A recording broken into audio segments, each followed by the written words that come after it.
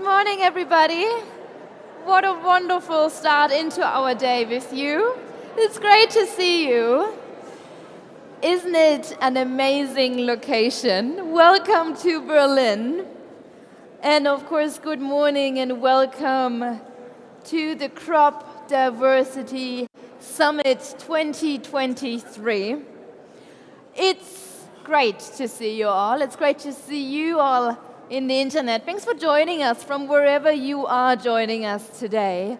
And thanks, of course, to you, ladies and gentlemen, from all around the world. We do have, of course, an international audience today. And welcome again to the Global Crop Diversity Summit.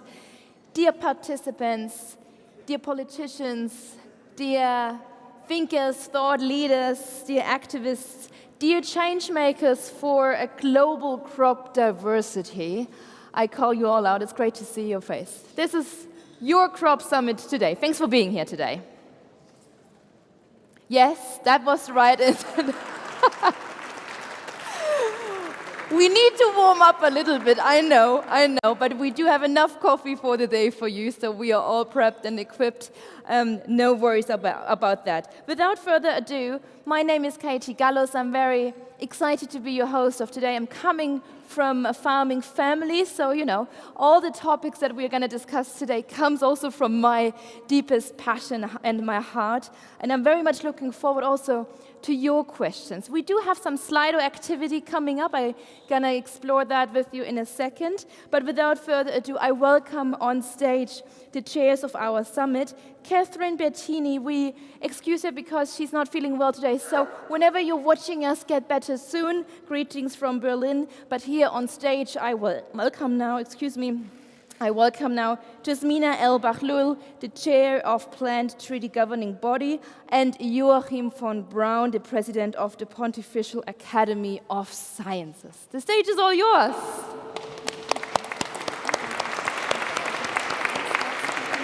Yes.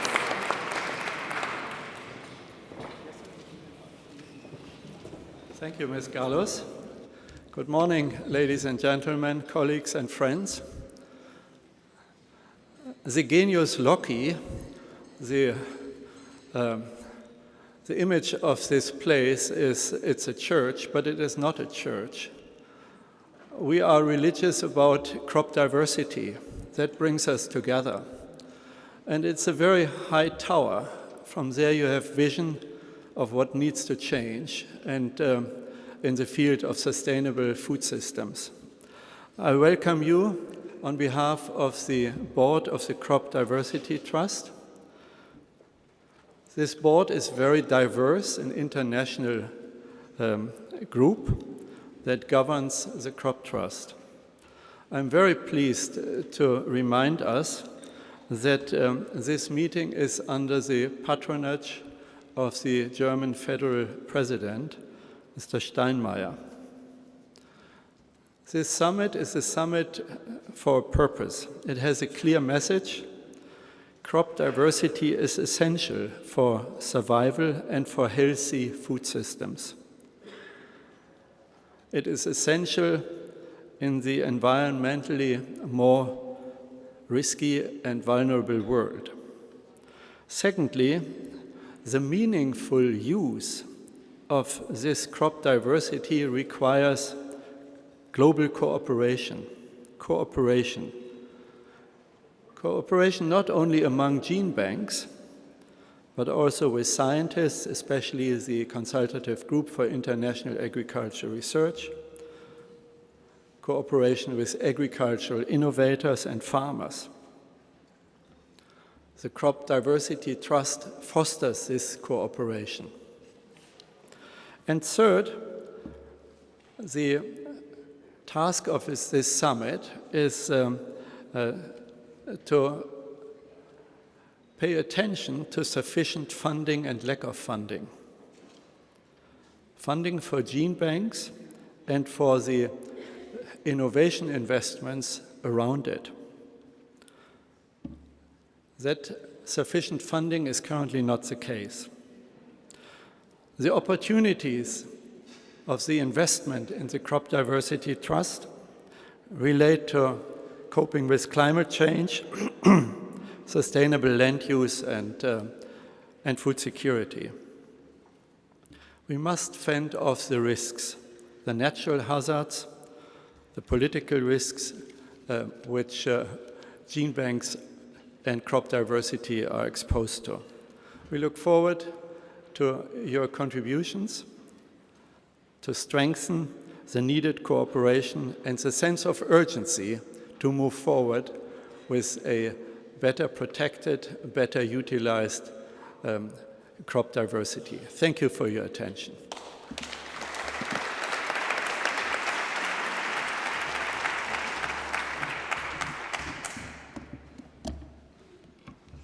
Ladies and gentlemen, I am delighted to be here today for the first ever Global Crop Diversity Summit, which comes at a time when we must urgently discuss and find solutions to ensure the future of the world's plant biodiversity for sustainable food and nutrition security.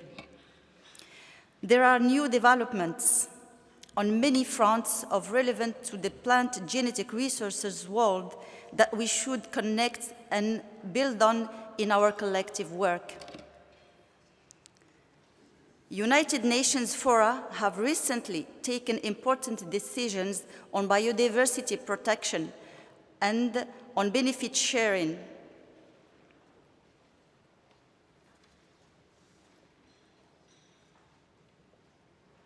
Arising from the use of genetic resources and digital sequence information, DCI, on genetic resources.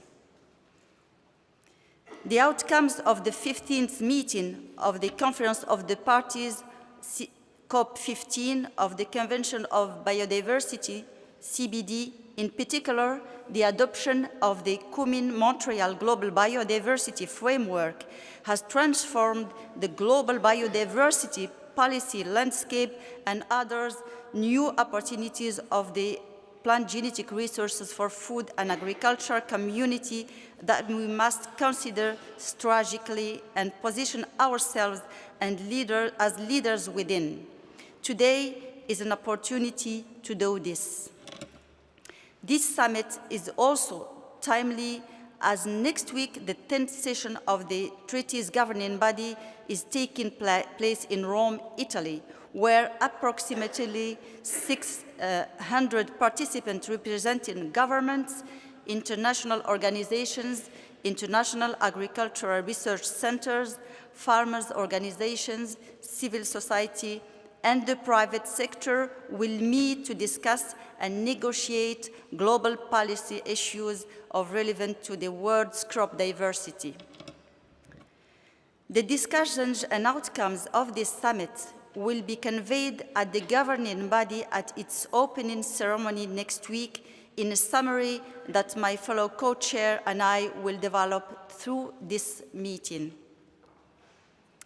In line with the ambitions of the summit, the theme of the GB10 is From Seeds to Innovative Solutions, Safeguarding Our Future, contributing to the implementation of the Global Biodiversity Framework for Sustainable Food Systems.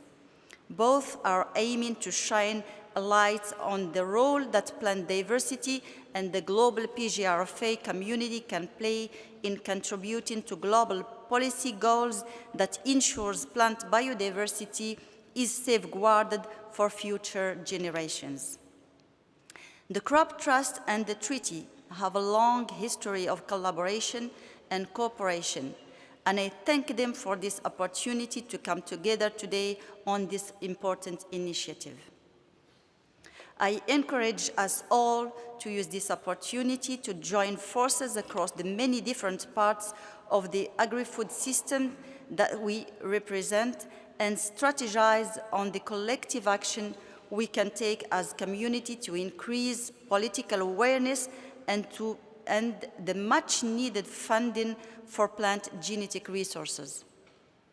I wish you a fruitful summit, and I look forward to coming together again at the end of this day to reflect the discussions of today and to identify a pathway forward after this meeting to maximize the opportunities and momentum rising from the new policy landscape. Thank you very much.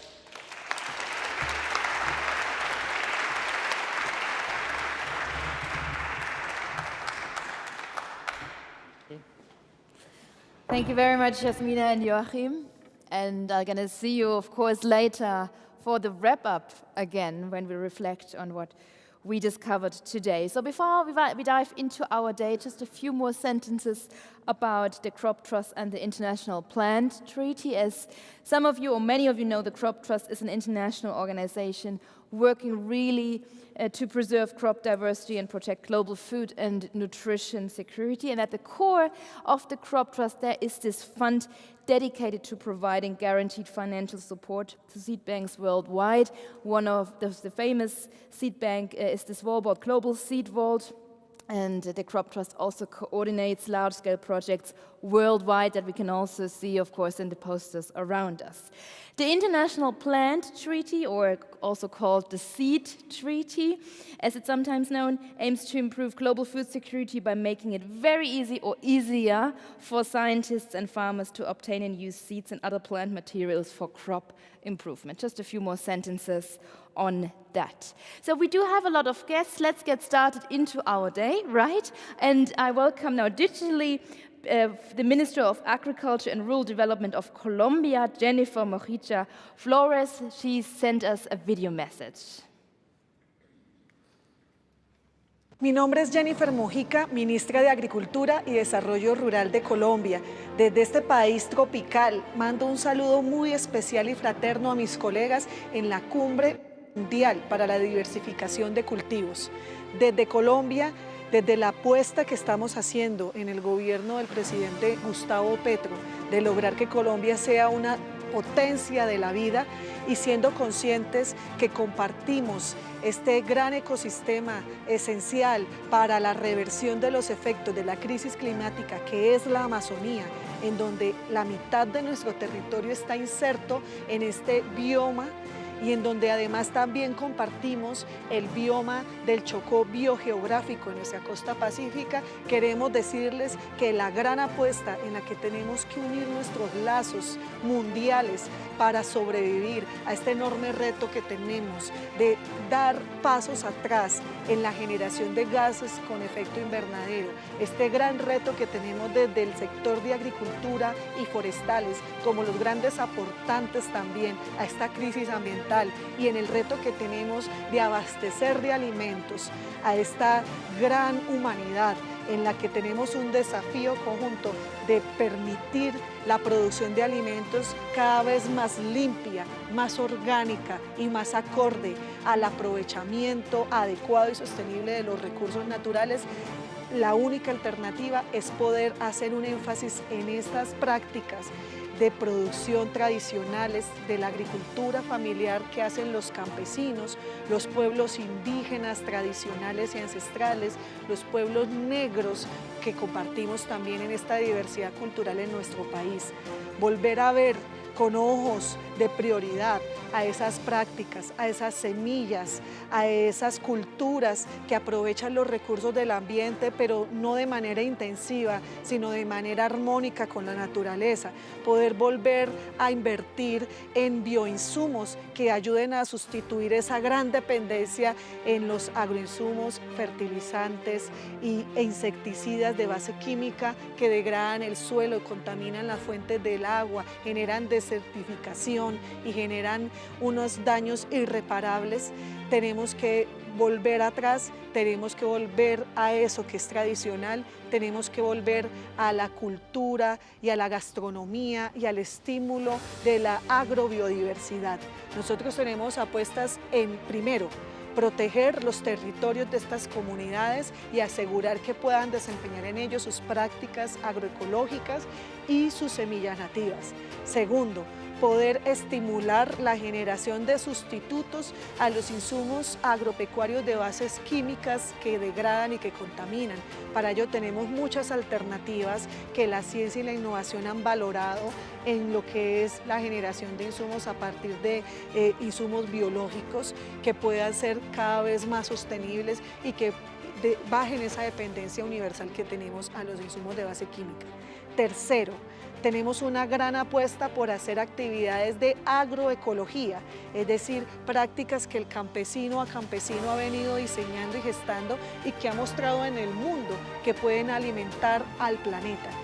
Cuarto, en generar actividades de reconversión productiva hacia prácticas que sean agricultura baja en carbono, arreglos en cultivos agrícolas, como arreglos en producciones pecuarias que permitan generar comida a la vez que estoy aportando a todo este desarrollo forestal y medioambiental y proteccionista del medio ambiente.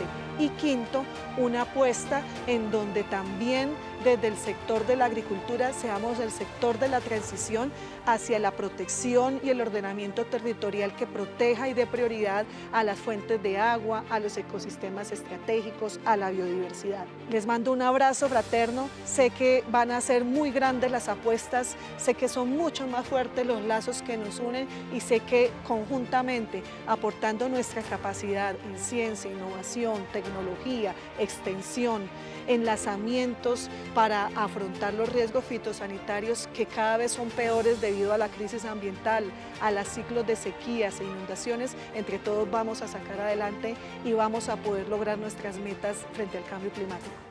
Colombia, potencia de la vida.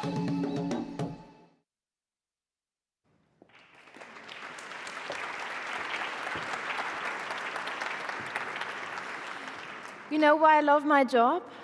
Because I can watch you when you don't think that I'm watching. And just watching this movie and these images of coffee and corn and farmers and all the farming practices, I saw so many smiles on your face.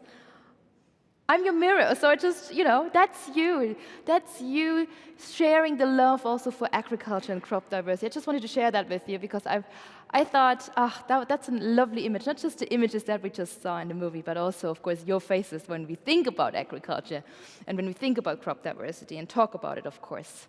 All right, I already mentioned that I have a few surprises for you.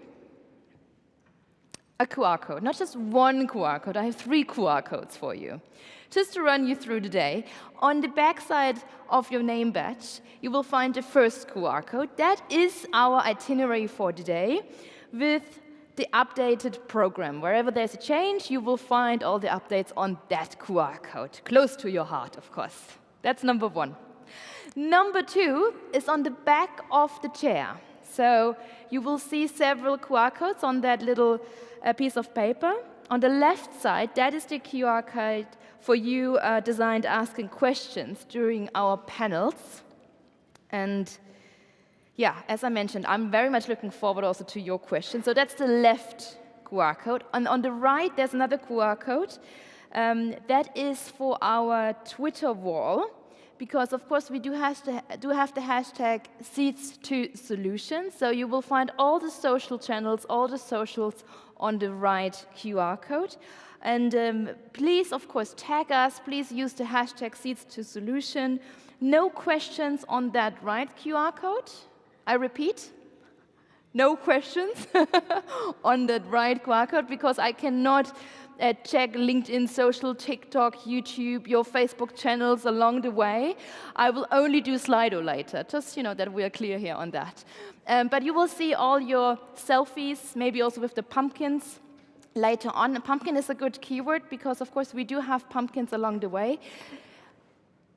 They're not just here for decoration. They are also here for you to take with you back home. If you are, keen to have a selfie with a pumpkin, put it up on your Twitter wall, or if you want to bring home something sustainable, then of course use the pumpkin, and you have pumpkin soup all week. Good. Thank you very much for that clarification. 3 different QR codes, and we're very much looking forward to your questions. So coming into our first thematic block, and you all know the topic, it's the maltreated planet, the title, Malnourished People, the urgent need for a transformation of our agri-food systems. So what effect do current agri-food systems have on humanity and, of course, on the world? And can we do better? And if so, how? And that's the big, big keyword, transformation and change. Transformation is necessary, as we all know, before more lives are marred by malnutrition or lost to hunger. before, and we are heading to the COP28 in Dubai, before the climate reaches the tipping points, before more ecosystems are destroyed and species become extinct. So hard and tough topics, but this is our topic of the hour, and as you all know, a lot of people are part of our summit, and we start, of course, now officially with our conference with welcoming words by the president of the International Fund for Agricultural Development, Alvaro Lario.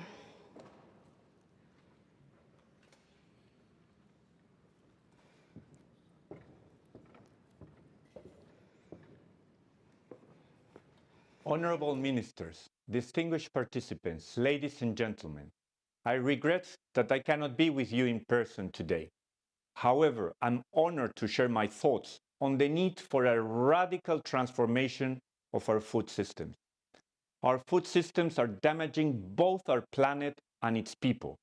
They are responsible for 80% of global deforestation, contribute to 20 to 30% of all greenhouse gas emissions, and consume 75% of the world's freshwater resources. And this is just the tip of the iceberg. Excessive use of pesticides and chemicals are destroying ecosystems and biodiversity. They are posing a threat to human health, and all of this without resolving the issue of food insecurity. In 2022, a staggering 900 million people worldwide still suffered from extreme food insecurity. The numbers are clear, yet there is hope. Small-scale farms harbor greater biodiversity than larger farms. Agroecological approaches like crop rotation, organic farming, and agroforestry improve nutrition while safeguarding ecosystems. Food systems also play a vital role in creating jobs, providing livelihoods for over 1 billion people, primarily in rural areas. If we want to achieve a sustainable transformation, we must factor in biodiversity, climate, and food security. Resilience and inclusivity should be also central, particularly amid growing crises. How do we make this transformation sustainable and inclusive? We need to invest in those who hold the key to change, rural people. We have not yet invested in rural people at the scale and the speed that is needed. Food systems in general receive just 3% of public climate finance, while small-scale farmers are stuck at 1.7%. This is inadequate. Since the year 1978, IFAD has invested over $24 billion in rural communities and food systems. We are now scaling up our investments. We are ensuring that all of our initiatives are climate adapted, with 60% being nutrition sensitive. The transformation we're working towards demands not just financing, but also stronger partnerships across both the public and private sectors. Among others, we work closely with FAO on the food systems integrated approach, and along with the World Bank, IFAD is leading the food systems financing agenda. In the upcoming IFAD 13th replenishment, we're seeking to a greater participation, especially from the private sector. I am confident that this engaging crop genetics summit will provide a platform for innovative solutions and proposals. I look forward to collaborating so we can turn these transformations into reality. Thank you all, and I wish you a very highly productive summit.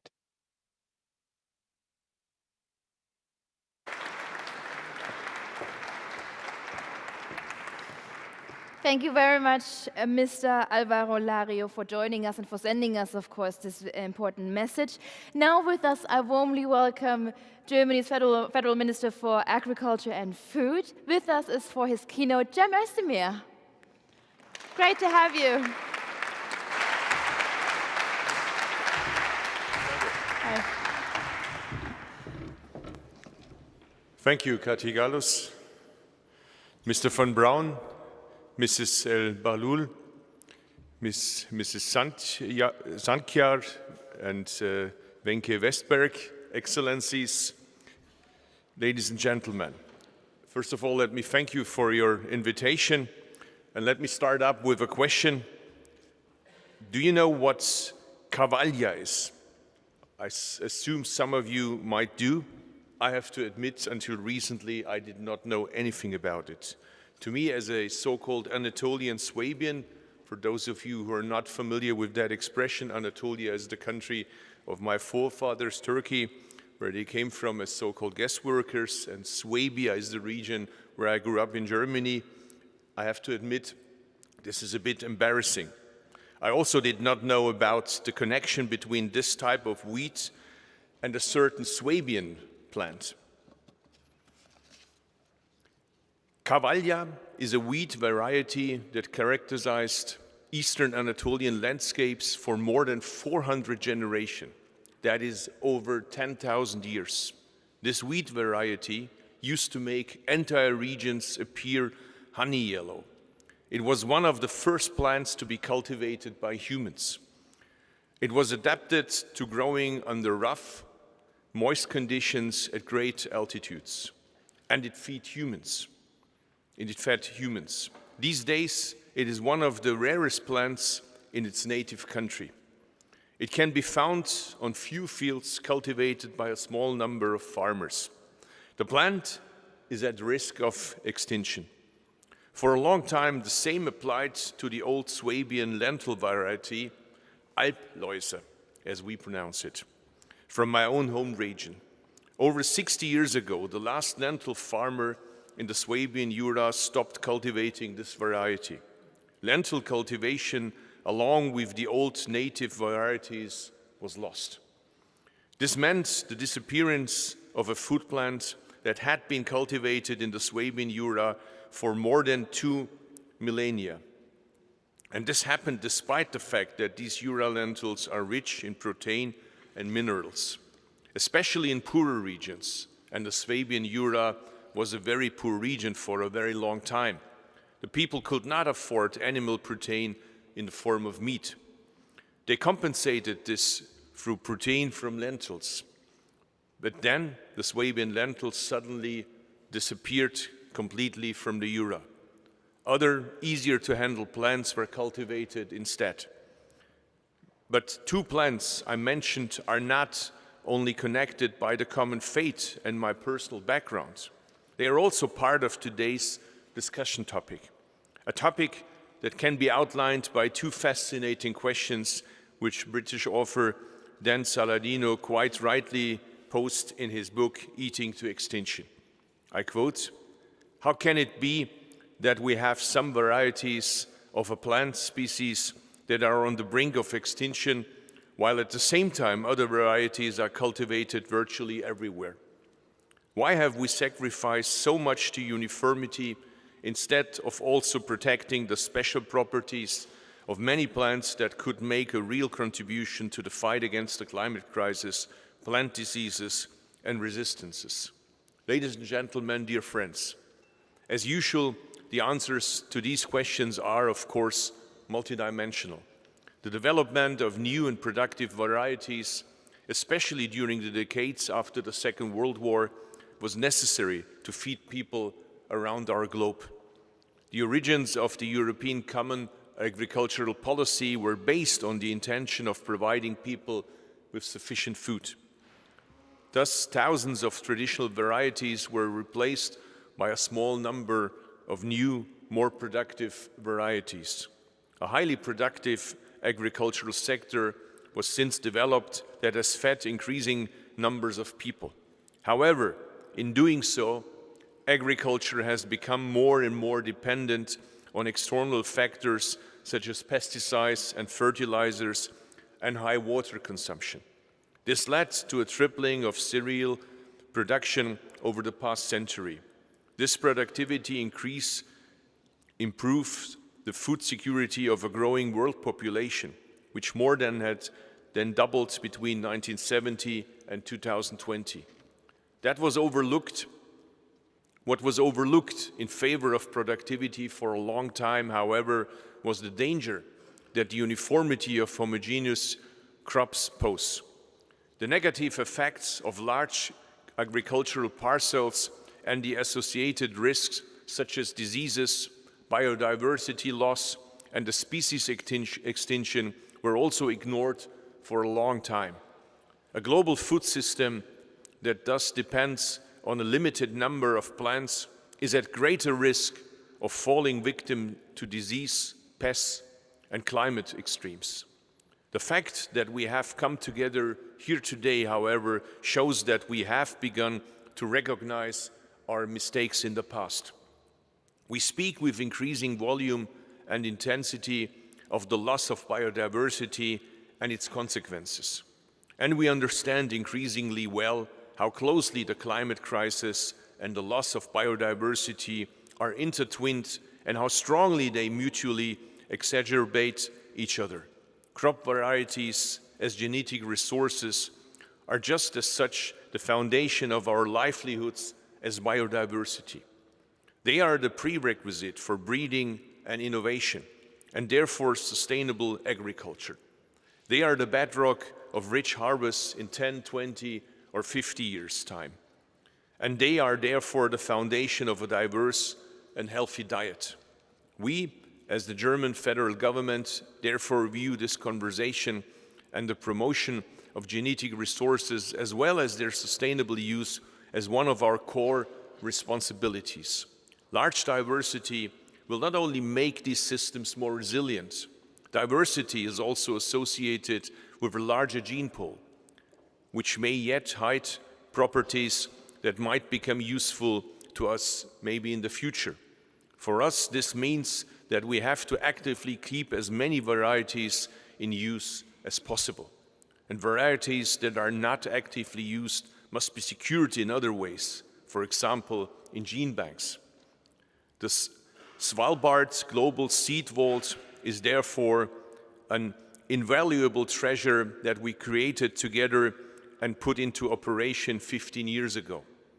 State Secretary Sandkjær, I would like to express my deepest thanks to Norway for providing the international community with this opportunity. The vault serves to conserve and protect a multitude of seeds for foodstuffs that are crucial to our diets. This diversity is necessary in order to breed new varieties that are adapted to climate change or to draw old varieties. And it is good to know that in case of emergency, we can resort to this diversity. Preserving the diversity in gene banks will therefore also be an important cornerstone in the German genetic resources strategy. Through this strategy, which we plan to present in 2024, we want to bring the importance of genetic resources into the political focus. The strategy is set to highlight genetic resources as part of biodiversity conservation and as a basis for securing our food supply, as well as emphasize their potential for adaptation to the climate crisis. In concrete terms, it will outline what still needs to be done in Germany in order to conserve and use the multitude of genetic resources in agriculture, forestry, and fisheries in a future-proof and in a sustainable way. And of course, international collaboration is another crucial component to this, be it within the scope of the International Seed Treaty or within the Commission on Genetic Resources for Food and Agriculture. Ladies and gentlemen, dear friends, to conclude, I would like to return to the Eastern Anatolian Cavalia wheat and, of course, my Swabian lentils.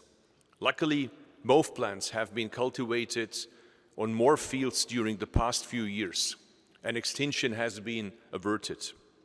This old wheat has once more become a source of income and therefore livelihoods for Anatolian families in rural areas. At the same time, it makes an important contribution to boosting biodiversity in its region of origin. Swabian lentils have again been cultivated mainly according to organic principles since 2001. The variety once more contributes to biodiversity and regional value creation in Swabian Jura. Let us make these two examples as encouragement that it does make a difference whether we act or whether we silently accept a certain development. It is, after all, a positive signal confirming that we can shape change through our own behavior. Let us continue to collaborate closely on the protection of genetic resources. After all, this means protecting the things that may be of huge benefit to us in the future. Thank you very much.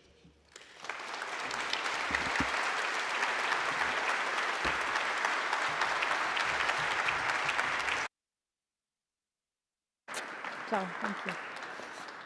Thank you, dear Minister. And as Swabians, we are, of course, connected because I'm from the same area of Germany, reigning from a Swabian farm, as I mentioned. Thank you very much for your visit, dear Minister. It's a great pleasure to have you here with us. All right. Another thing that makes me happy, not just seeing your smiles on your face, but also, of course, having different generations on the stage. Sometimes we tend to debate within our silos, right? Yes, I see you nodding. Great. So it's therefore a great pleasure to welcome now on the stage a very passionate young activist. She is the Global Youth Campaigns Coordinator for the Global Alliance for Improved Nutrition. She founded Act for Food, a global youth-led campaign which aims to transform, of course, our food systems. And this campaign has been mentioned on Forbes magazine and is being implemented globally. Today, she is with us, and what an honor to have you on stage. With us is Sophie Healy-Tao. Sophie, where are you? There you are. Thank you. No worries, the stage is yours. Thank you. Guten Morgen.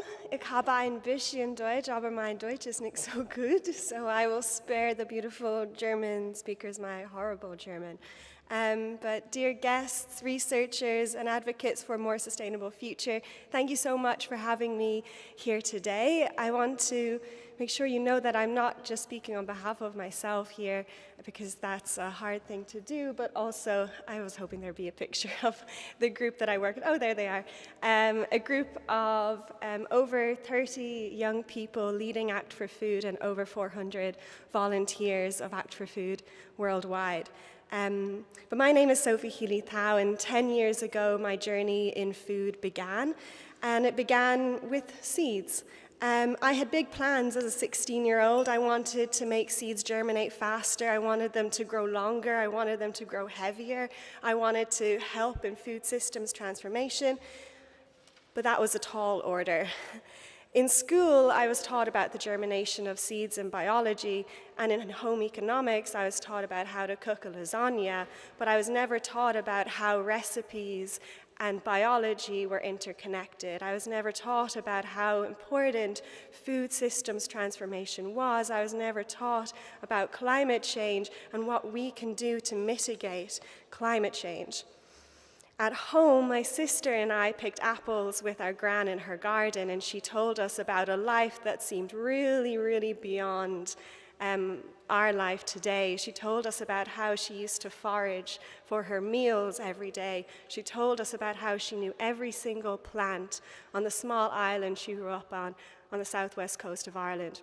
She told me how she used to pick periwinkles off the rocks on the shore, and she told me about how they used to harvest seaweed and eat it later on in the season, something that seemed so far beyond my life that I knew in Ireland. But fast forward to my big plans to create seeds that germinated faster. Myself and others started to do our own research, and we found out that crop diversity was actually really, really important to our everyday lives. We started to do our DIY experiments in a spare room in one of our houses, and we brought this science project in part for a few days off school in the year, but really because we were really, really interested in the germination of crops. We brought this science experiment to our national competition in Dublin, then we went to the EU contest in Prague, and then we went to the Google Science Fair. And it was at the Google Science Fair that there was a day when other students could come in and talk to us about our projects. And it was here that I was met with blank faces. When I explained crop diversity, blank faces. When I explained about the importance of crop diversity, food, nutrition, climate change, and biodiversity, blank faces. Nobody knew what I was talking about, but why would they? We're not taught about it in schools. It's not a conversation had at home. It's not a conversation that we have with our friends, but it's central to our very existence and the very existence of our planet. Crop diversity was, and I still believe is, the silent hero of our agri-food systems. In 2021, I founded Act for Food with 8 other young people, a youth-led movement to transform food systems. We held consultations with over 100,000 young people to really find out what young people were prioritizing when it came to activism in the food sector. And you can imagine, with over 100,000 young people's answers in these consultations, it was very broad. But the one thing that we could find when we asked young people if they had a decision maker sitting in front of them, what would they want them to do to transform food systems? And equally importantly, what can you commit to doing yourself as a young person? The top 3 goals were the same, no matter what country our young people were in, whether they were in Ireland, the UK, Fiji, Pakistan, India, Zimbabwe, Kenya, they were always the same. That was 1, everyone should be able to afford healthy and nutritious food. 2, back sustainable farming to regenerate our soils and reduce damaging chemicals. And 3, every child should eat a healthy and sustainable meal at school, college, or nursery. But not in any of the 100,000 results we got did anybody mention crop diversity. And yet, it remains central to all the goals listed in our consultations. Crop diversity is the bedrock upon which we build resilience and sustainability and equity. However, this diversity is under threat. We witness today a dwindling diversity in our diets, with fewer choices gracing our tables. Growing up with fewer and fewer choices, the next generations face the risk of losing cultural and food heritage and identities and the nutritional elements that sustain us, if they haven't already. As said in Futurama, but there is one hope, and it is Norwegian, the Global Seed Vault. My first knowledge of the Global Seed Vault came from pop culture, and it's a Futurama episode if nobody knows it. It was their futuristic world in which they couldn't find pine trees anymore, so they had to go to the Global Seed Vault to get a pine tree so that they could have their Christmas. And a lot of people my age, their knowledge on the Global Seed Vault does come from pop culture, or it comes from videos calling the Global Seed Vault a doomsday vault. But what they don't realize is that it is really a symbol of international cooperation. It's a shared responsibility, an endeavor that should spark the interest and the excitement of young people today, not just something that they find in pop culture. To truly address the interconnected crisis of food and nutrition, insecurity, climate change, and biodiversity loss, we must transform our agri-food systems. Seed banks play a crucial role in this transformation, safeguarding crop diversity and making it accessible to researchers, plant breeders, and farmers alike. However, for them to fulfill this vital role, they must be empowered, supported, and prioritized in our global agenda. As we delve into the urgent need for a transformation of our agri-food systems, we recognize the profound impact of these systems on humanity and on our planet. The crises we face demand action that goes beyond rhetoric and actually delves into tangible solutions. How can we ensure that everyone has enough nutritious food to eat? It's a question that requires a collective, joined-up approach. Young people must not just be the beneficiaries of programs and policies, they must be the co-creators of these programs and policies. And by doing so, we can ensure that our efforts are sustainable and resonate with the needs of those who inherit the consequences of our actions. Sustainability in food production is paramount. Increasing crop diversity is not just an ecological necessity, It is a strategic move to mitigate the effects of climate shocks on food access and availability. And I think about all my young people right now who are the victims of wars and conflicts where food is used as a weapon of war when I say this. Moreover, our focus must extend beyond the 1,000 days of life. It must encompass the entire journey of a young person, ensuring health and nutrition are prioritized throughout. In conclusion, let us commit ourselves to protecting crop diversity for future generations. Let us celebrate the richness of our cultural heritage, embrace the potential of seed banks around the world, including the Global Seed Vault, and work collaboratively to transform our agri-food systems. Only through such collective efforts can we hope to secure a future where no one goes hungry, where our plates are adorned with the diversity that sustains us, and where the legacy of our agricultural traditions flourishes for generations to come. Thank you.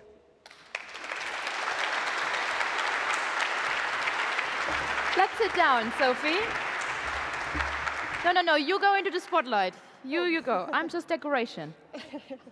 Sophie, I have the question of the room. Where can we watch Futurama?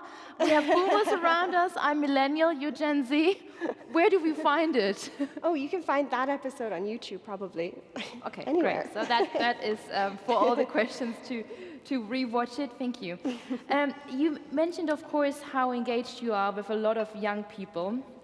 And when we look into our newsfeed, a lot of people are engaged with climate action and fighting for climate action. Crop diversity and nutrition and good nutrition is not always on the posters. Yeah. So how do we bridge these two topics into a global youth movement? And also, how do you bridge your topic into the youth movement for climate action? Yeah, well, it's been a really difficult thing to do because I think even sometimes within food, we work a little bit in silos. And even in youth groups, we often can work in silos because we're either climate activists or we're food activists or we're nutrition activists. And last year at COP, there was the first ever Food Systems Pavilion. And this year at COP, there will be a Food Systems Pavilion as well. And within this pavilion, there's youth co-hosts. So there are about 8 youth organizations, youth-led organizations that are co-hosting the pavilion this year. And they include climate activists, they include agriculturalists, scientists, young researchers, and even some artists, which is really exciting. So we're trying to bridge it in that way. But I think, especially when it comes to researchers, we need to pop that bubble a little bit that we often exist in to really speak beyond to new audiences, especially young people. How do you do that? How do you get out of the silos? I mean, that being at the COP is one thing, but also that's, of course, another bubble. Yeah. So, bring it into the broader audience. So what would help, or what is helping your movement to really get into the wider audiences?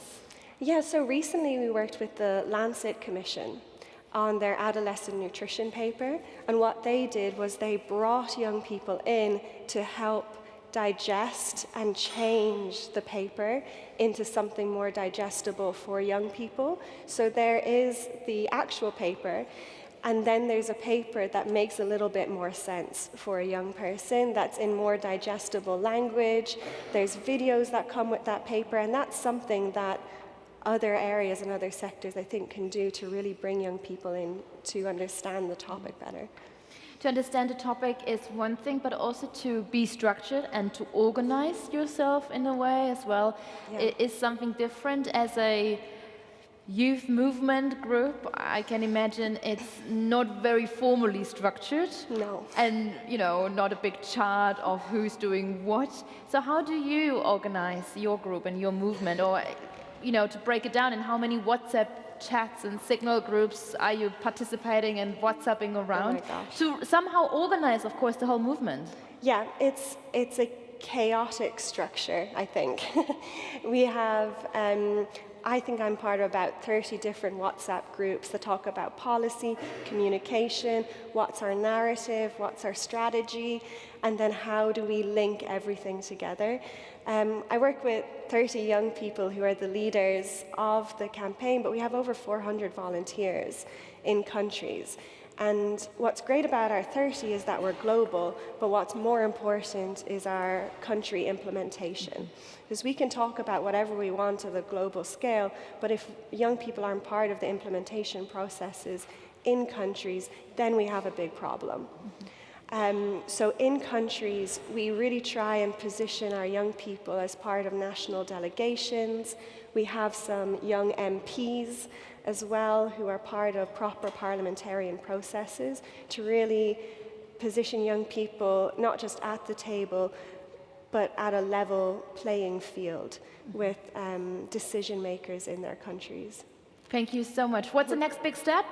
Just in a nutshell, what's coming up next? Well, we're trying to work on national pathways coming out of the UN Food Systems Summit to incorporate young people in the implementation processes of those pathways in terms of valuing local and indigenous food practices and knowledge, increasing crop diversity, including climate action-based approaches to food systems transformation, and really trying to ensure that young people are part of those processes.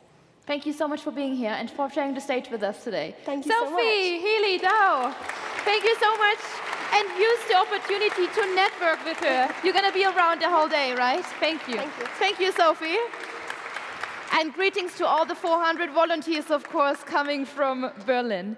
So now we're diving into our panel debate, and I already saw your questions. So keep the questions going. Thank you so much.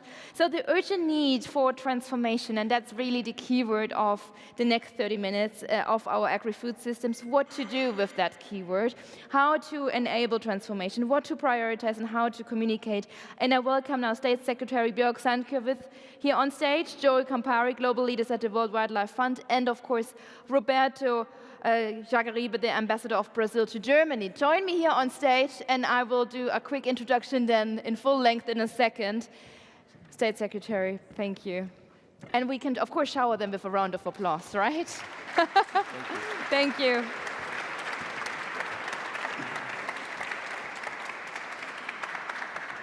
Thank you, everybody.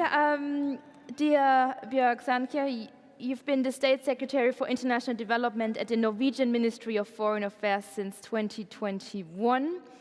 You have a broad background in international development, particularly in the fields of global health, human rights, and aid effectiveness, and you've held positions at the Norwegian Agency for Development Cooperation, Gavi, the Vaccine Alliance, the UN Economic Commission for Africa, and the Church of Norway, just to mention a few. Again, welcome here on stage. Yes, and of course, again.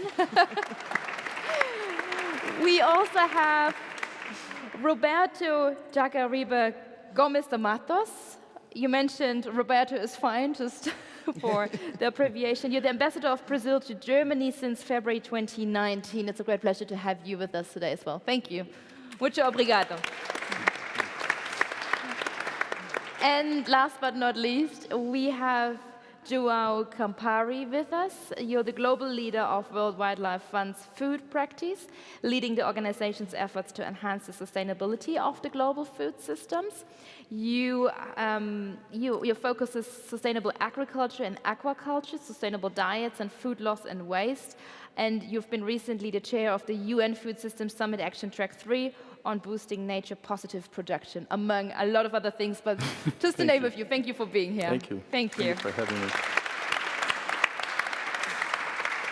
Joe, I'd like to start with you because I mentioned the big keyword transformation and the call for transformation. Everybody is talking about call for action and call for change and call for transformation. It's easily written down, it's easily pointed out, but the question really is, from your perspective, how and in what regard do you think food systems need to change when you break it down? What would be a priority from your perspective? Well, delighted to be here. Thanks for having me. Let's start with a little story that happened 2 weeks ago, where the FAO launched its landmark report. It's called The State of Food and Agriculture. And for the first time, it measured the costs of the food system, the hidden costs, those costs that nobody's paying for, right? And the hidden cost of the food system in that report is at least $10 trillion per year. And why those costs happen? It's like this incorporate social costs, it incorporates health costs, and incorporates environmental costs, right?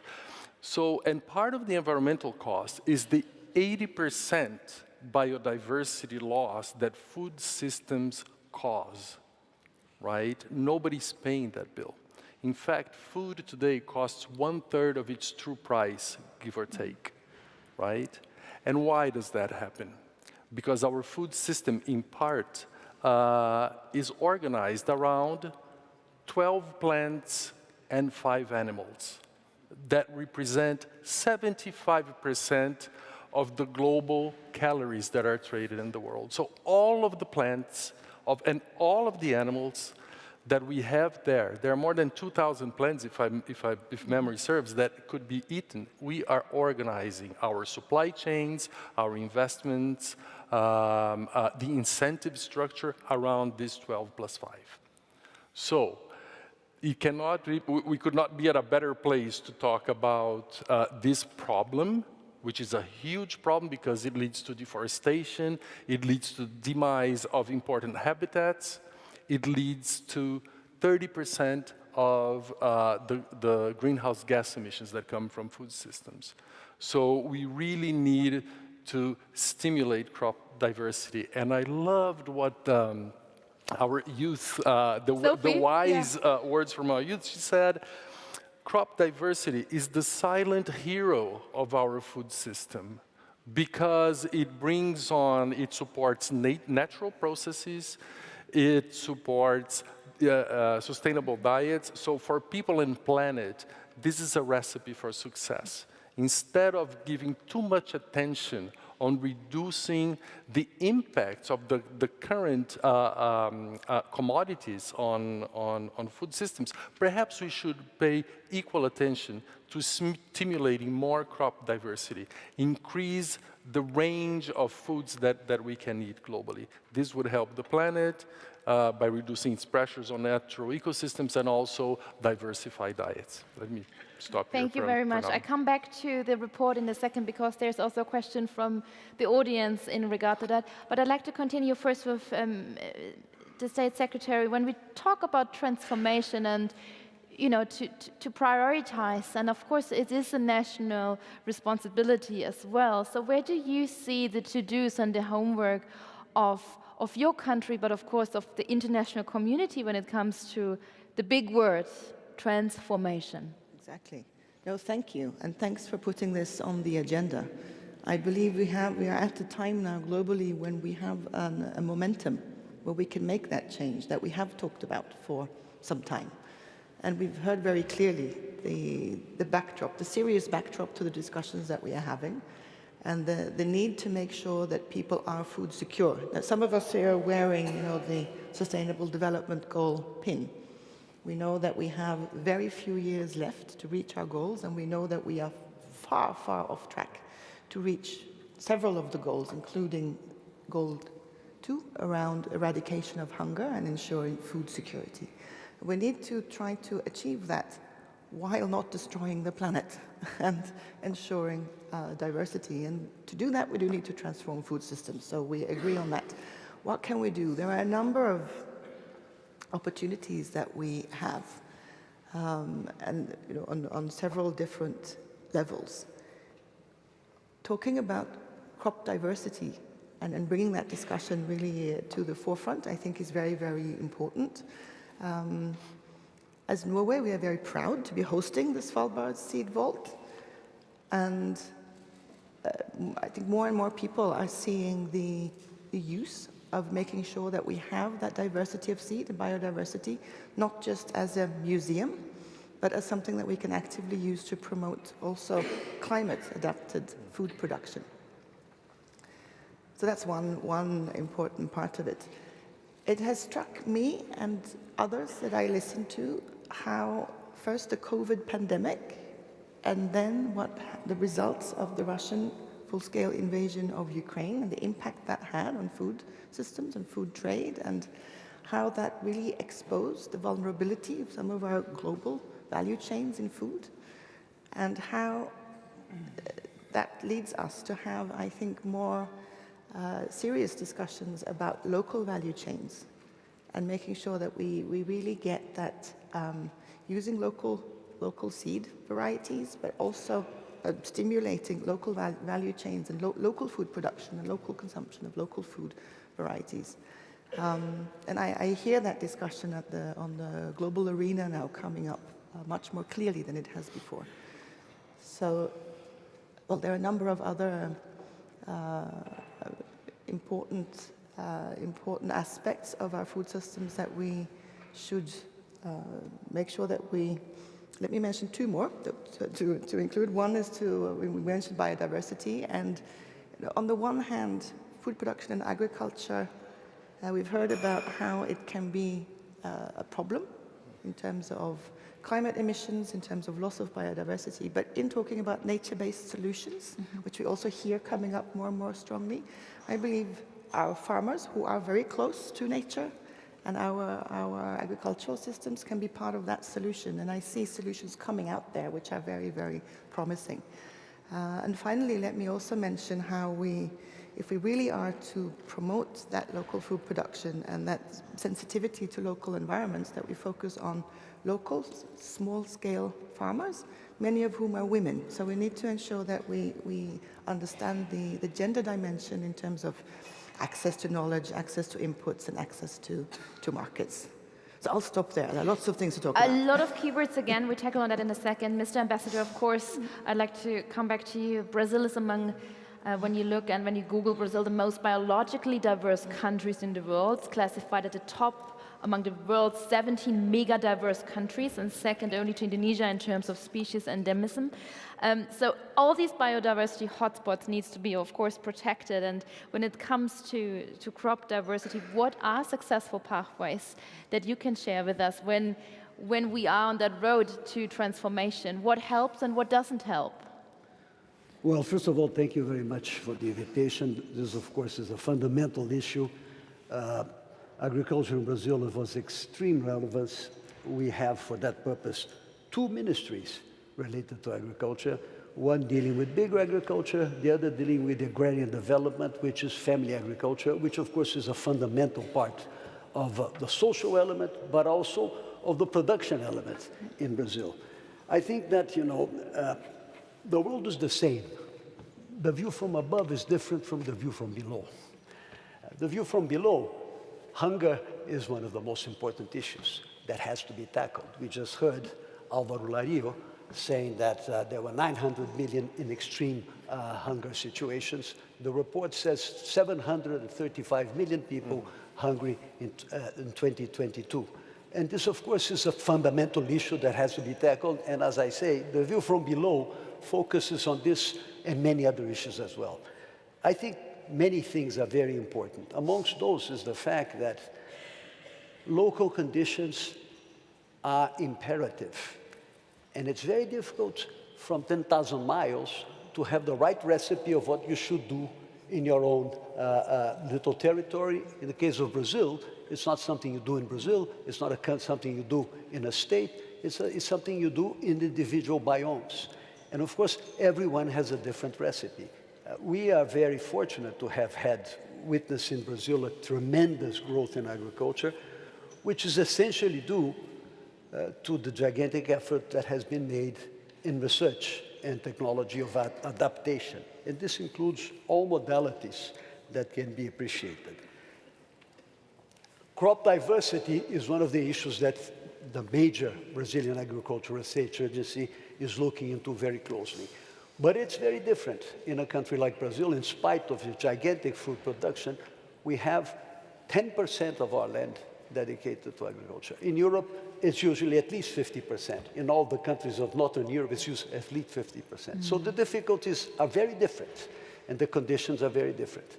We are increasing productivity. We have the benefit of being a tropical country, which allows for different crops in the same land. In many places, we have 3 crops. One crop, a food crop, then a forage crop, just to benefit the soil, and then an additional crop, which is the 3rd crop. And of course, this is possible in agriculture, in tropical agriculture. It's not possible in temperate agriculture. So there are many different circumstances that have to be taken into account. And in Brazil, agriculture is a boom. It is the place for young people, not old people, completely different from what you see in Europe. It's a place for women, where women are taking the leadership in agriculture together with young people. And it's one of the major places for innovation, because innovation is fundamental in agriculture as well. And I mean not just crop diversity, but digitalization, as an example. Digitalization is fundamental, or a very important element of preservation and of innovation, which is biodefensives, the development of biodefensives. Today in Brazil, more than 30% of agriculture already is using biodefensives, and this is going to continue to grow because research is very, very heavy in this direction. So all of these elements play a very central role in the development of Brazilian agriculture. Thank you, Mr. Ambassador. Joe, I'd like to come back to you because, of course, you mentioned the report of the FAO, State of Food and Agriculture Report 2023, and it's also something that I hear now bringing it down to the local level. Also was what Mr. Ambassador just mentioned, localized action that applies the most relevant levers to drive transformation, which is critical. But how can we do that? I mean, we are, of course, now debating again on a national level. The COP is on an international level. So how does it drip? Is it dripping down to the local level, which is also a question from you, from the audience. Awesome. How do we do it? Because of course it's nice to have podiums, it's nice to have stage debates, right? But at the end, it needs to finally end up on the soil. Exactly. The global conversation on food system transformation has one particular aspect. We are too quick to celebrate and toast for commitments. Right? But sometimes these commitments are empty because they don't go anywhere. So we go from conference to global summits, to global summits, raising our glasses, toasting this, the signing of a commitment by governments and NGOs too. But we forget that unless we act on the ground and in the water, in real places, the food system will not be transformed. It doesn't get transformed through conversations. Right? We need to align the incentive structure to do what is right. And to do what is right is this one here. You know, it's crop diversity everywhere. When we talk about transformation of the food system, we tend always to take a supply side approach. We talk about agriculture, we talk about aquaculture, we talk about food production, but we forget that there is a demand side for this. I'll give you an example. 30% of the emissions from the food system is responsible for 30% of the greenhouse gas emissions. When you look at production, food loss and waste, and diets, dietary shifts hold the largest mitigation potential to reduce that 30%. When you look at production, it's between, the mitigation potential of production is between 14 and 40%. The mitigation potential of food loss and waste is up to 10%, but you cannot remove all food waste. And the potential for diets is up to 48%. So when you look at the 30%, 48% of that can be dietary responses. And what do we need to do?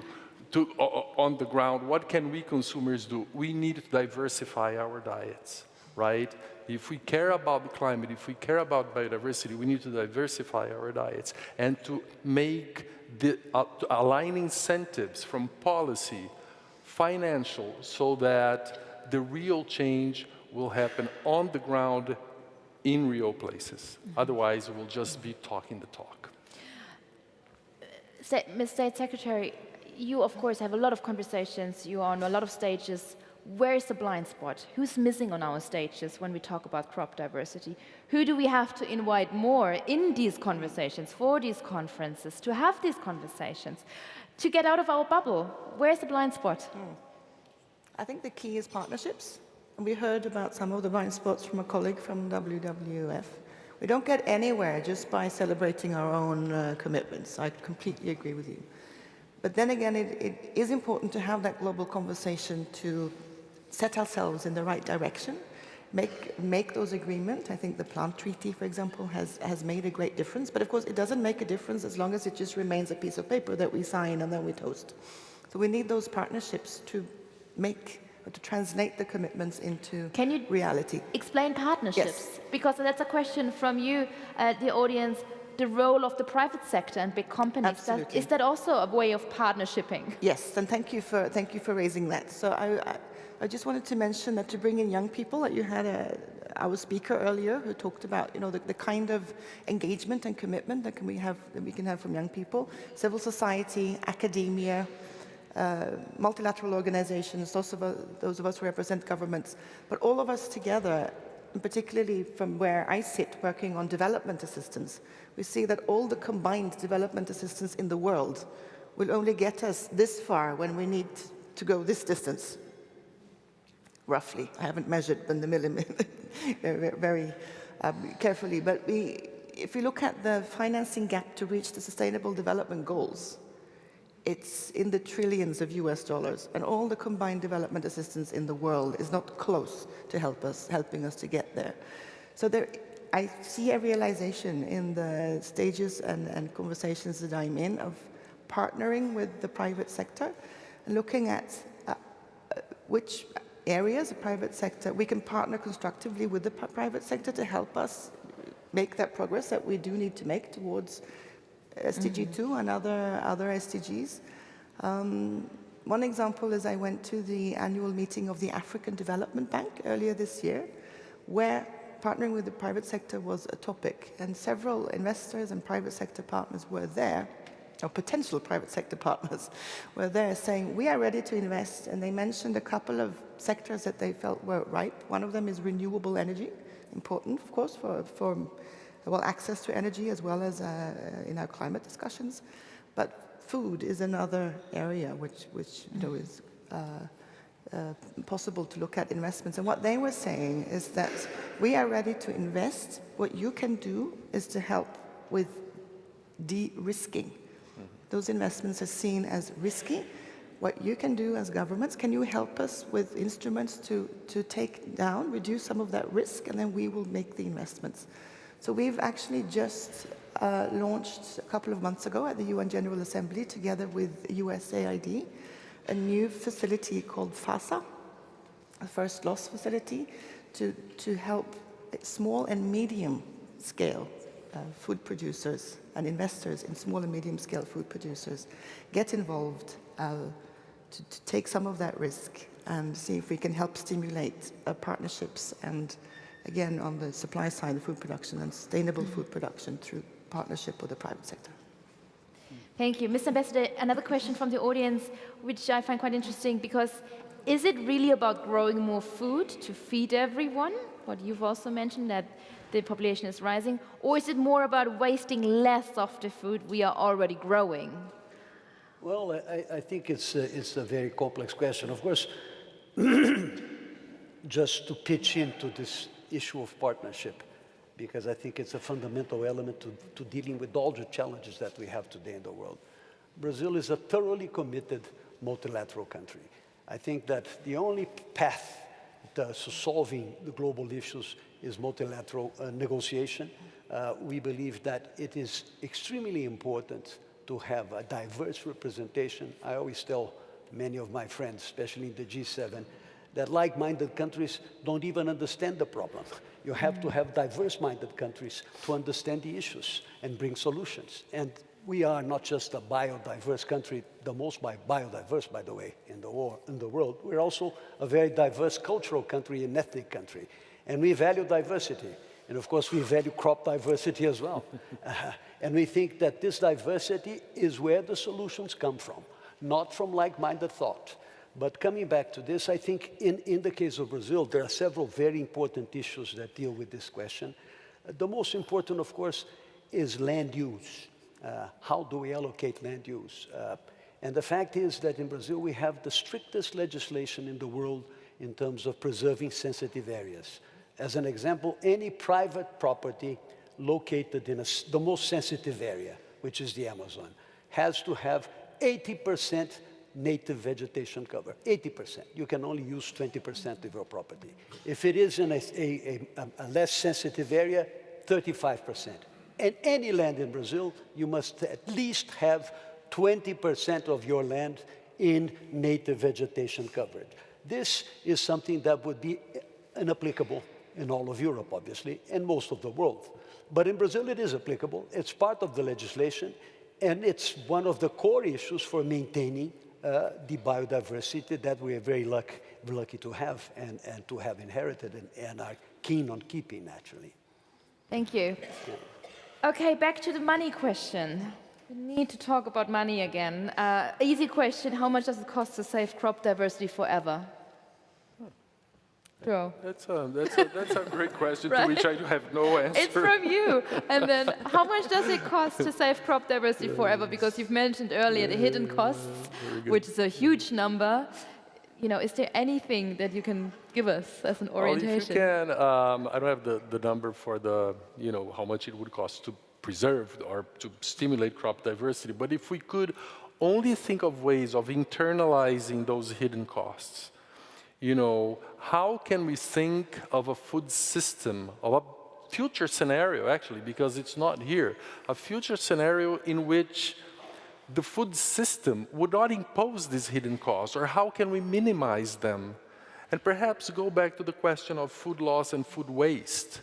While these hidden costs are happening, 40% of all the food that is produced never gets eaten. And we have approximately close to a billion people suffering from hunger and malnutrition. We have 80% of the biodiversity being lost because of the food system, and we still throw away or lose 40% of the food that is currently produced. So if we could only internalize that hidden cost somehow by aligning the incentives, by charging the right price to food. And of course, this opens a huge debate because the fact is that almost 1 billion people do not have what to eat. How can we think of enhancing the price of food? Absolutely, that's where we need like policies. We need safety nets, social safety nets to do what's right for the food system. So I think that the long answer is if we can internalize or help internalize this cost through policy, that would be amazing. I think it's a giant step to it. This is actually another question from the audience about the intersection of food systems and social justice and gender equality, because you've also mentioned, of course, how important it is to keep women and gender aspects in the loop of our discussion. How can we address the intersection of food system and social justice better than we've done before? I think it's a key question moving forward, in particular talking about that close to 1 billion people who today do not have access to adequate food and who are food insecure. I think as all the questions that we're talking about, it's complex, so it's not one solution. We need to work on many different levels, but we need to have policies in place, but we also need that local action that I think my colleague from Brazil mentioned as well, because the challenges can be slightly different in different places. But in terms of policies, we do know, again, that most of small-scale food producers are women, and that in many of the communities that we are talking about, women have more restricted access to information, more restrictions in access to things like land ownership, more restricted access to credit, more restricted access to markets, because obviously when you've produced your food, you also need to bring it somewhere to sell it if you don't consume it. So there's a set of both norms as well as policies that we can try to push and make sure that in all our countries that we scrutinize our own policies and see are we now making sure that we have a level playing field for all our food producers to be able to produce and again make that food available.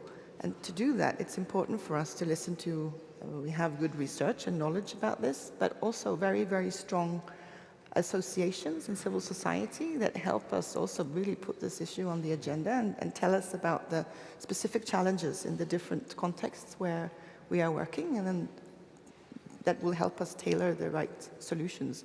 So we work very closely, for example, with farmers' associations and also associations of small-scale farmers that are, I think, very, very important in helping us drive that, that change.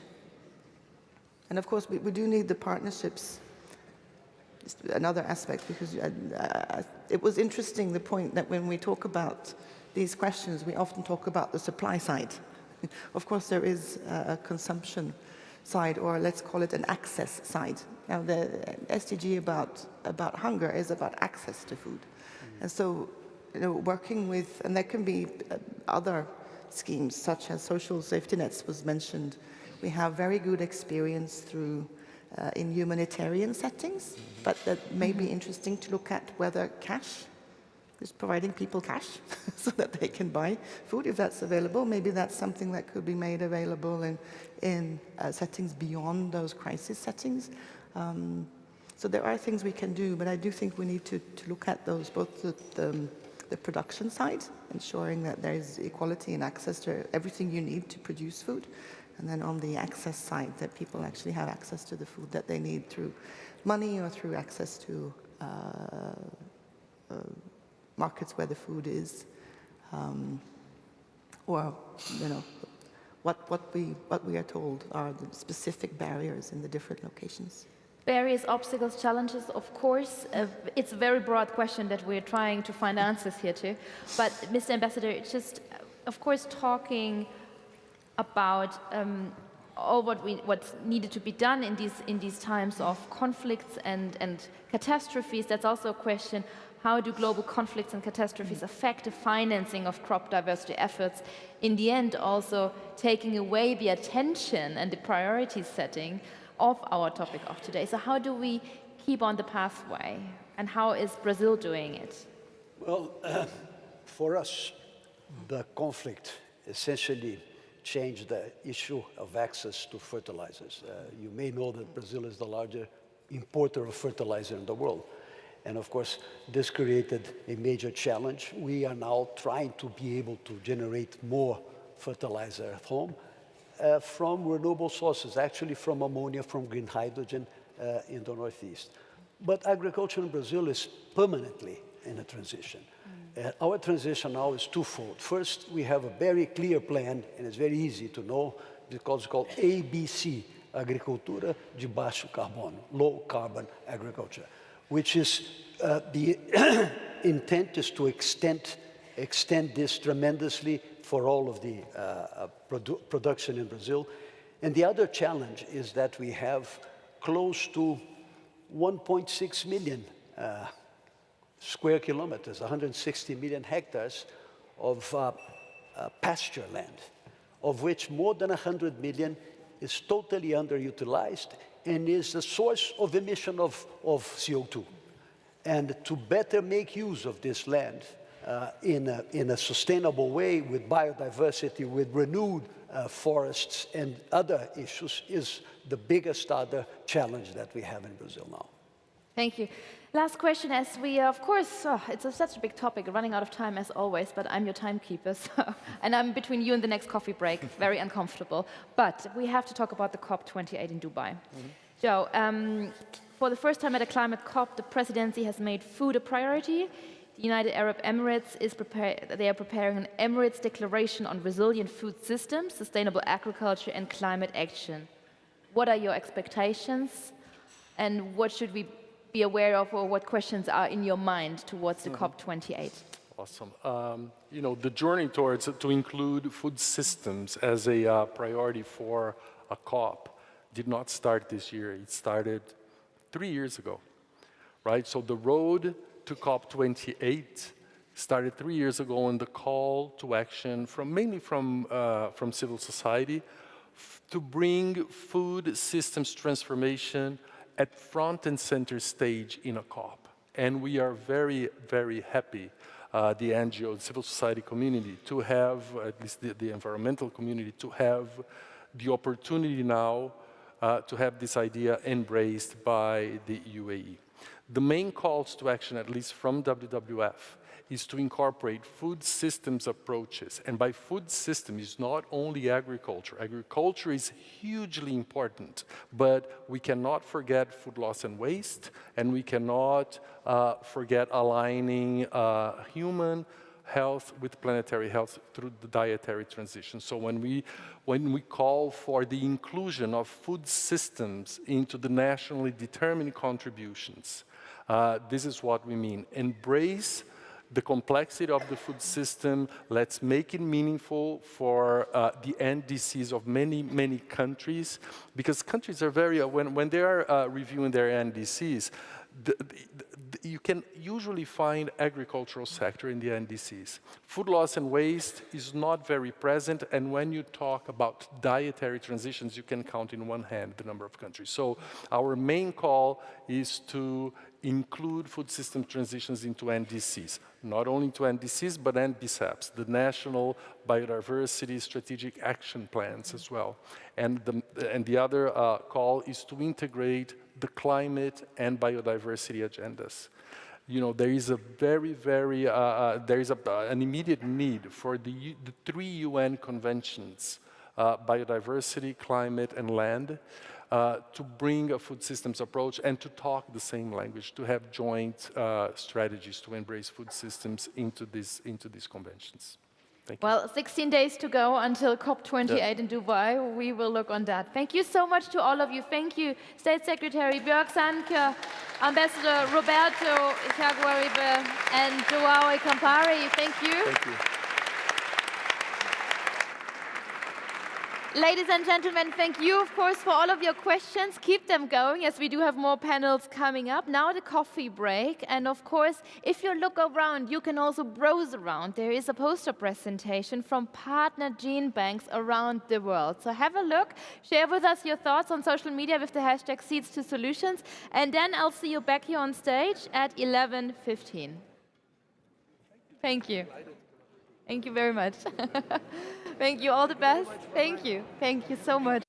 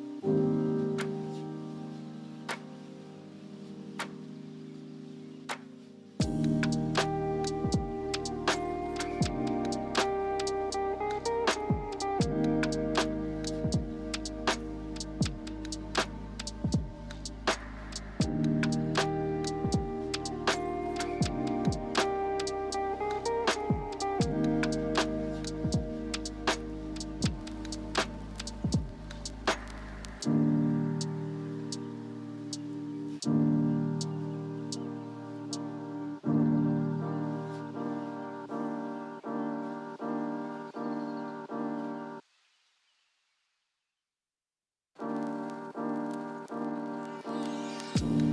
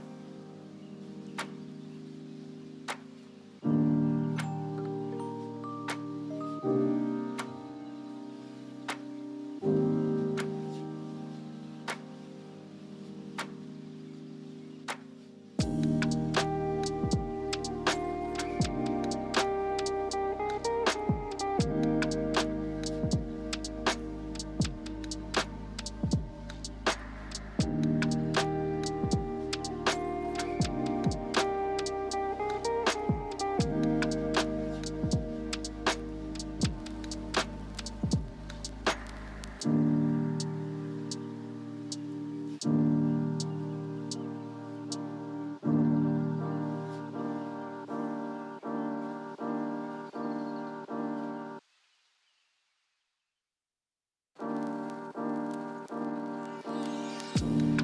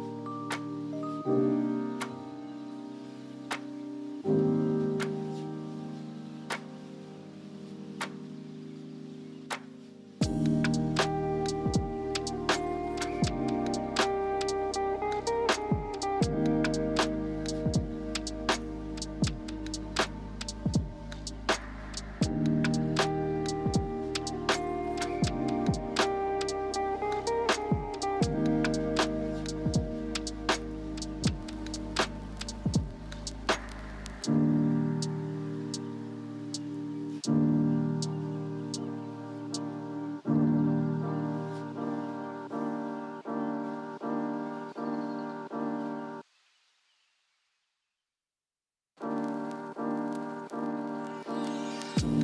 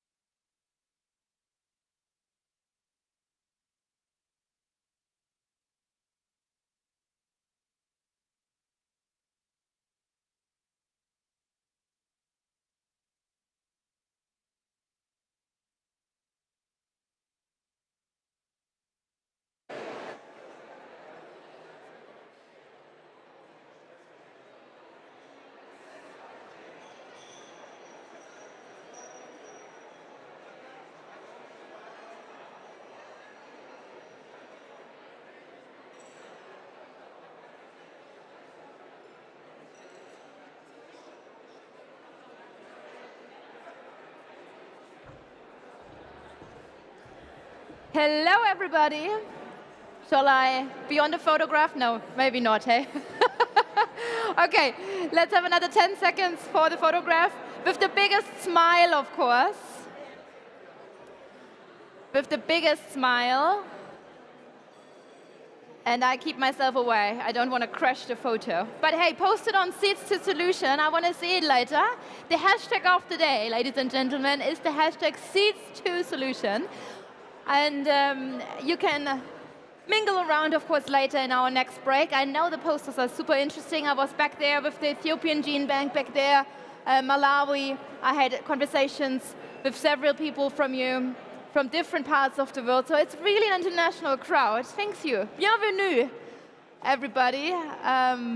It's great to have you. And it would be lovely to have your attention back, because as you realize, this room is super heavy when so many people are talking. So the only person talking now should be me, right? And everybody who's listening, hello? No, I don't start to sing, although there are services here every Sunday. Anyway, ladies and gentlemen, let's go back to stage. I say hello again. And it would be lovely, it would be really lovely to have your attention back here on stage. I know there is a lot to debate. I know we have 1,000 million trillion questions. Finance is just one thing. We talked about transformation. But ladies and gentlemen here from the coffee area, I'm looking at you guys. Yes. And you? Come back. We are family. Come back, let's sit down and share the attention of our next speakers. Well, that's my job, right? Now somebody is buzzing. No, great. Thank you, everybody. All right, let's start. So we managed to debate and to have a great start with several keywords, with the bold questions. But really, if we can put crop diversity at the heart of agri-food systems, there is this way to ensure food and nutrition security. And we start our next thematic block now with a short presentation by Simone Passarelli. She is a public health nutritionist. She has researched the connection between agriculture, food security, nutrition for over a decade. So she is really an expert. She's currently a AIA Science and Technology Policy Fellow in the Office of Global Food Security at the US Department of State. There she serves as a policy advisor to the Special Envoy for Global Food Security. So Simone Passarelli, the stage is all yours. Thank you for being here. Thank you. Good morning, everyone. Thank you so much to the organizers for having me and for putting on this critically important event. Today, I'll be discussing the Vision for Adapted Crops in Soils, or VACS, as we call it. Just waiting for my slides. They're there. We're all here because we recognize the severe threats to our global food security. Our food system is not meeting basic nutritional needs, with nearly 1/4 of children under 5 experiencing stunting around the world. The number of people with undernutrition is actually increasing due to population growth, global crises, inflation, rising food demand, all while climate change is expected to decrease crop yields. Climate models show that yields are especially threatened in Africa, and especially for the staple crops that so many people rely on, like maize and rice, that don't inherently have drought or heat tolerance. So what is the Vision for Adapted Crops and Soils? VACS is one policy instrument that the US government is taking to achieve more resilient food systems, and we're co-leading with the FAO and the African Union. VACS seeks to boost agricultural productivity and nutrition by developing diverse, climate-resilient crop varieties and building healthy soils. VACS is part of Feed the Future, and it's supported in part by a multi-donor funding platform that's been established at IFAD. However, VACS is much more than just a fund or a project. It's really, as the name implies, it's a vision, it's a movement. And we hope that part of that movement speaks to everyone in this room today, and that everyone sees a place for themselves in it. In addition to the EFAD fund, we're building private sector R&D partnerships with seed companies. We're developing funding mechanisms at the FAO and with CGIAR. So there's many different ways to get involved. If you're interested, please come find me. We'd love to have you. The VAX philosophy focuses on building resilience both above the ground and below the ground. Above the ground with seeds and below the ground with soils. Because if we don't get these fundamentals right, we won't have adapted food systems. Above the ground, we're working on developing climate-resilient crop varieties with a focus on nutritious, indigenous and traditional crops, those that have received very little attention and investment. But they hold immense promise for climate adaptation. So we've begun the crop selection process with a focus initially on Africa, but we plan to expand to other regions around the world. And below the ground, VAX emphasizes the importance of soil and soil health to food security. Interventions that we plan to implement and have already started implementing focus on encouraging better land use planning, which I heard somebody mention earlier today, through improved farmer and government access to soil information systems, to extension services, and to inputs, with the ultimate goal being to improve soil health while preventing land degradation and reversing land degradation. So as part of VAX, we've taken a two-phase approach to crop selection, focusing on nutrition and climate resilience, respectively. In May, FAO hosted its first technical workshop for VAX, where we narrowed down a list of many hundreds of crops to the 60 that you see here, guided by which crops are most important for nutrition in Africa, and focused across these 6 food groups that you see, and regionally across the 5 African Union regions, to ensure both dietary and regional diversity. So the list you see here is an indicative list. I'm sure some people will see crops that are their favorites, and you'll be wondering where your favorite crop is. But this is just a starting point. It's just an indicative list, so we have a place to start. So that doesn't mean that crops not on the list won't be researched in the future. And for phase 2, we've partnered with the Crop Modeling Consortium, AgMIP, if some of you are familiar with that group led by Cynthia Rosenzweig at Columbia University. And she's partnered with Dilys McCarthy, who's leading the work from University of Ghana. And we'll assess how 30 of the crops you saw on the last slide will fare under climate change scenarios projected out to the year 2050 across the African continent. So here you can see some very preliminary results just for teff and fonio, but like I said, there'll be 30 opportunity crop profiles. We'll be publishing those results and finalizing them in a workshop at the end of this month and then publishing them early next year. So you can see across this suite of different nutritional, biophysical, and of particular interest for this group, genetic resources, for these various indicators, you can see how they perform. And the black line that you see sticking out is compared to a maize baseline as a benchmark. So you can see how both of these crops are performing better in terms of nutrition and biophysical indicators like heat and drought tolerance. And unsurprisingly, they have fewer genetic resources and breeding programs compared to maize. But this is why the work that all of you do is so critical to the work we're trying to achieve with VAX. Because we will, at the end of the day, only be able to do crop improvement for the crops for which we have robust genetic resources and germplasm. So we need to continue to support the gene banks so that we can utilize those resources to bring more nutritious, climate-resilient varieties to farmers and then to consumers. So many thanks for listening and for all of the work you do to support a food-secure future. And please, you can reach out to me here if you'd like to get more involved in VAX, and we hope you'll join our movement. Thank you.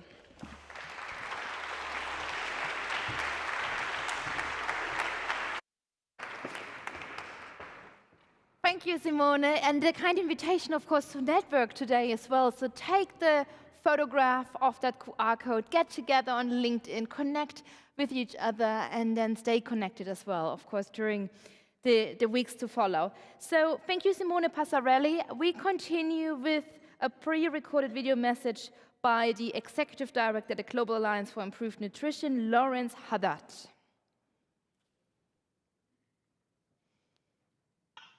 Hello, everyone. My name is Lawrence Haddad. I'm the Executive Director of the Global Alliance for Improved Nutrition, or GAIN. Colleagues, we live in shock-prone times. We probably have for quite a while now without realizing quite the extent of it, but we certainly do now. Climate change, developing a steady drumbeat of disruption. On top of that, we have conflicts erupting in various parts of the world and not being resolved in various parts of the world. And there's always the threat of the next major pandemic. The antidote to all of this uncertainty and stress and shocks is diversity. Diversity in what is produced, diversity in what is consumed, and diversity of income sources.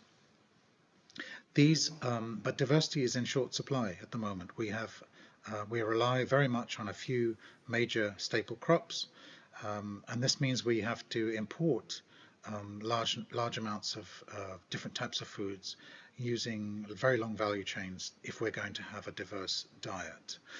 Those very long value chains are in themselves vulnerable and generate emissions that we can do without, and also open things up to food loss and unsafe food. So how do we diversify our diets and diversify the foods we have access to? Well, a big part of that starts at the foundation of the pyramid. If the top of the pyramid is diets, the foundation of the pyramid is having enough diverse planting material to diversify the types of crops that are grown. And that's where the crop trust comes in. It's so important in what it's doing to preserve different types of planting material for the ages and throughout the ages.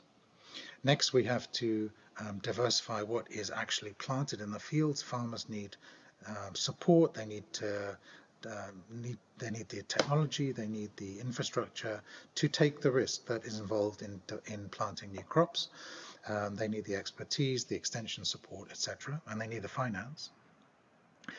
Consumers need reassurances that foods that were once forgotten are now need to be revalorized and made to seem desirable. That means demand creation and campaigns. So demand creation, enough variety of planting material and value chains that can support the planting of different crops and to connect them to markets and give farmers the reassurance they need to take a risk to diversify their crop production. All of these elements are absolutely vital to diversifying diets and making food systems much more resilient than they currently are. I very much hope that you will identify some key innovations and key actions that we can all take, including GAIN, to make that a reality. I wish you all the best in your session. Thank you.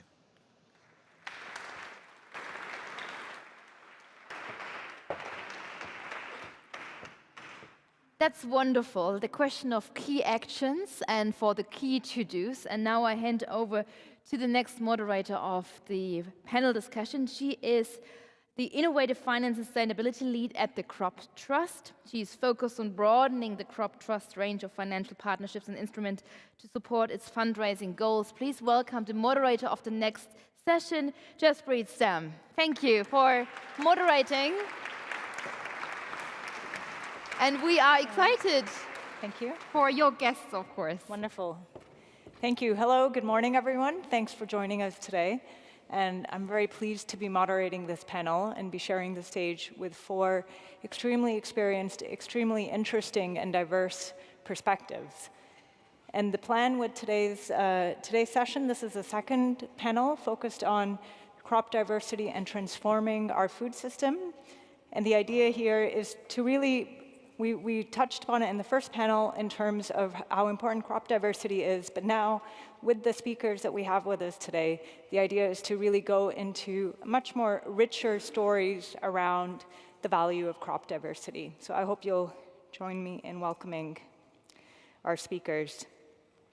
I'd like to first bring forward Vanessa Rodriguez Asuna.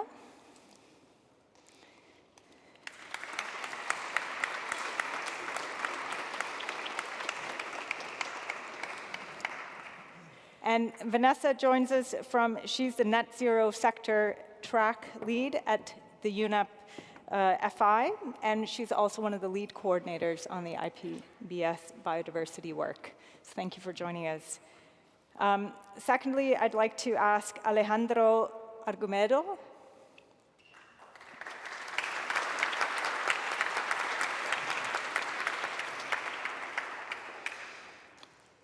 Alejandro is the indigenous Quechua leader and current coordinator of the International Network of Mountain Indigenous Peoples.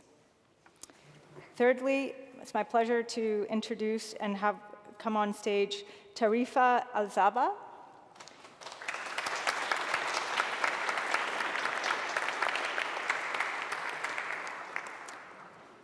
She is the Director General for the International Center for Biosaline Agriculture. And our fourth panelist is Neil Watkins.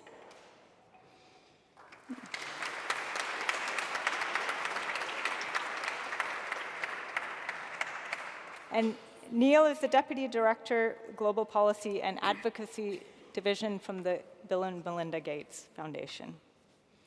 So thank you and welcome, all of you, this morning.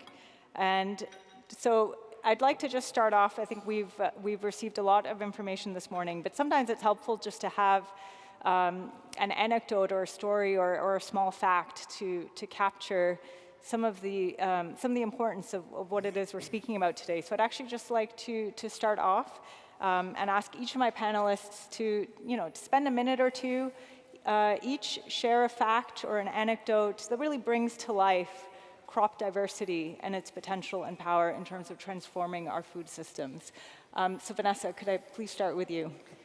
Yes, good morning, and thank you so much for having the privilege, for inviting me here and having the privilege to share some insights with you today.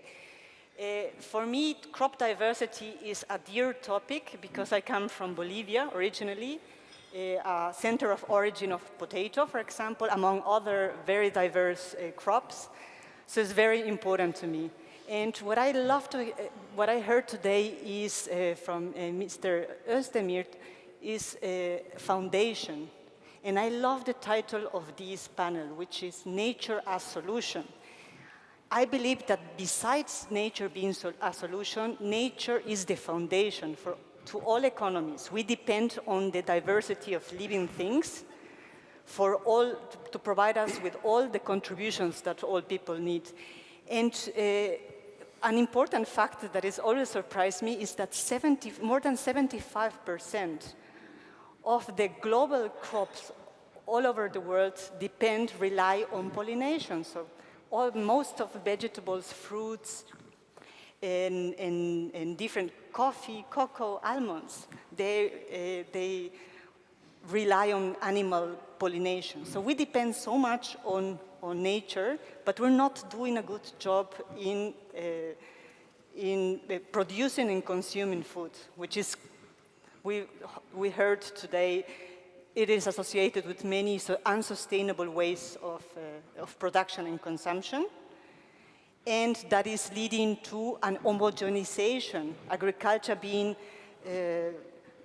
most of the calorie intake is based on really few farming systems, few crops, and which is not enough to provide all the elements necessary for a healthy diet, a balanced diet full of other ingredients, and also that makes all of us vulnerable to the changes posed by climate change, and we're experiencing this every day in the news, and it doesn't matter where you look at the news, you're seeing these increases in temperature, erratic, changing the patterns of droughts, extreme events, and that's making populations more susceptible and vulnerable to climate change. Thank you, Vanessa. And I think that 75% relying on pollination and just our vulnerabilities that we don't always reflect upon.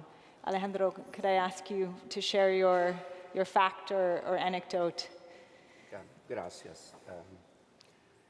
Let me share something more personal. First, I was thinking in this variety of potato that makes the brides cry. This grows in the potato park in Cusco, Peru. But being this church, I was thinking that perhaps something more spiritual could be appropriate. And I'm remembering my childhood, early in the morning, you know, the aroma of potatoes cooked by my grandmother, mixed with herbs that were, you know, fill the place where I was sleeping. I would wake up to this very beautiful dish with potatoes of different shape, different color, you know, and the taste of it,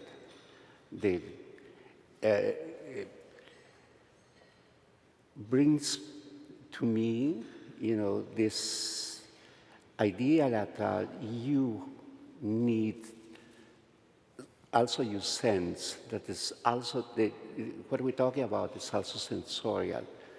It's something that connects you directly with nature. Because my grandmother used to put these potatoes offering to the mountain gods. So this issue of connecting food to its source, it's very important because we are not going to change anything if we don't change our values. This is not a matter of more money or more policies or more things, but how we as humans, you know, change those values that are affecting the way we produce food or consume food, and go back to the roots and create from there solutions that, you know, can actually work. So I hear this morning someone saying that, you know, the crop diversity is the, you know, the hidden hero. But in reality, it's the hidden hero are like farmers, indigenous peoples, women that are keeping that diversity and the centers of diversity and origin of where these crops are. Thank you. Excellent, thank you. I think evoking that memory of your grandmother's potatoes and just reminding all of us, I mean, when we speak about food, of course, we're speaking intellectually, but we all have a very personal connection. I mean, the food system impacts us on so many levels, and using some of that connection and some of that passion to work on this topic is an incredibly powerful lever for change. Tarifa, over to you. Well, good morning, everyone. Thank you for having me here. I think what has been mentioned this morning is quite inspiring as well. I mean, the importance of this subject comes timely because of the climate change impact, that it's something we used to hear about on TV, we used to learn about it in university, but now we are really living it, and we're discussing true solutions that should have been adopted yesterday, not even today. And also going from the fact that the International Center for Biosaline Agriculture motto is agriculture for tomorrow. So I was quite touched this morning with the speech from the young lady who has participated and shared her opinion. It's very much important for us to consider the social inclusion in these solutions. It's not only about innovation and science, but about the stakeholders, the stories from the grandparents, the story from the culture.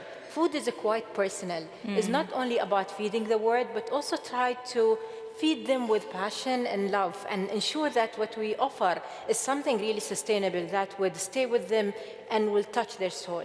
I would share a short story of what we have been doing at ICBA, and I think it's fascinating because bringing women and bringing young people and also different generations together through cooking lessons.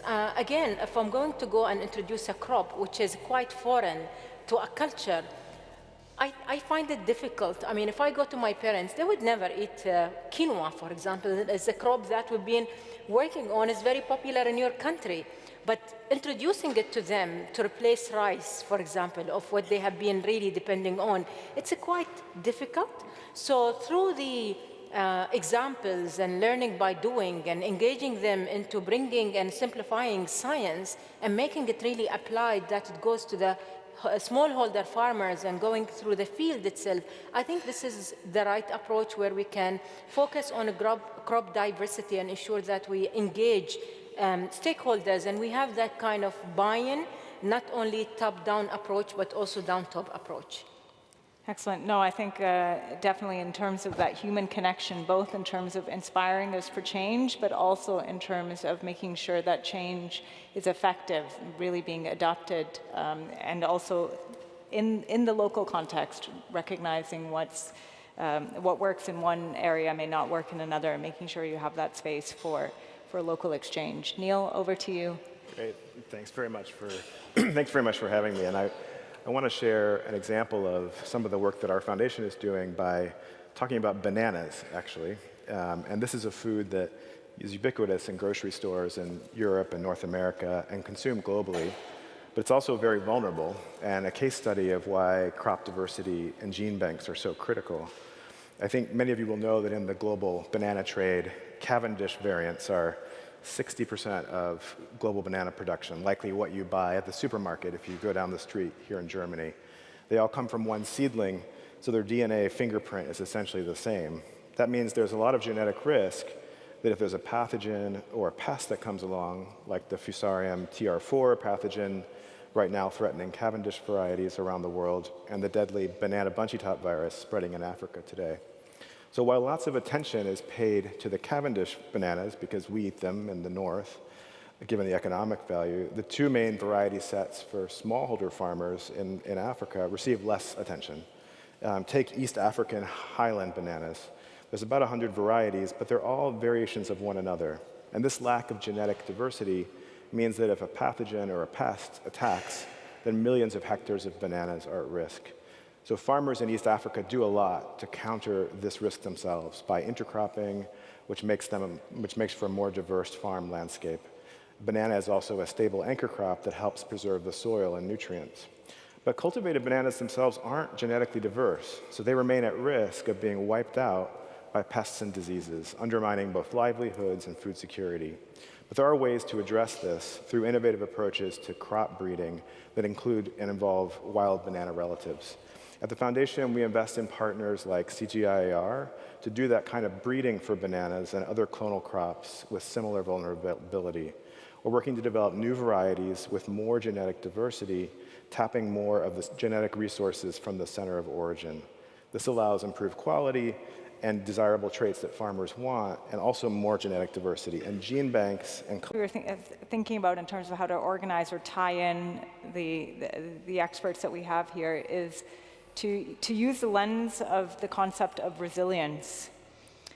Because we talk a lot about crop diversity enhancing resilience, the resilience of food systems, but maybe we can really unpack that word resilience and help us to understand the power of crop diversity in a number of different directions or dimensions.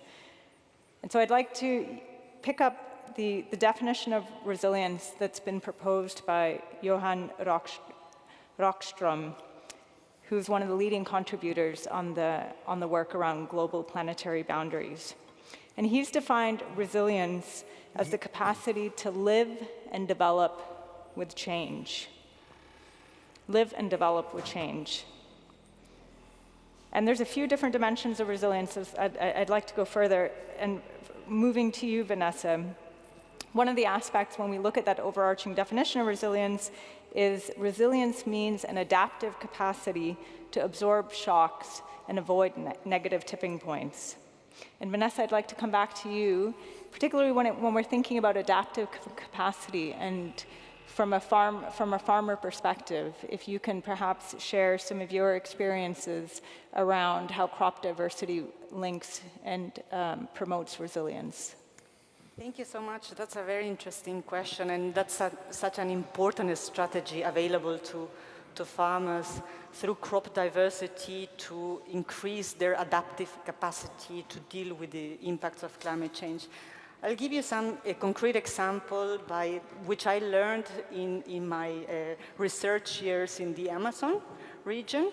So I was actually looking at this question, and I was analyzing different types of production systems, talking to farmers, very highly specialized in cassava production, for example, and others that mix different types of crops, and trying to understand which are the factors that play an important role when there is, for example, an extreme event, an event of a drought or a flood.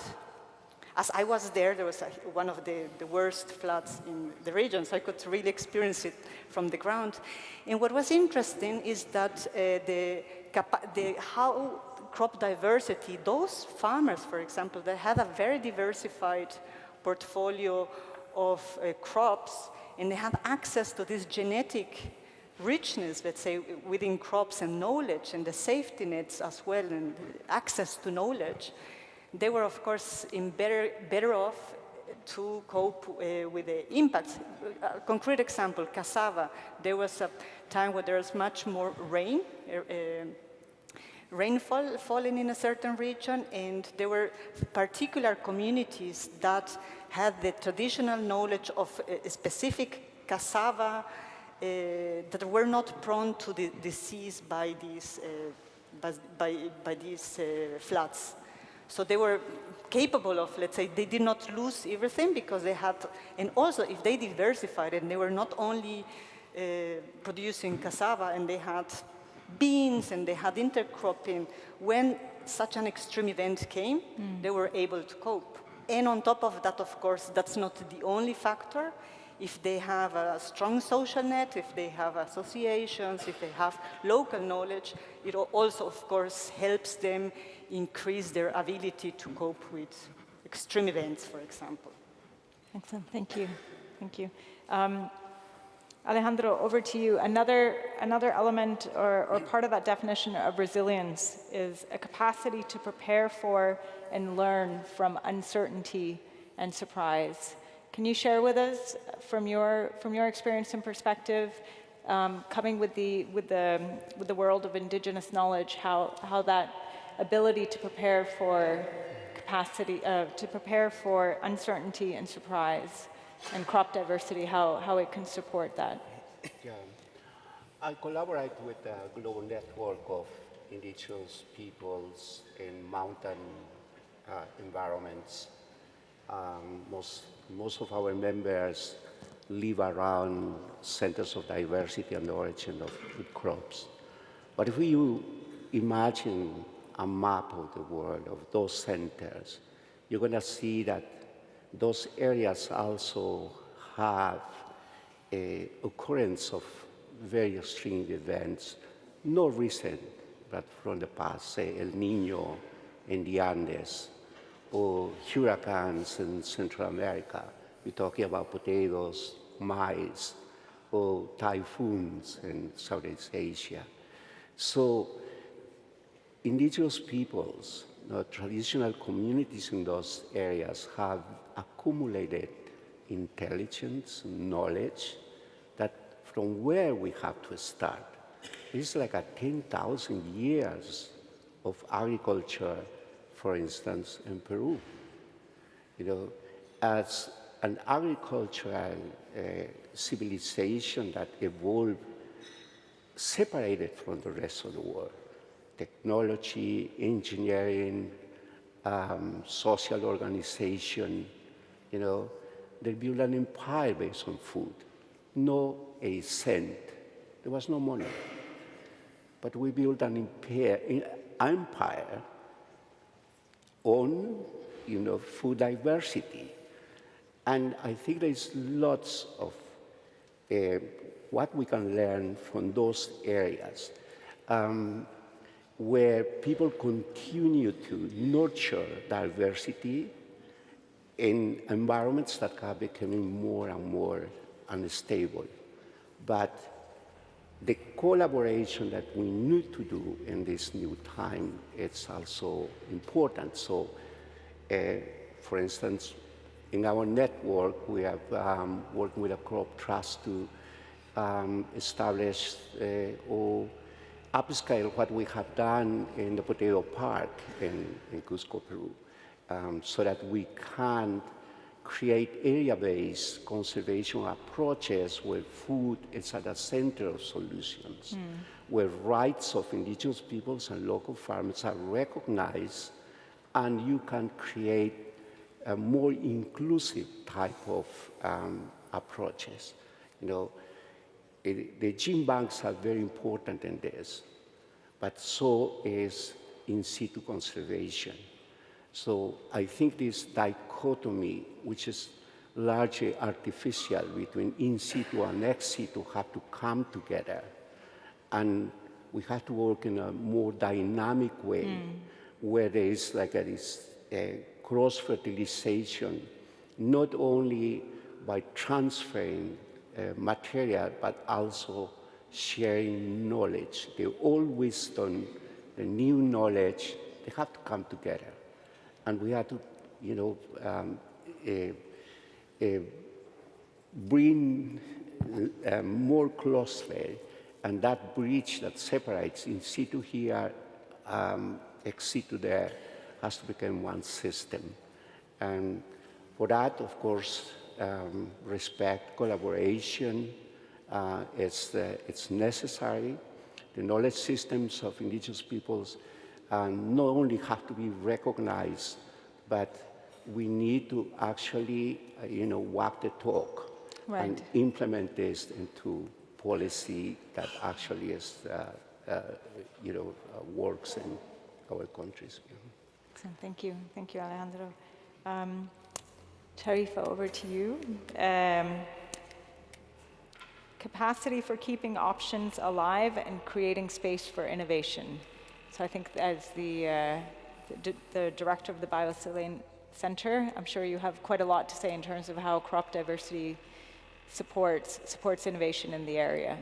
Yeah, it's very much, I mean, everything we're talking about today is about science and innovation, whether from the experience of working with the indigenous people, or even through the scientific theories that our scientists has been working on and testing. However, we need to step back also and look at the baseline. I mean, we're aware that there are around 30,000 different species that has been identified as edible, and only 150 we are relying on, of which is we have 3 or 4 we take our basic intake of energy from, which maize, wheat, and rice, which is really, we made our options limited. It is nobody else's act. It's just because the way we have, I would say, adopted to such system. So through innovation, we need to go back. I mean, either we need to find the solutions. We cannot definitely expect different results if we continue doing more of the same. So definitely we would need to employ science and innovation to look at alternatives, to look at sustainable approaches, to look at different approaches when it comes to what indigenous people are doing and how can we really incorporate that. Trying to work with the environment, I mean, nature-based solutions is very much important for us. How can we grow in our own land? When we faced COVID and everybody got interrupted with the food system, we realized it was a true example from our current era, how food is powerful and how food security is very much important for different nations. So we need to eat what we can grow, and if there are ways that we identify those neglected and forgotten crops, it is very much important for us to identify them and try to revive them. We are working currently on projects with FAO on Save the Millets campaign. We're looking at millets. Millets is very much important in many countries, but important for us also to understand the baseline.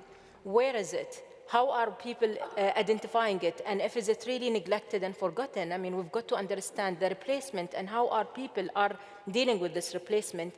It's beyond only food. I repeat, it's important also to focus on the healthy and nutritionist factors that we are looking at. So, I mean, we had a beautiful presentation at the beginning talking about the portfolio of those crops. important when it comes to nutrition. I mean, this is science. This is something we need to educate people about, and we need to build the capacity of individuals to identify those crops, and therefore they will have the buy-in and will adapt to them. We have projects in 7 sub-Saharan African countries where we try to diversify the crops there through identifying the crops which are smart, climate smart. I mean, we keep identifying those names for those crops. I mean, crops that will adapt to the climate change, and how can they become adaptive and sustainable through the proper management of natural resources as well. So we are aware of the challenges associated with soil health, with water, access to water and water scarcity, and what kind of those crops we will be adopting and working on through even genomic sequencing. I mean, we've been trying to understand the behavior of those crops in different environments, so it will be very important to engage more scientists, and I think the power of synergy and collaboration. I mean, we are all doing so many wonderful projects and research globally. Why don't we join forces? I mean, if we want to really ensure that we are reaching sustainable development goals together. I mean, goal number 17 is all about a partnership. So it's very much important to join hands and enforce the power of science and ensure that we are all together in this. Excellent, thank you. Thank you. Neil, over to you for the fourth area. So the fourth part of that definition on resilience is a capacity for systematic transformation away from crisis and unsustainable development paths. Neil, I think you're well positioned to speak about that. Sure. Maybe, yeah. First, I just want to say I think biodiversity has really clear benefits, at every level of our food system, from farmers' fields to the very food on our kitchen tables. On our plates, we call this dietary diversity. It's having a wide range of foods is key, as Sophie and others said earlier, to a healthy, nutritious, sustainable diet. In the fields, farmers know that planting a wide range of crops has a ton of benefits. Intercropping protects soil health and nutrients, diversifying crops reduce their vulnerability to threats like drought, pest, and disease. So I think cultivating a basket of foods that are both varied and genetically diverse can really help farmers reduce the threat that one single event might invest in smallholder farmers to adapt to climate change. We need to change that. Last year at the COP27, our foundation joined with others, and we announced we would invest $1.4 billion over the next 4 years to address the lack of investment in climate adaptation in Africa for smallholder farmers, supporting a range of things from helping farmers get more reliable weather information to supporting African policymakers and negotiators to have the access to the best science.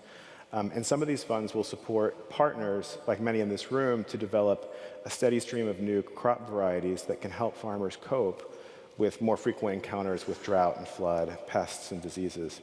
I'd just say a lot of this work would be impossible without the genetic resources that are conserved in gene banks, including those managed by the CGIAR system, which is one of our largest partners in that work. And just to underscore, seed banks, as many in this room know, and gene banks are not museums. They don't just store heirloom seeds or genetic resources just for the sake of conserving them. They conserve these resources so we can use them to develop new varieties and innovations that are better suited to the changing climate and emerging threats. And just one initiative we support as an example is called the Allele Mining Project, where CGIAR researchers from CIMMYT are identifying heat and drought adaptive genetic variants, or alleles, in gene banks and deploying them in new varieties for small-scale producers. So, and I just underscore that this groundbreaking research would be impossible without the CGIAR gene banks and the Crop Diversity Endowment Fund, which provides a lot of vital resources for these centers so that this important research can continue. Excellent, thank you. So there's a flashing light, so I think we're running on borrowed time, but I've asked all of you to think about sort of really a key takeaway message, and if I could ask you to boil it down to 10, 20 seconds each, something for the audience to think about over lunch. Vanessa, can I start with you? I'll try my best. Collaboration is key. Everyone told us before, and it has to be, we have to think in a holistic way, not siloed, and from production to consumption, including all relevant stakeholders. Farmers, technical assistants, financial institutions, business, scientists, policymakers, all. Thank you. Excellent, thank you. Alejandro? I think less greed and less profit, less money. Money is not going to save what money has created. So we need like to change, a deep change in terms of our own value system. Right.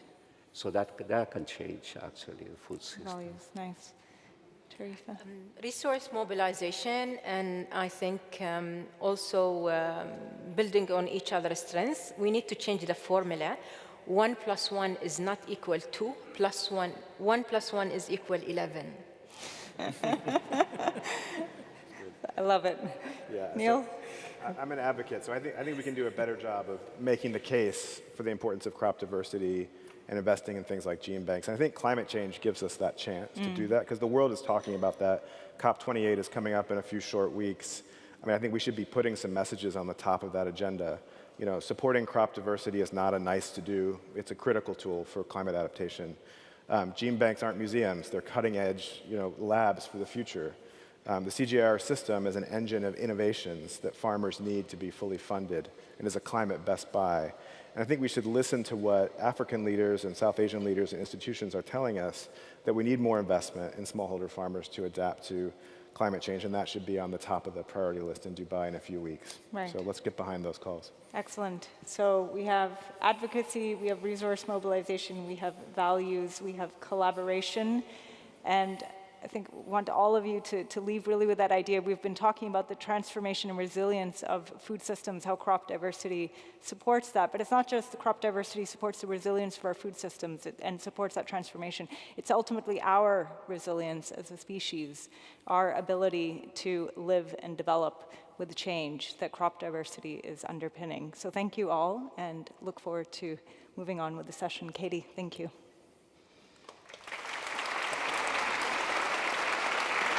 Thank you.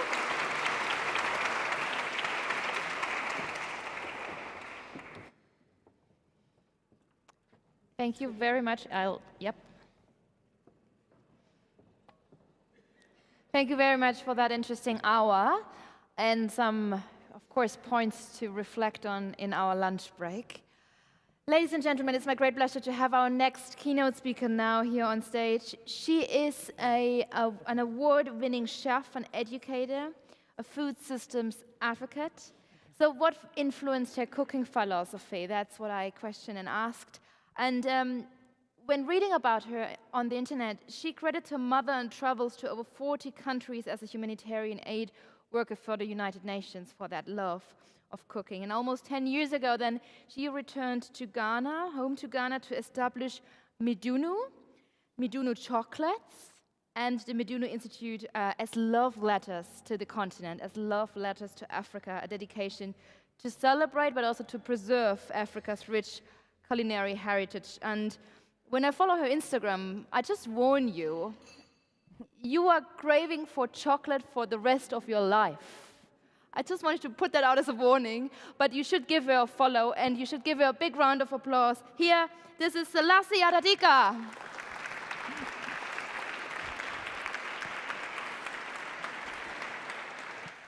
Great to have you. Thank you. Good afternoon.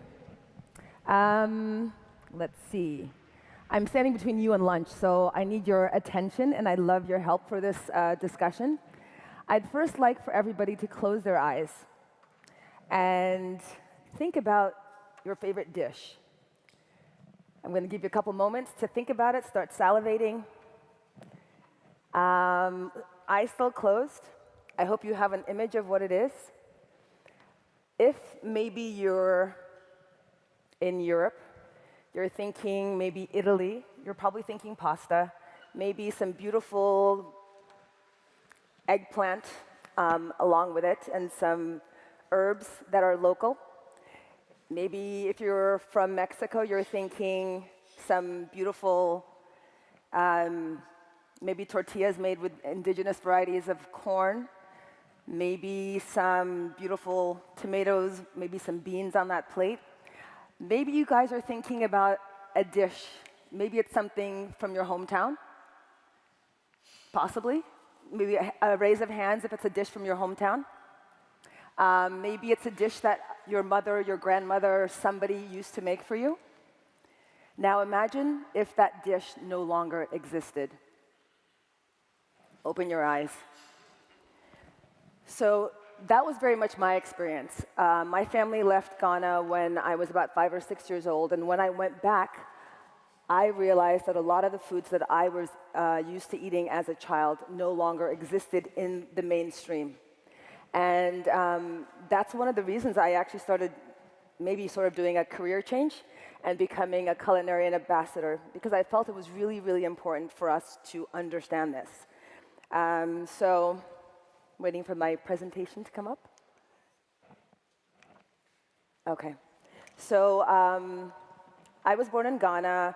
We had political instability, and my family moved to the United States. So I learned one of the best ways for us to preserve our culture was through food. My mother cooked for us. She was able to find ingredients in the US that were similar or coming up with really creative solutions for us to maintain our food culture. And as a child, I wanted to be a doctor. So I was pre-med making, I was making anesthesia, I was making aspirin in the lab in high school. But by the time I got to college, I ended up changing my mind. And as an immigrant child in the United States, I had 3 choices in life. And I don't know if anyone else in the audience had similar, but what are the 3 choices that you can imagine that I had in life? Doctor, lawyer, and actually engineer. So those are the 3 options I had. So by the time I had ruled out doctor, my parents were a bit nervous. They were both lawyers, and I was not going to become an engineer. And so I ended up with the 4th option, which is like disgrace to the family. And so technically at college, they called it geography and environmental studies. And so that's what I studied.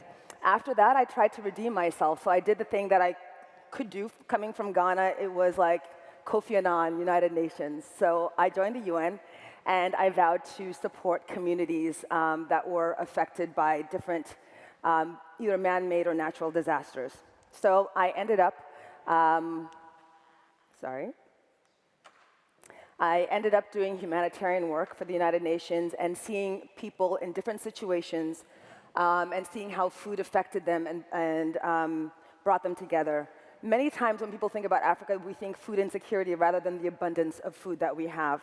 And so I started eating really, really well as I traveled to over 40 African countries.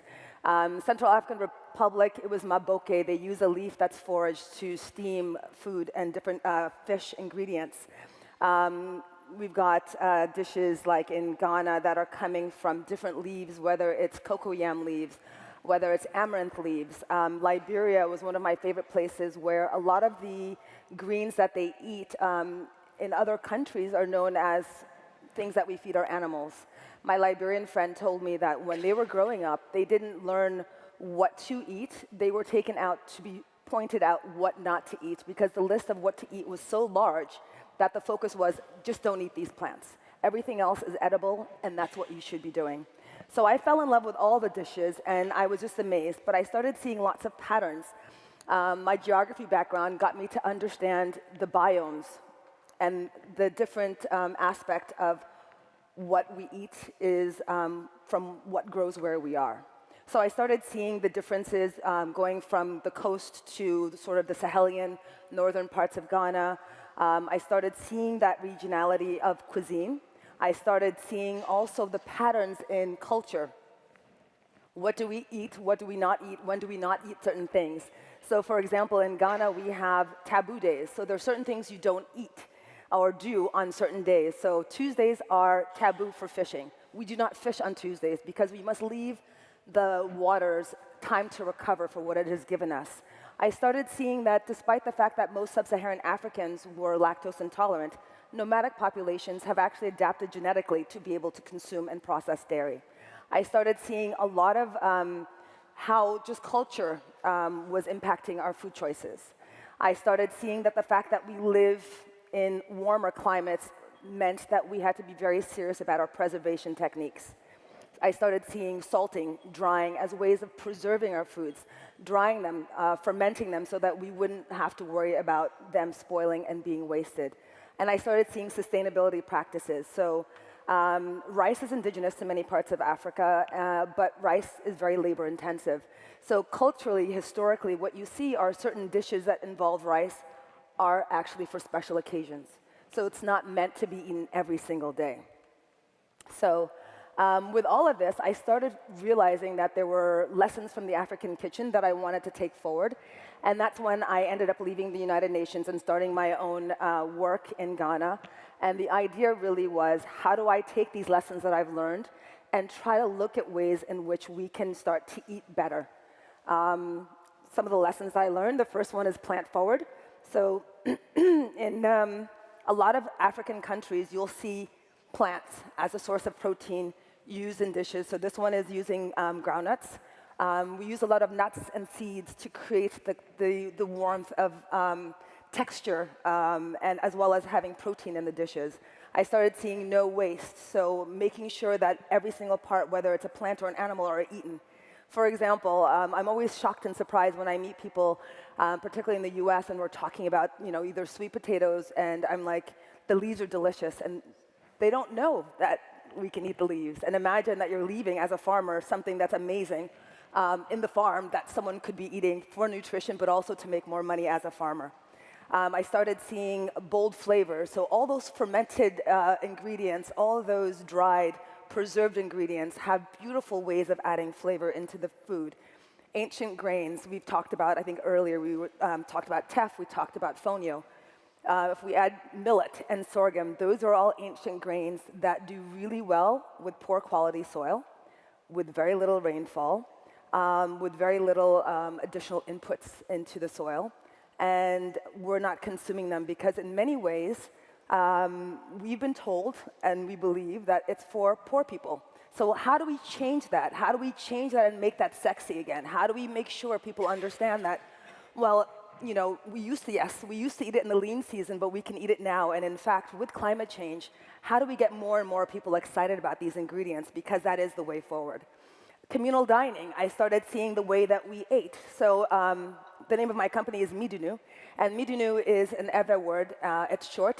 The original long version is Va Midunu, come let's eat. It's an invitation, inviting all those around you to eat with you. We don't eat alone. In many of the cultures, you're invited to eat not just at the table, but oftentimes sharing the same plate. So the lessons about learning to share and eat and having good eating habits are things that I started seeing around the continent. And then, of course, wild and foraged foods. A lot of foods that we eat traditionally have been foraged and may not actually be documented. So what you're starting to see is a lot of these foods are slowly going out of style. So I went back to Ghana, and I was excited to start seeing some of these things that I had encountered in many of my trips. Preservation techniques, sustainability practices, looking at cultural and traditional practices and how that influenced the food. But I started hearing different things. I started hearing about climate change and the difference in the rainfall. I started hearing about the lifestyle changes, people not eating at home, people eating out all the time, families not having time to have meals together. Started seeing new influences and trends and seeing a lot of fast food, whether local or imported in terms of international foods. But I also started seeing that there was a lot less time, a lot less resources that were happening. So started realizing that Africa is losing its culinary culture really, really fast for a lot of different reasons. And many ways, in Accra, you're more likely to see a KFC than you would see a restaurant that's bringing a lot of indigenous flavors to the table. You would see maybe someone making local food but using imported ingredients. So this is a quote, a number. I think it's a little bit off because it was quite some time ago, but it probably is worse than this. Many African countries are net importers of food. So we're talking about billions of dollars. And so this estimate was that by 2025, $110 billion would be spent on the importation of food into the continent. So we are exporting cash crops, getting money, and then buying the food we need to eat. Something is wrong with this equation. In the grocery stores, you are likely to see mostly imported food, not local food. So what is wrong with our food system, and how do we start to change that? The other thing that's important to understand about this number is that that number is the same number that it would take for us to fix the electricity problems in the continent. So what if that money was being invested into the food system? What would happen if that actually went to creating value chains for ingredients that we were eating and consuming and needed in our diets, rather than sending out? So I started trying to understand, not only are we not sharing our culinary culture in terms of food with the outside world, but we're also not sharing it internally. When I moved back, I realized that the team of women that I was working with, many of them actually didn't know the recipes or the foods that I had grown up eating. And my family had been gone. I moved back 30 years after my family left, but a lot of these dishes had kind of fallen out of the system. And not even really exotic ones. We're talking about things like guava, things that are, in your mind are not that exotic, that are actually no longer readily and easily available in urban centers. So when I started thinking about what was sort of pushing this loss of biodiversity, I started seeing the linkages of food to so many other sectors. And with everybody in this room here, there's a lot of us working in different areas, but we must all work together because the forces that are keeping biodiversity from happening are in all the different sectors. So if we take a look at trade and economy, the trade imbalances are allowing imported foods to come in to different spaces and places, and that's sometimes what's making the decision in the way that we're eating. The environment is changing, so that's also influencing the way that we're eating. But the way we treat the environment is also having negative impacts. So in Ghana, we have illegal gold mining, which is actually contaminating our water sources. So how does that come in? We have health and nutrition. We have arts and culture in terms of what we're talking about, and specifically biodiversity. What are government policies doing to impact the way that we're eating? So for me, I started seeing that there were 4 steps in which I could, in my way, start to support and engage with biodiversity and having more diversity on my plate. One is really to understand what's at risk, what are these ingredients, and why are they not present?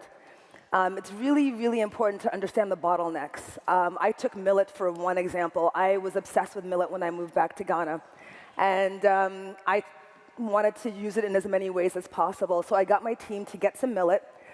First lesson, millet was not available in a grocery store, which meant I had to go to the local market, which means there's actually an apartheid on certain ingredients.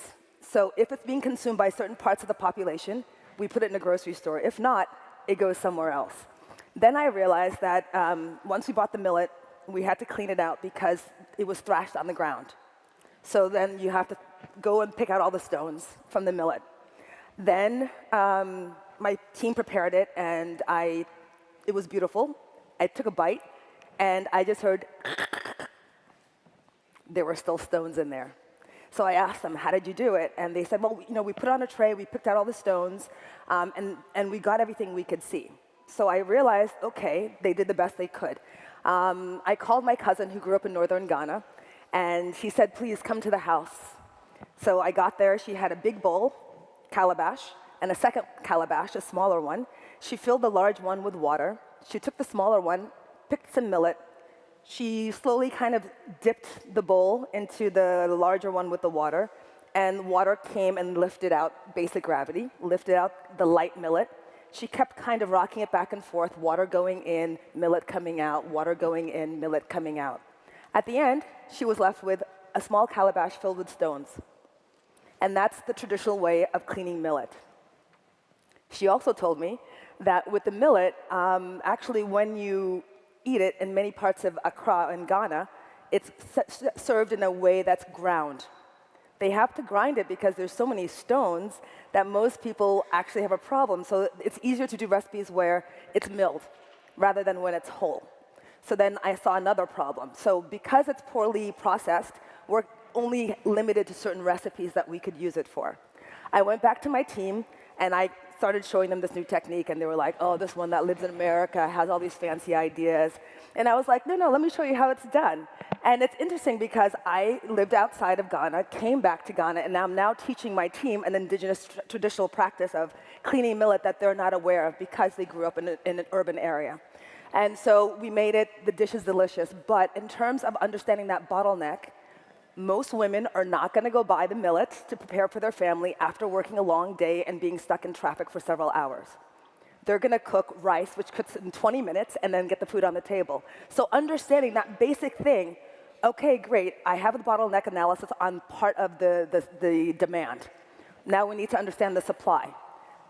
Farmers are not going to use improved technique because they're going to end up in the market. They're not going to get a grocery store. They're not going to get the higher price.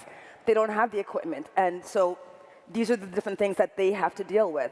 So really, for me, this plan is based on, number one, understanding what are the ingredients and what are the issues around them, and then creating a value chain. How do we get the farmers to get the improved equipment? How do we get the consumers to be excited to make this dish, and bringing them all together through education campaigns? And then finally, creating a partnership where we can actually get something amazing and delicious to the table to start moving everything. So I started doing that with my ingredients, finding different ingredients. This one is using tiger nut, plantain, and groundnuts. This one is using sorghum, avocado, and other grains. This one is using amaranth, cashew, and tomatoes, and a local basil. And these are some of the spices that I came upon, and most of these spices you've probably never seen. One of them is grain of paradise. That's at about 1 o'clock. At about 4 o'clock is salim pepper. Underneath is about 6, 7 o'clock is kubeb. Next one is an African nutmeg, and then the pod is called prekese. Prekese is actually one of my favorite spices, and it doesn't have an English name. And it's actually on a list of endangered ingredients. So how can I help to move this product into the mainstream? I started making them in chocolate. So with the chocolates, the idea was, one, let's not only extract cocoa from Africa, let's actually make the chocolate in Africa, but let's give the chocolate a sense of place. So in all the different truffles that I make, I try to bring in different spices and flavors to get people to try them. So I'm really excited to know that, for example, in the United States, many people, for the first time that they're trying prekese, is actually in my chocolates. The idea is that the more we consume prekese, the more likely we are to be excited to want to buy it, and then we create a demand, and that people will be less likely to want to cut those trees down. So we need to kind of create and move that around. So the idea really is not just to have the solution of what is at my table, but how do we move it out and get the demand so that smallholder farmers can be growing ingredients that people are excited to eat. So just kind of going back, there are lots of us in this room. There are lots of ingredients that we can think about, but really, how can we all together come up with solutions that allow us to invest in creating those value chains that are needed, and the demand and the education around a lot of the diverse crops that exist, and create space for deliciousness. And I think the risk of us not succeeding is huge. We've talked about malnutrition, food insecurity, but there's a lot of other aspects that come in when we talk about the cultural aspect. We've got, loss of cultural diversity. We've got indigenous populations not having access to space, land, and also their food. Having culturally inappropriate food, having a monotonous food system, loss of livelihoods for a lot of these farmers that are in smallholder communities, urbanization, social injustice. So there's a lot that is at risk. So altogether, I think that we need to come together, find solutions, but remember the past. So this is a symbol. It's one of the Adinkra symbols that comes from the Ashanti Kingdom. And most of these symbols represent larger concepts in life. And so this one is called Sankofa. And it's chicken facing forward, but with its neck turned back. What it's holding is the golden egg. The golden egg is the knowledge of what we have. And so really, we need to It literally means go back and get it. How do we take that knowledge that we have and move it into the future? So if you can close your eyes with me again. Now, let's imagine ourselves at a beautiful long table, all of us sitting down, having a meal. On the table, we'll have rice. We're going to have wheat. We're also going to have boma. We're also going to have African star fruit. And we're also going to have precasse at the table. And all of us sharing this wonderful, beautiful meal together. And I believe that these delicious partnerships that create value along the entire value chain is what we're looking for. Thank you very much. Thank you. Thank you. Thank you. Thank you. Selassie Tadika.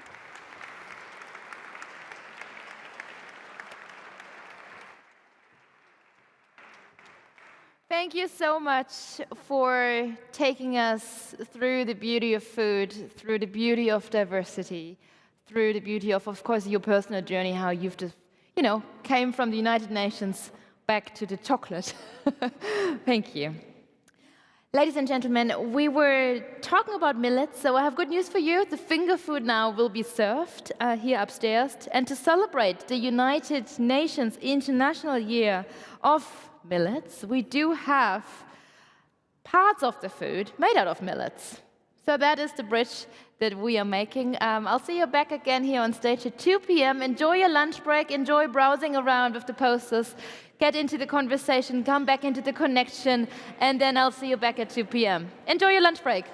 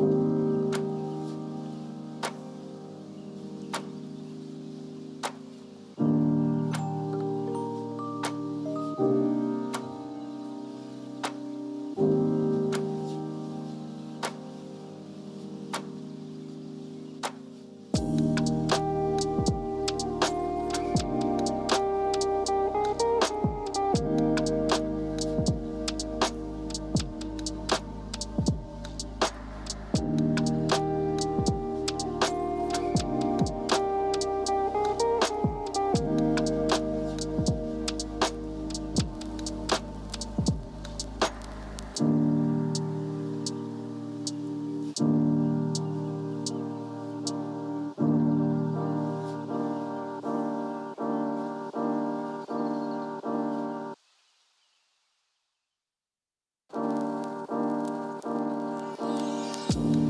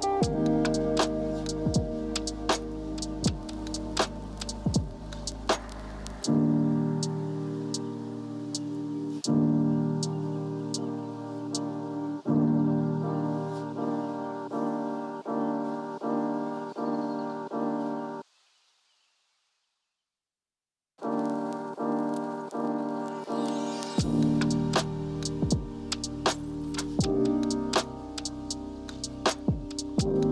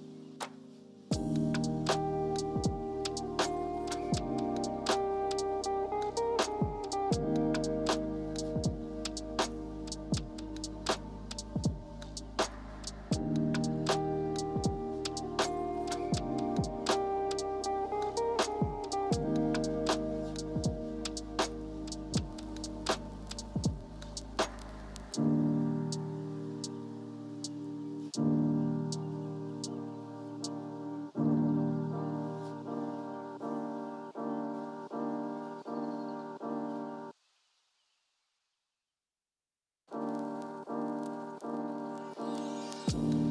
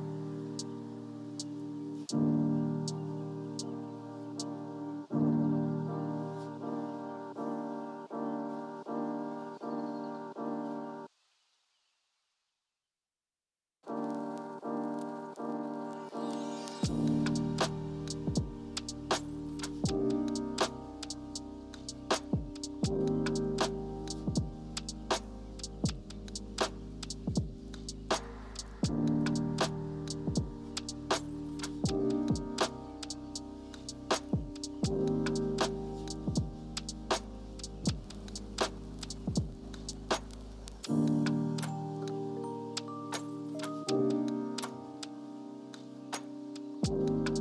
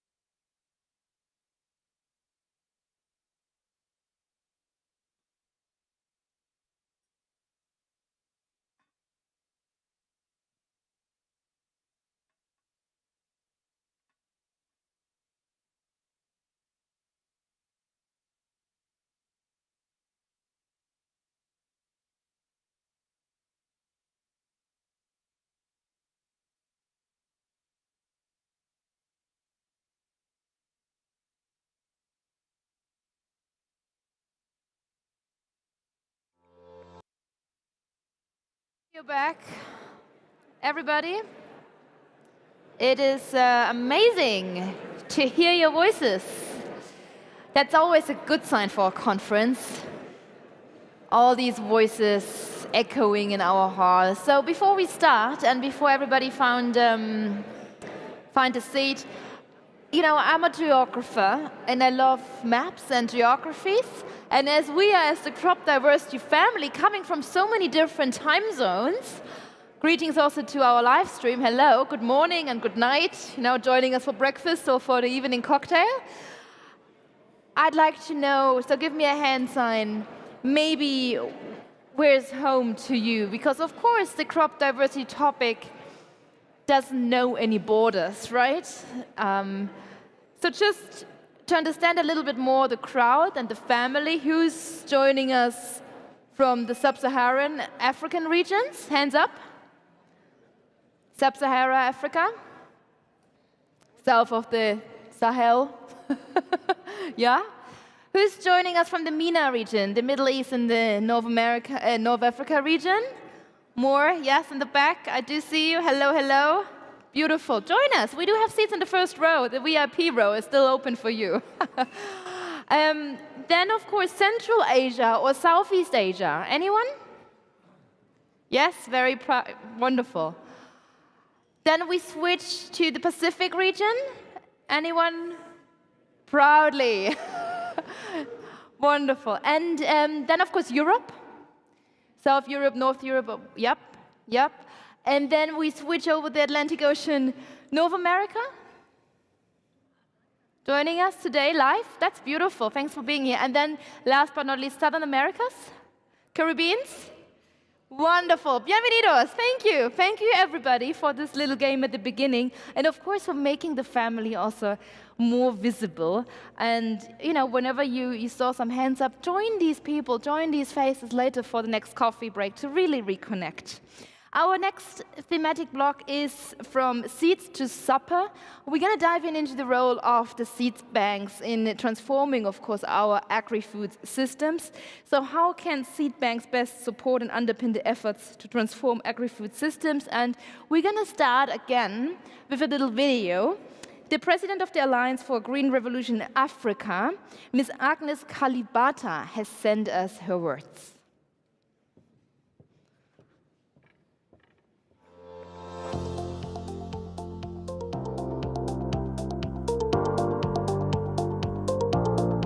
Excellencies, ladies and gentlemen, thank you for having me today.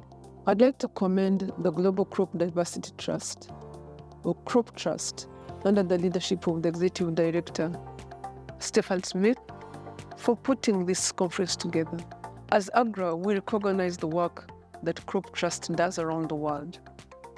I'm especially proud of the Crop Trust's work with national and international gene banks, and its support to the Salzburg Global Seed Vault, which I visited in 2019 in the Arctic Circle.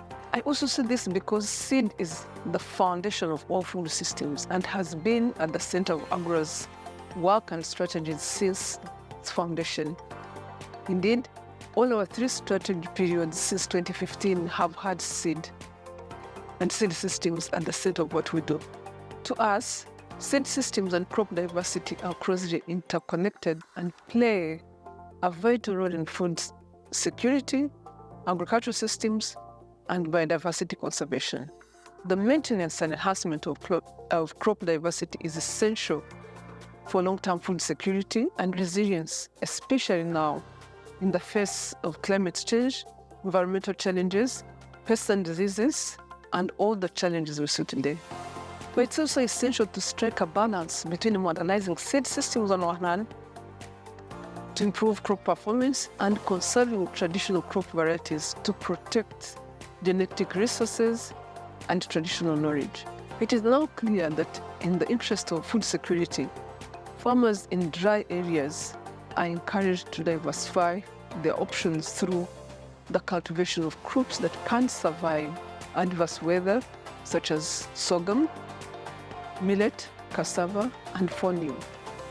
Legumes like cowpeas, green grams, and chicken peas are also great options for protein. Seed banks allow us to maintain genetic sources and resources around these crops.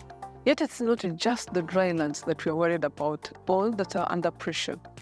The 2021 Food Systems Summit that I stewarded on behalf of the Secretary General recognized the fragility and dysfunctionality of our food systems and spotlighted crop diversity as among the areas that require urgent transformation in agri-food systems to curb the loss that we see.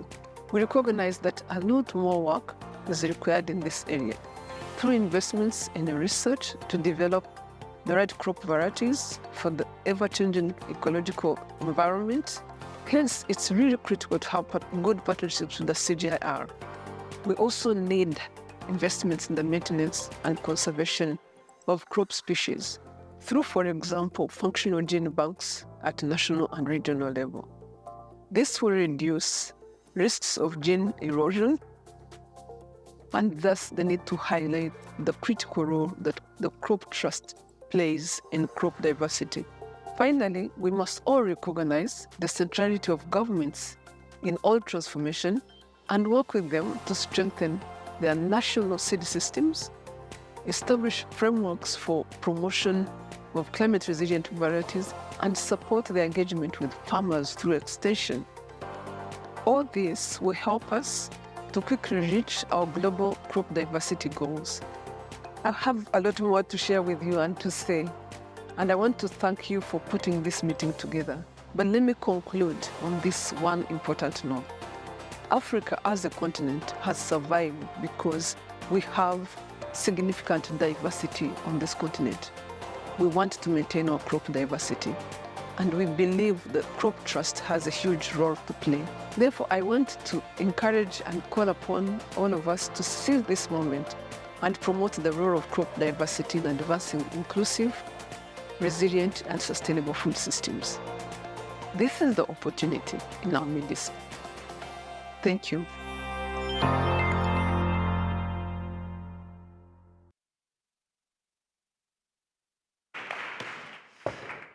Thank you, Agnes Kalibata, for sending us the video and, of course, for sharing your insights with us. Now, diving into our next panel debate, I warmly welcome our next panel moderator. She is the Global Gene Bank Partnership Coordinator at the Crop Trust, as we know, an organization dedicated to conserving and making available plant diversity. So I'm happy to introduce you and welcome you now on stage. With us is Jannie van Beem. Jannie, the stage is yours. Thank you. Greetings, everyone. Thank you for coming back from lunch. That is already a good crowd. We are in session 3, the role that seed banks need to play if we are to meet the demands that are put upon us for agri-food systems in the future. So we have a brilliant panel. As you can see, the stage has changed. And I'd like to take a couple of minutes to let you know what the flow will be of our presentation, because it's slightly different from what you have seen in the past. So in the first part, we will learn about the complexities of a gene bank business.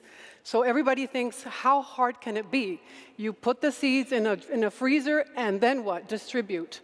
It's not that at all. We will see what it takes, the hard work that it takes to take these seeds and create a form of art, if you wish, in the distribution, in contacting breeders, in making it available, in characterizing it.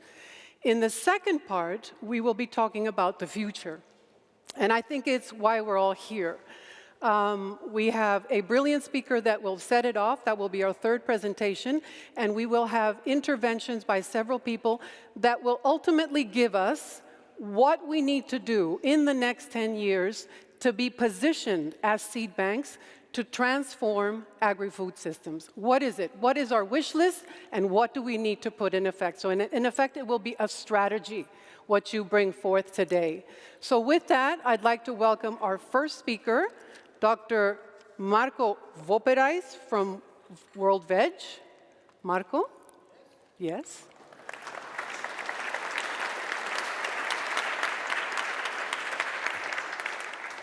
So Marco is the Director General of World Veg Center. He's an agronomist with a doctorate in tropical agronomy from Wageningen University with global expertise in agricultural science and management. The floor is yours, Michael. Thank you very much, Gianni. Good afternoon, everyone. Very nice to be here. A big thank you to the organizers for having me. It's a big honor to kick off this particular panel. And yeah, keen to talk about sowing seeds, meeting needs. Sowing seeds of a wide diversity of food crops, obviously to meet the needs of current and future generations.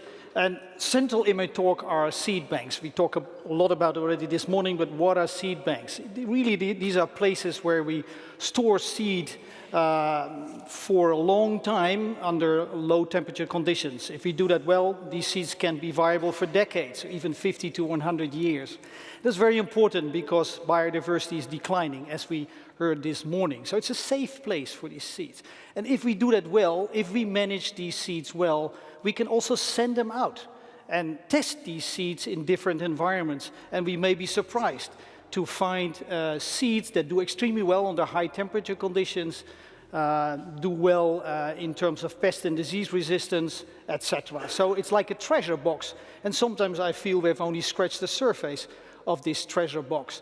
And you see here the glimpse of the seed bank in World Veg in Taiwan, and also a small collection of cucurbit family, just a snapshot of the beautiful diversity we have in that seed bank.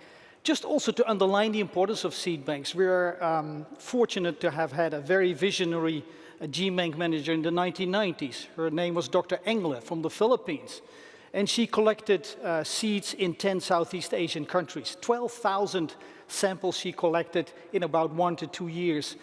And we are now in the process of bringing these seeds back home, because these seeds have often not been stored very well in these different countries. They're no longer viable, and we're bringing them home. And actually, if you would now go out in the field in these countries, like Philippines, Thailand, Malaysia, perhaps won't even find them, right?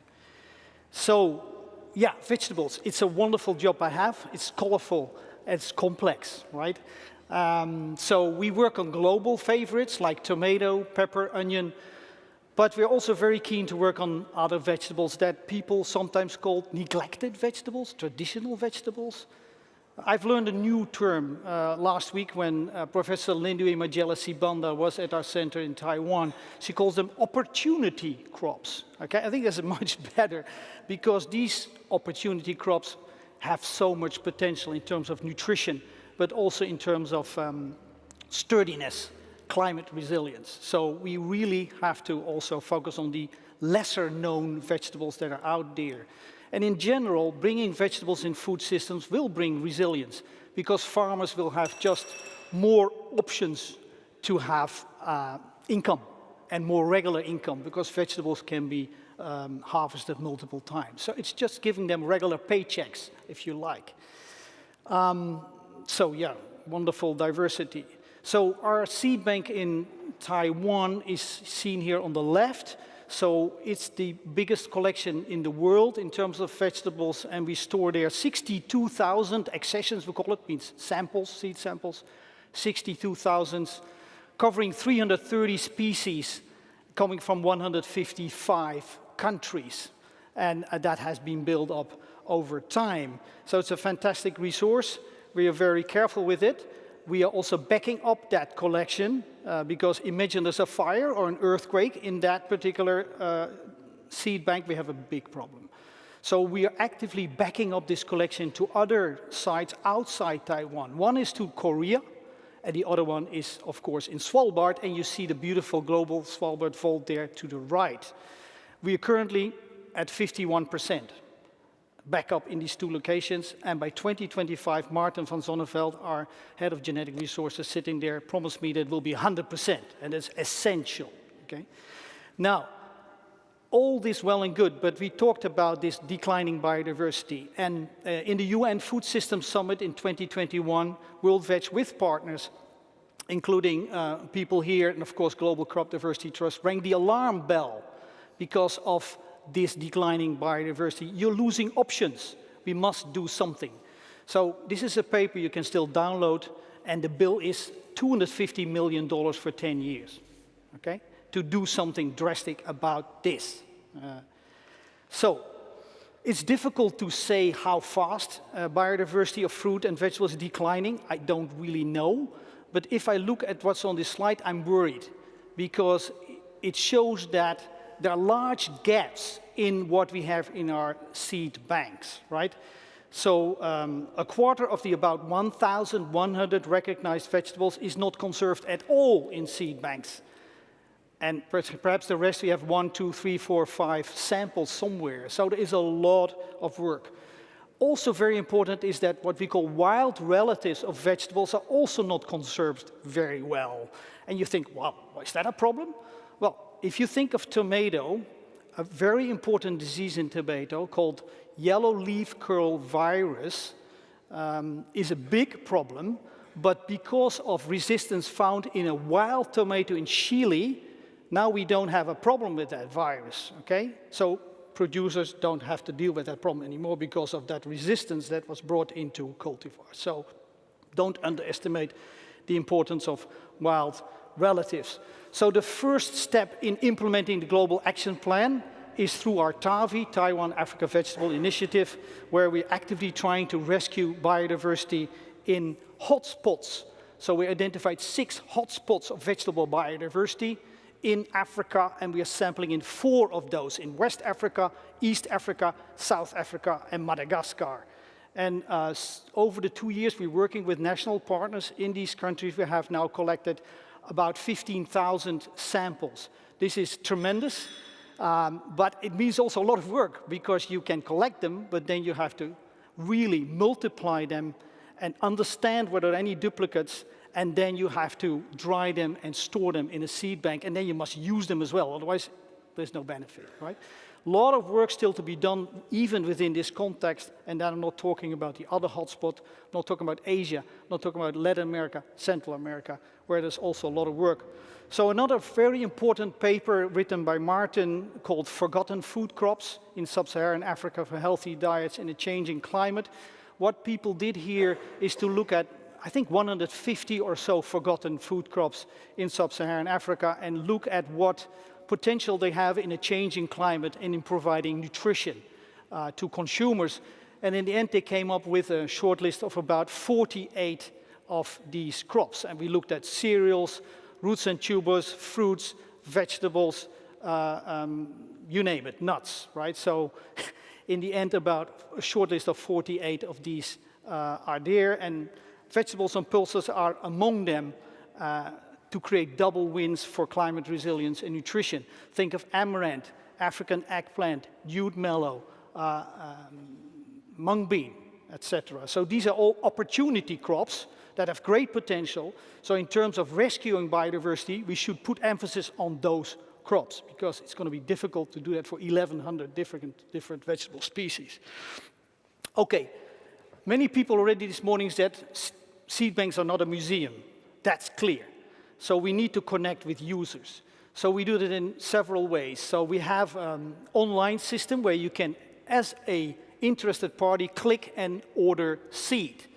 And so over the last, whatever years, 50 years, we have sent out 700,000 seeds around the world, as you can see on the map to the left, from our seed bank, which I told you has 62,000 samples covering 330 species from 155, I think, countries. Meanwhile, we're also investing in Africa, in a seed bank there, since 2013 in Tanzania, in Arusha. And this is currently being upgraded to also have -18 storage capacity. That will be a very good thing. This is rapidly growing. I told you we collected 15,000 seed samples. Eventually they will get in here. Currently we have 6,000 seeds, mainly from African traditional vegetables. The opportunity crops, if you like, covering 100 species and coming from 49 countries. Here also, over time, since 2013, we have sent out roughly 450,000 samples, mainly in seed kits, to interested parties, NGOs, farmer organizations, etc. Another way we connect biodiversity with users is through the private sector. So in late 2016, we established a consortium under the umbrella of the Asia-Pacific Seed Association. Currently work with 51 seed companies in the Asia-Pacific. And yeah, these companies have an advanced look at our breeding lines, which are based on the genetic diversity in our seed bank. So this way, we bring more genetic diversity through our breeding lines to these seed companies that operate. Important because in the Asia-Pacific region, 1 out of 3 farmers will buy seed. 25 to 30% of farmers buy their seed from seed companies. So the only way to get our work in the field, you have to work with the seed sector, and you see the priority crops on the screen: tomato, pepper, bitter gourd, pumpkin. Bitter gourd is my favorite. That's the one to the right below. It's wonderful if you eat it with salted egg in Taiwan. Okay, so we have Little Sister in Africa that is growing also, was established later. We have currently 60 entities, I would say, not really companies, farmer organizations, more informal undertakings that have the ambition to eventually perhaps start breeding vegetables for different niches. So here there is a lot of emphasis on evaluation of what we have in hand. Whereas in the Asia-Pacific region, we work with very mature seed companies. They pick up our breeding lines and continue the breeding process, right? So here it's a lot about evaluation and selection. The list of priority crops is larger. Another example I wanted to give is on mung bean. Mung bean is probably the crop that we had most success with in terms of impact. And we work there with the public sector, national research institutes. So we have a wonderful collection of mung bean, 8,000 accessions. But if you want to evaluate 8,000 accessions in 14 countries, it's going to be a little bit difficult, right? So we constituted what we call mini-core collection of about 300 accessions that cover the entire diversity of these 8,000, right? So that's manageable, 300. So you see a picture on the screen of that 300, that set of 300 being evaluated in India. And at that time, we had a problem with mung bean yellow mosaic virus. And you see that some of these accessions in the 298 to be exact lines do very well, others succumb to the disease. So by putting that mini-core in different places around the world, we start to find wonderful characteristics that we can work with, either directly or in the breeding process. So another last example I want to give is on seed kit distribution, bringing diversity into farmers' field of different varieties through seed kits. Sometimes these seed kits are made by World Veg, sometimes they're actually made by a seed company that we work with. And through these seed kits, we work with NGOs, governments to bring seeds into a home garden context, for example, or into smallholder farming. And some of the most popular traditional vegetables that we work with, you can see on the screen. Amaranth was mentioned already this morning several times, right? It's a C4 crop, very nutritious, very interesting. Jute mallow, spider plant, African nightshade. Okra is also very interesting. On the picture, you see a champion farmer from Madagascar that has worked with these seed kits, and she is showing off here her Ethiopian mustard crop and her amaranth crop. Okay, few words about complexity, okay? Yeah, I told you we have a seed bank, we have actually 2, and the seed bank has 330 species in it.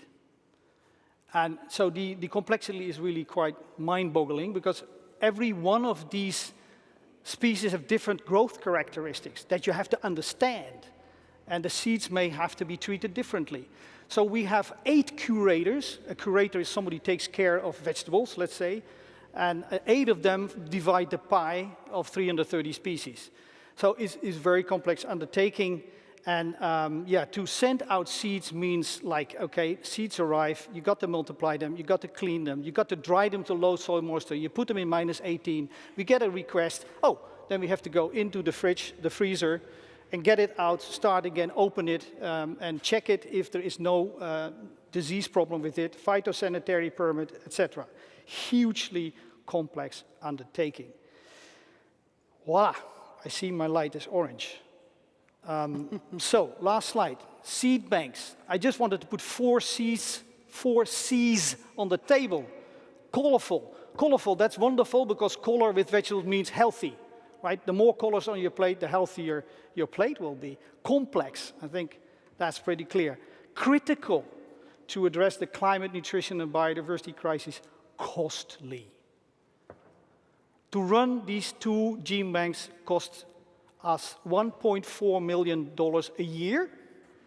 $1.4 million a year, and the funding is all time-bound. And we're so lucky to have one or two very big supporters. But all the funding we have is time-bound. And we are grateful to start getting into long-term funding from the Crop Diversity Trust to help us, in particular, in Tanzania. Thank you very much.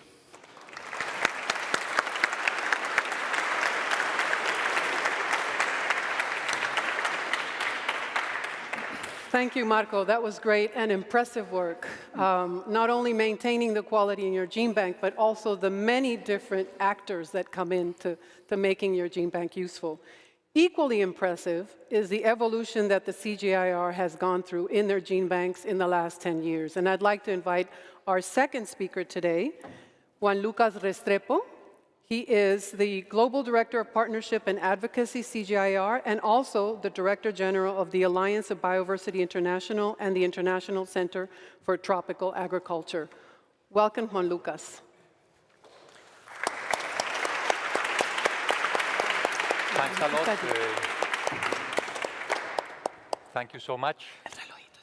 It's great to see you all. I'm going to stand from here so you don't have to watch my back, Marco. Let's see it here. Yeah. And I really enjoyed listening to World Edge as an international research organization similar to the partners constituting CGIAR with that mandate and a very important public good that you're managing. This conversation is very close to me because I'm not only here as CGIAR, but I have a long-standing work from the public sector, from our Colombian National Agricultural Research Institute, connecting all these plant genetic resources for food and agriculture. So what's being discussed here is very dear to me and critically important. So I will basically a snapshot of what means these 11 gene banks in trust collections that we manage on behalf of a society. We're talking about 3,000 species of 30 staple crops across 5 continents. A very large, and we will see some numbers, a mandate not only to conserve but also to distribute, and we are a very important actor in this multilateral system under the treaty. And it also makes us very proud to see that this effort is focused mainly in sharing and exchanging with the Global South and in partnership. So crop breeding networks, small enterprises, small national institutes, not only at the national but also at the sub-regional level, and also work directly with farming communities that are critical, not only in conservation, but in connecting conservation to use. These are some of our numbers from our last CGIAR report, and as Marco says, it's a very complex business. We need to keep innovating. We need to keep doing research in terms of new standard operating procedures, new ways of dealing with diagnostics of sanitary health of the sample. So there is a lot of continuous work and obsession as well to enhance our performance and the performance not only to manage these collections well, but also, of course, to manage them at the lowest per unit cost possible, because these are very costly and important operations. Gene banks are at the core of a lot of CGIAR's work, and this is just a way to show the genetic initiative side of of things in CGIAR and how all of our efforts in CGIAR related to breeding, to market intelligence, etc., use gene banks at a base, and how this work is very well connected, organically connected to our 5 impact areas. So it's not only around food security, but it's covering gender equality, climate adaptation, biodiversity, etc. So some highlights and examples that showcase that this is not just conservation, but use and learning more and more how to valorize this work. So in terms of breeding, there is a very interesting and valuable work for farming in terms, for example, for mining, unlocking, discovering alleles in maize, rice, cowpea that are connected to climate change adaptation from gene banks, and drought and salt tolerance, etc. And this is work that produces a lot of information connected to those accessions that can then become a very important input to breeding efforts, or also identifying materials that can be readily be used by farmers. There is also work identifying traits associated to aflatoxin resistance, for example, in groundnut, pigeon pea, and other areas. And the latest effort that I think is very interesting and tells you the potential that gene banks have is dealing with climate mitigation. And you know, ruminants, forage eaters are important sources of methane. So we are working now in looking at the forage collections and identifying those molecules, those compounds that are associated with lower emissions from animals. And then as we identify that, bringing those materials into breeding, so new forages that emerge from these breeding efforts when fed to animals mean those animals will be well fed and also lower in terms of their emissions. So there is a lot of potential of what can be done and what can be unlocked from gene banks. But there is also an amazing experience and possibility through all of that diversity to just identify materials that are ready for use, where opportunities are readily at hand. And there is beautiful examples. One is a cooking banana that's vitamin A rich, and vitamin A deficiency, especially in small children, is critical for development, and how those vitamin A rich bananas from the banks are being brought back to farming communities and well uptaking and solving important nutrition deficiencies, or how we have, for example, identified yam bean varieties through participatory selection efforts with farmers in a number of parts of Africa. There is also this, and you mentioned some of this, Marco, this repatriation of collections. We hold these collections in trust, and they are the backup in many cases for farming communities. So it's great, for example, to see this year SIP repatriating hundreds of land races of tubers to 20 farming communities in Peru, as an example. Or how, in a similar way, Africa Rice helped repatriate a number of land races of rice to Chad, and to help kickstart its national improvement program.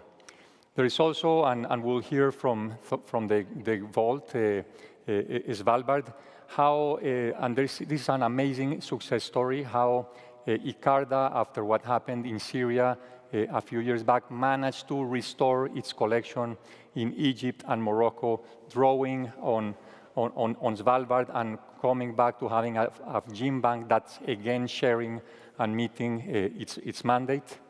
And also to finalize this part, signaling that this is all about partners, that this is not a CG by itself, but this is understanding what capacities, especially in the national systems, are there, and also focusing our efforts and engaging directly, for example, with some disadvantaged NARs, so we can support their data management standards, etc., to help them raise some of their performance.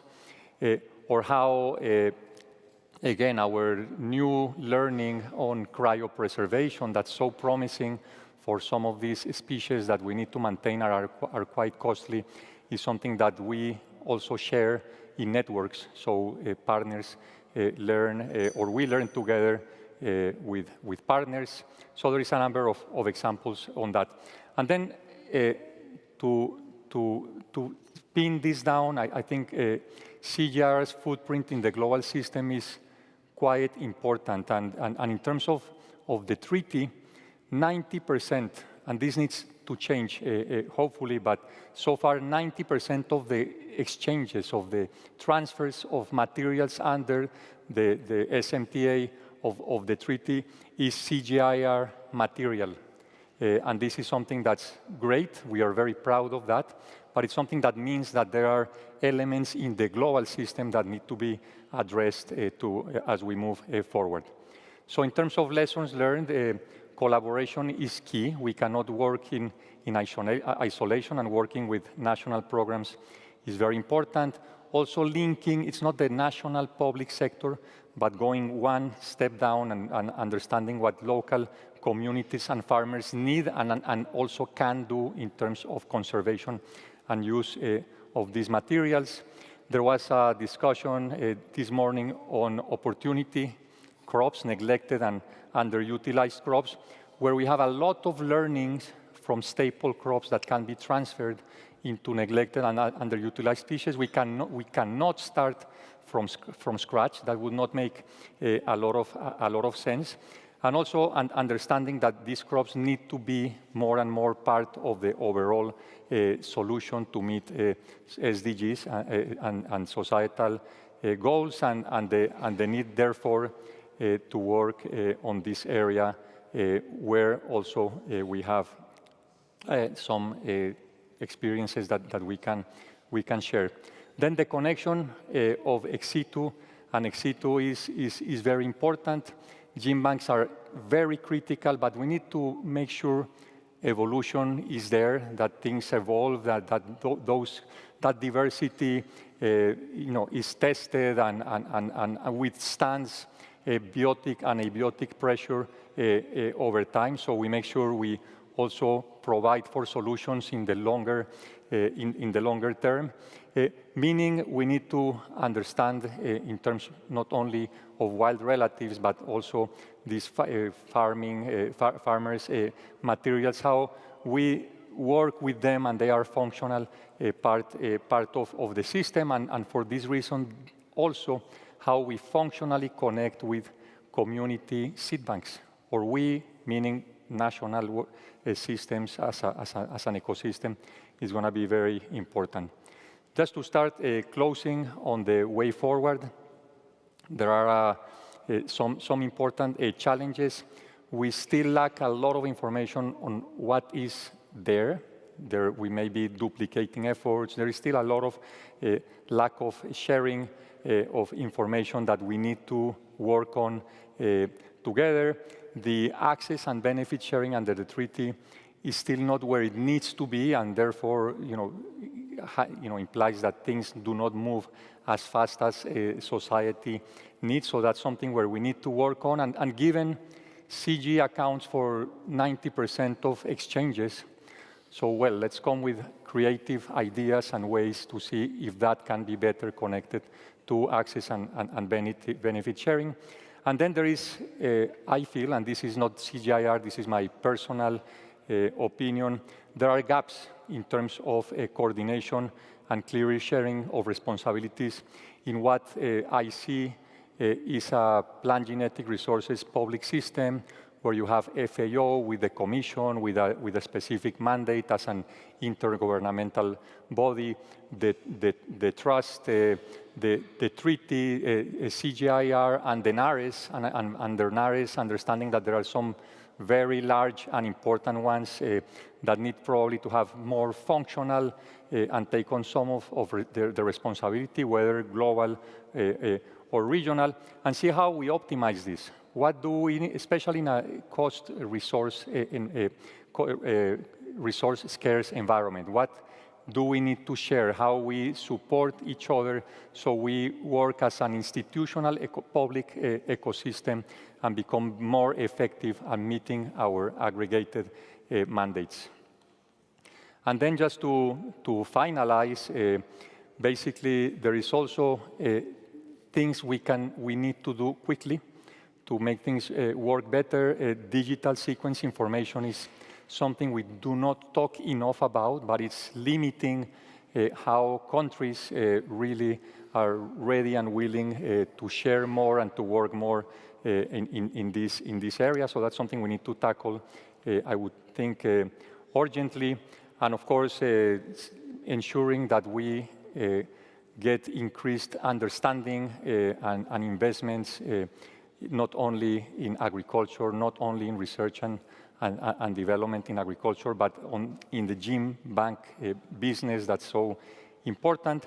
And then, of course, trying to leverage and optimize. We have done a lot, we are doing a lot, but I think as we accommodate ourselves better in this ecosystem, how our infrastructure, technical expertise can be leveraged even further to strengthen capacities at the global level and of this system to meet societal needs. So this is Future Seeds, that is the newest gene bank of the system in Colombia that hopefully you can visit, as Stefan did when he was present in the inauguration. Thank you so much.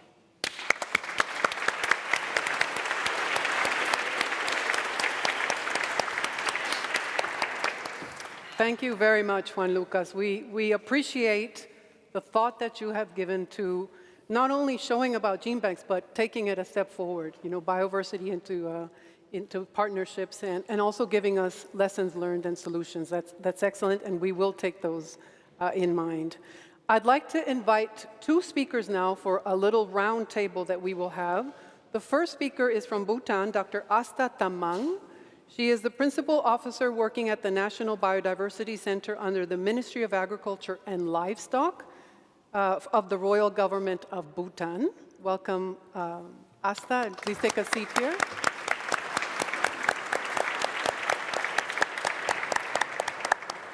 And our second guest is Dr. Daniel Cote. He is acting director of the Plant Genetic Research Institute in Ghana. Hello. Daniel has successfully coordinated reviews of the international and technical capacity and leads the team that implements a quality management system within Ghana Gene Bank. Please come forward.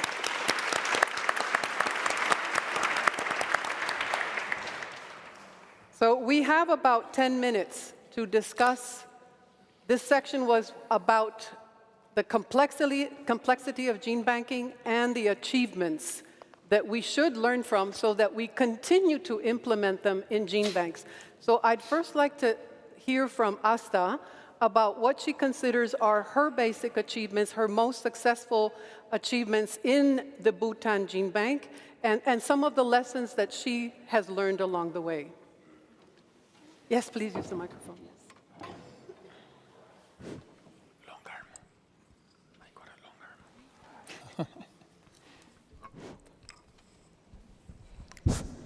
Yes.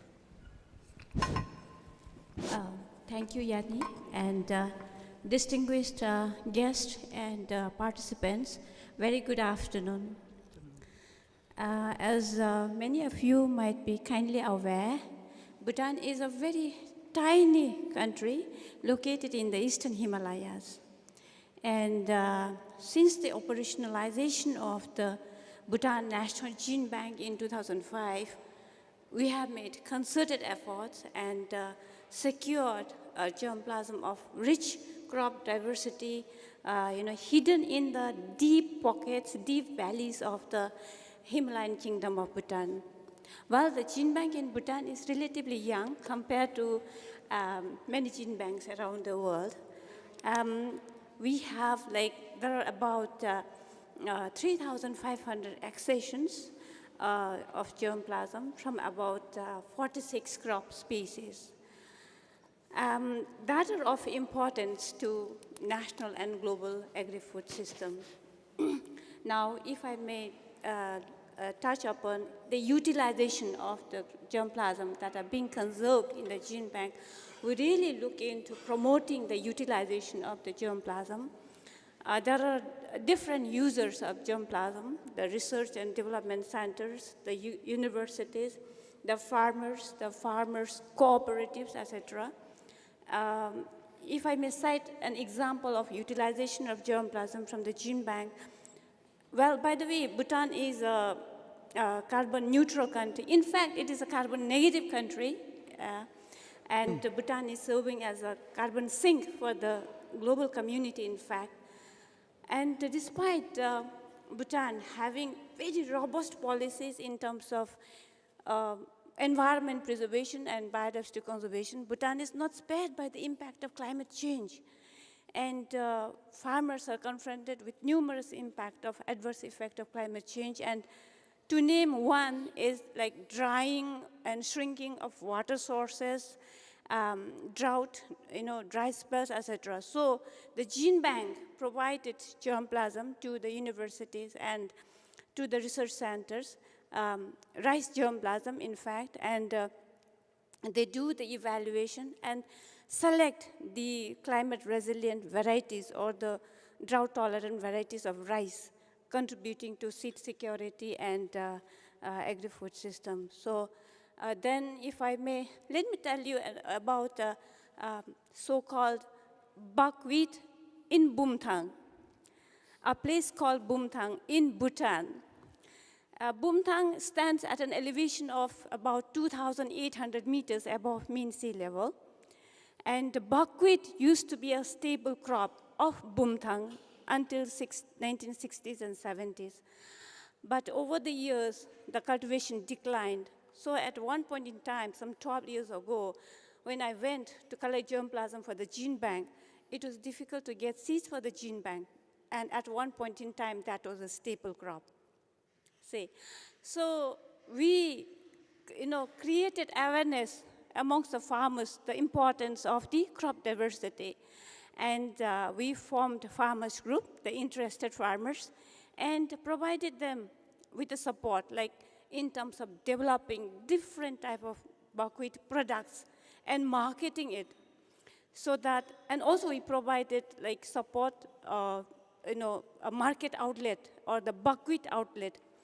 Then over the years, we could see the impact that, multi-dimensional impact, after certain years. That was not seen, that was not there before. Like from buckwheat, it became a source of income generation. It provided employment opportunity to the youth. The success of this group actually inspired farmers of other communities, again, to form groups and cultivate buckwheat, which they used to cultivate before, but they had stopped. So they started cultivating, and it enhanced the production of buckwheat.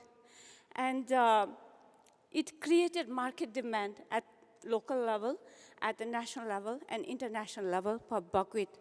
So contributed in the better agri-food system at all levels. Not only that, it sort of helped in reviving 3 C's, like the crop, the culture, and the cuisine. It also had other, impact in other dimensions, like it provided ecosystem services, because we see a lot of flowers in buckwheat, so a lot of pollinators, a lot of honeybees, and also there are indications that it sort of increased the honey production and all that. So a lot of impact, and it enhanced the farming system resilience, and And well, if you still give me some more time. Maybe 30 seconds, and then we give the floor to Daniel. So let me tell you about the formulation of mutually supportive ABS mechanism in Bhutan. Based on our national need and also recognizing the importance of the objective of the Nagoya Protocol and the CBD, and also honoring the noble objective of the multilateral system of ITPGRFA, we formulated ABS policy, Access and Benefit Sharing Policy, and also Biodiversity Act of Bhutan, which do have a component of ABS policy, thereby harmonizing the Nagoya Protocol and also multilateral system of the CBD and the ITPGRFA. Yeah, so thank you very much. Very good. Thank you so much, Asta. Thank you so much.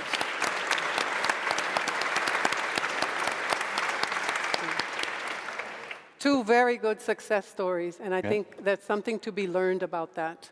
So next we will have Daniel from a completely different region, and he will talk about accomplishment in his gene bank. Thank you very much, Yanni, and thank you very much to my co-panelists.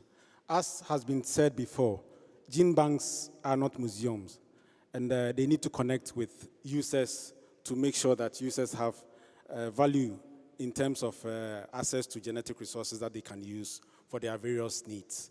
And as gene banks, we can only get to farmers or connect with users if the material that we conserve are alive and they have characteristics that the farmers can pick or select from. And so for us, I would say that our key success has to do with the implementation of gene bank quality management systems that ensures that our internal processes are maintained at a higher level such that we are able to deliver value to our germplasm users nationally and internationally. And nationally, principally, smallholder farmers that are subject to the vagaries of the weather and are at the forefront of climate change mitigation and adaptation. Then how we were able to achieve the success. We were able to achieve the success because there was local buy-in and local ownership. The Ghana Gene Bank was established in 1964, and for most of its history, we're focused on collecting and securing the germplasm ex situ. But we didn't focus much on our internal processes. So whilst we were conserving, we realized that the value of the germplasm that we had to farmers was not as high as it should have been because we're not focusing on quality processes. And so when the Crop Trust came to do an evaluation of the gene bank, they came up with recommendations. And based on these recommendations, staff of the gene bank took the pains to prioritize areas of focus. And once we prioritized the areas of focus, we now had a participatory process with experts appointed by the Crop Trust to develop quality management systems that we implemented. And because there was participation by our staff, there was ownership, and they knew exactly the value of each of the procedures. And so it wasn't like an imposition. And that has led us to now operate at a very high level to secure the genetic resources that we conserve for now and the future. And one of the significant things to note is that the Ghana Gene Bank conserves a multitude of crop species, right from tree crops, medicinal plants, spices, to roots and tubers, and other cereals and legumes. So our collection is very diverse, and it has a lot of value for climate change adaptation and for maintaining food and agricultural system diversity. And so for the lessons that it has for other gene banks that are intended or that intend to also operate at such high level is that, first of all, there has to be context-specific development of procedures, and staff must understand clearly what each procedure is supposed to achieve. Once that is done, it's like they themselves would adopt these procedures and implement them to the benefit of all the users that access material from the germplasm. And by so doing, some of our unique crop collections that are conserved by national gene banks can be made available for farmers for sustaining diversified farming and food systems that also preserve our food culture. So thank you very much. Thank you very much, Daniel. That was excellent.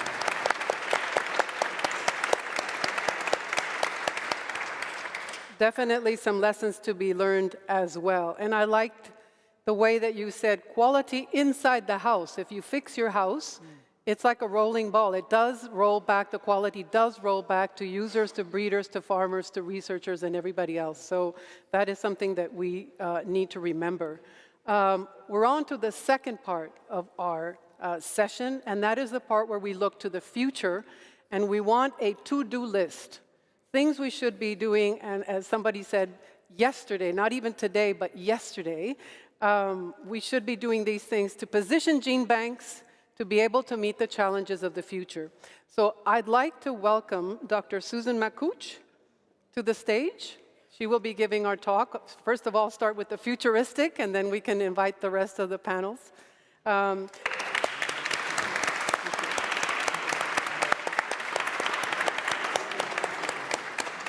Susan is the Barbara McClintock Professor of Plant Breeding and Genetics in the School of Integrative Plant Science of Cornell University. She is known for developing the first molecular genetic map of rice and for her key and sustained role in turning rice into a model for genetics and breeding research. Welcome, Susan. Thank you. Being in her lab. Well, I want to say thank you for inviting me and for this invitation to join this esteemed panel and to meet many of the gene bank managers at this meeting that I had not met before. They're an inspiring group of people, and my comments here are a little bit from the sidelines because I'm not a member of either the CG or the Gene Bank Consortium here, but I have had a long association, and I care deeply about this topic. So I'm going to talk a little bit about how we can empower our seed banks, be they national, international, or local community seed banks. Combat is not maybe my favorite word today, but we are dealing with some very serious threats. And I'm just going to try to focus on these questions that Yanni asked, which is, what can we be doing so we're prepared? So do I have a... Yes, it's here. Yeah. Okay. Yes.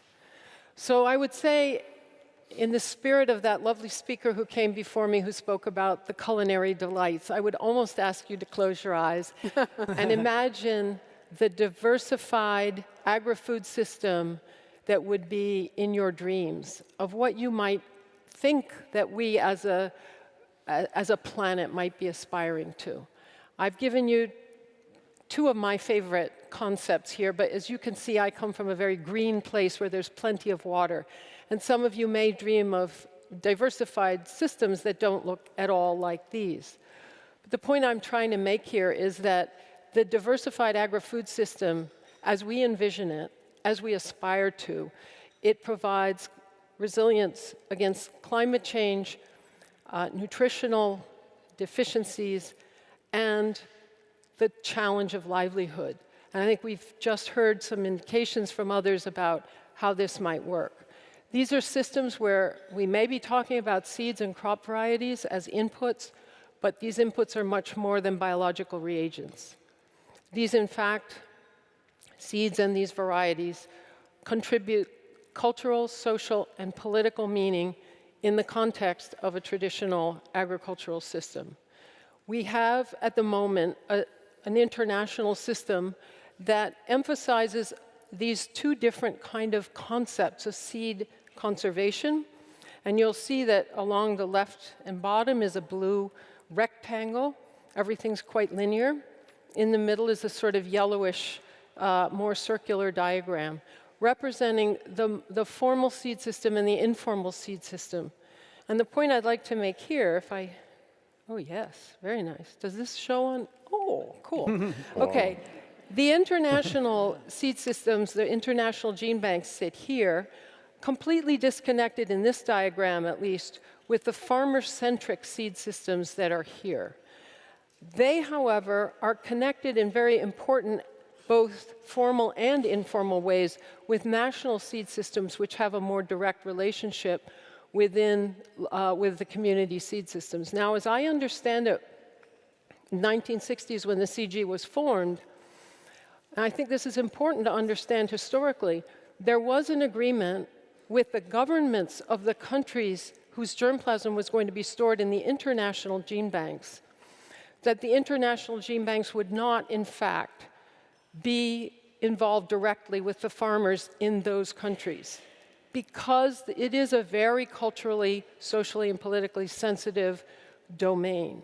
And so I think this is why this is envisioned this way. We may want to think about how connection and connectivity might be improved, but you see that this system exists sort of outside, and here we have the community seed systems that are much more directly connected, and they're very farmer-centric.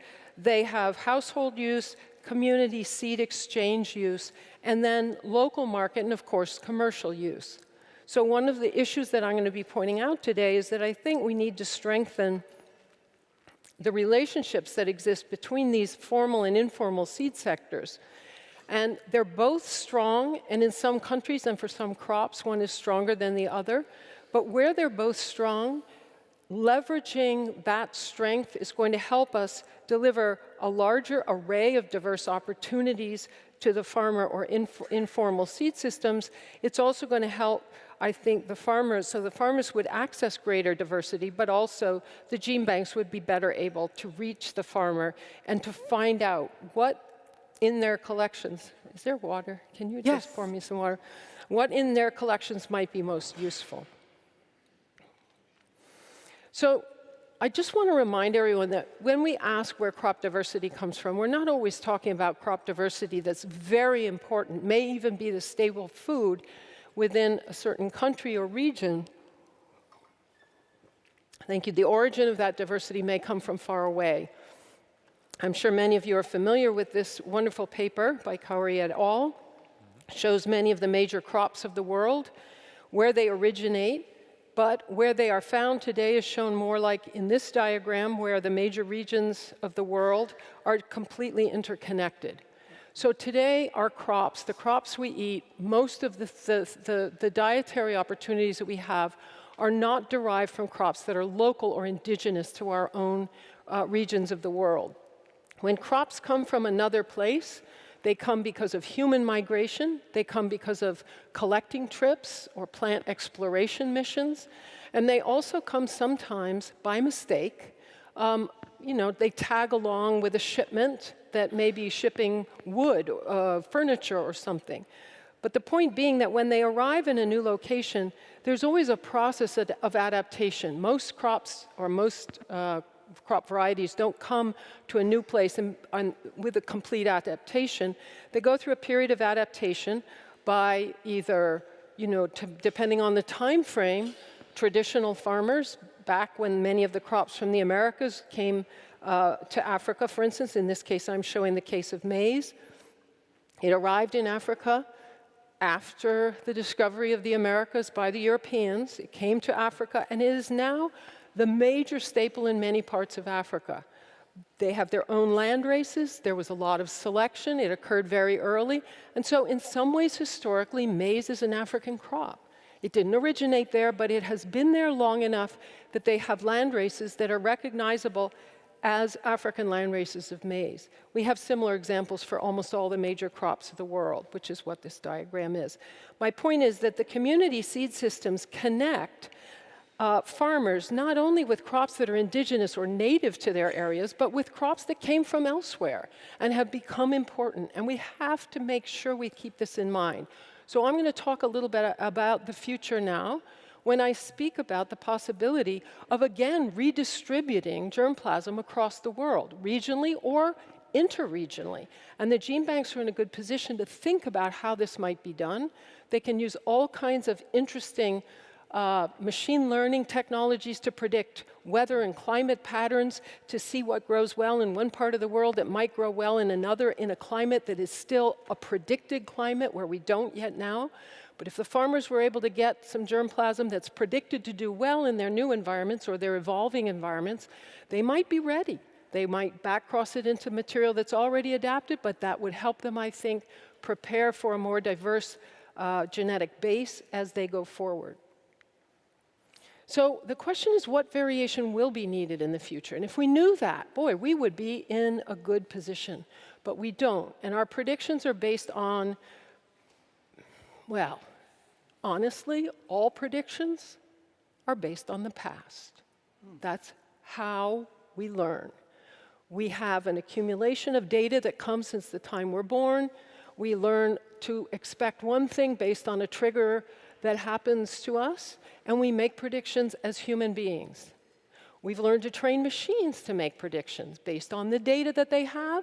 They will use that data to predict patterns about what's likely to happen in the future, make predictions, and those machines may make predictions about, for instance, climate variables that the human mind is incapable of really managing, but they're still predictions, and they're still based on data that we have today. There's nothing magic coming down to tell us what's going to happen. But I will just use this slide to say I think we've got to think very carefully about all the many ways there are of learning. And we don't learn only in one domain, siloed in our own domain. I think the opportunity we have going forward is to try to mix and match across domains as much as is reasonable, as much as curiosity drives us, and as much as the infrastructure and educational systems allow. So we have to build, I think, from experience and traditional knowledge. The farmer in the field is going to come at it with a deep and profound understanding of how crops behave in the environments in which they're familiar. We can use science, and you'll see here's the young me developing the first genetic map of rice, and boy, I thought I had that predictive tool in hand. I thought that was really going to help, and I still think genomics is foundational for making predictions. And then we have what we call computational prediction, and we are all interacting with that all the time, whether we know it or not. I would say that what we want to do is to integrate across these different ways of knowing and predicting, and then testing the predictions in the ways that seem most appropriate for the beneficiaries or the users that we're trying to serve. So I will just start. You have heard from all of the people up here about their gene banks and the complexity of managing a gene bank, especially if you have 100,000 accessions or 62,000 accessions or whatever it was. So the question comes up again and again, which accessions should we be thinking about deeply and evaluating and optimizing and sending around? And I have 3 suggestions here that I think are reasonable for gene banks, and in fact, they've been mentioned by every one of the people up here previously, but in slightly different contexts. We start with a simple menu, and we build out from what we learn, because we're going to make predictions based on what we learn from this simpler menu. We develop core collections. That's a plural, because you might have a wild species collection, core collection that's different than a landrace collection. You might have a collection of elite varieties that are adapted to certain regions. You want to use the fig selection method, where you're using the intersection between data that you happen to have on those varieties in your gene bank or traits, and with the geographic and agroclimatic information that you have from your passport data. You also might want to make trait-based subsets if you're a gene bank manager, because you know that there's a group of farmers that really needs drought-tolerant maize, or that really needs submergence-tolerant rice.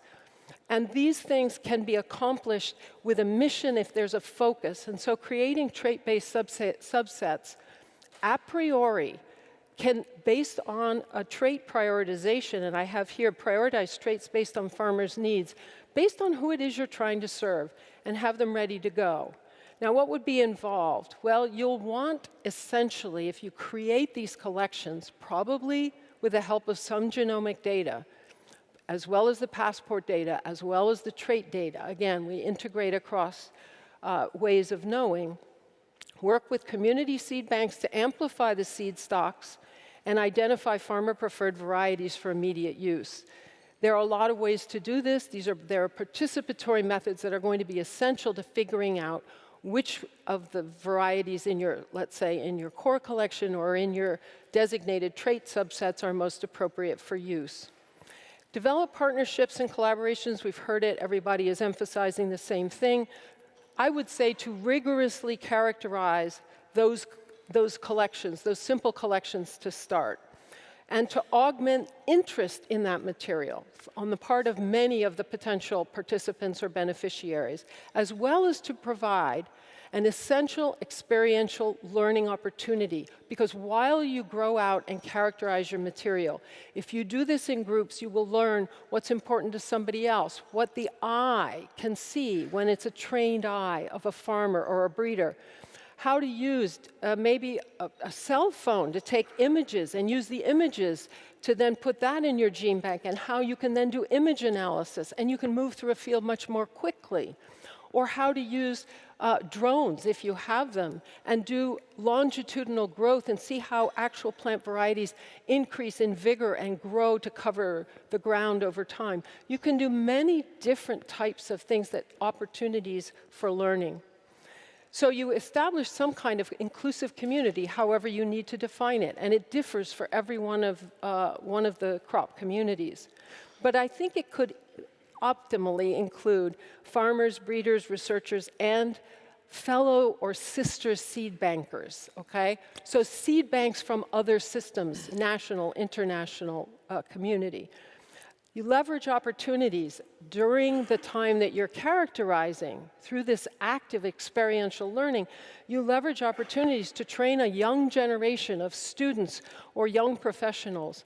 Engage with universities and places that are training people, and be part of that training process, and they will be yours forever. This is a very important point.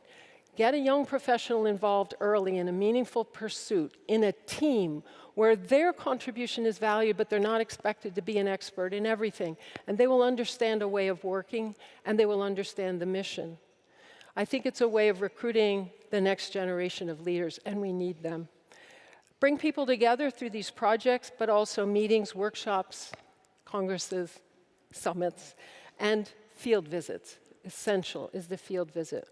And I would say build cohorts of young, open-minded people, because those are the experiences that I think have shaped most of us here on this stage, and many of you. I don't think you join the crop, germplasm, conservation, and utilization family if you aren't infected young. So I think most of us probably got that virus early. And then there's a whole dimension of working with breeders to develop populations for further genetic improvement, use of participatory approaches, and establishing very well-structured participatory breeding initiatives that are expected to give rise to varieties that are going to be useful in the immediate sense, as well as to create a cauldron of opportunity for continuous selection going forward. And I don't have time to talk about my favorite subject, which is breeding. So I eliminated all the slides on breeding.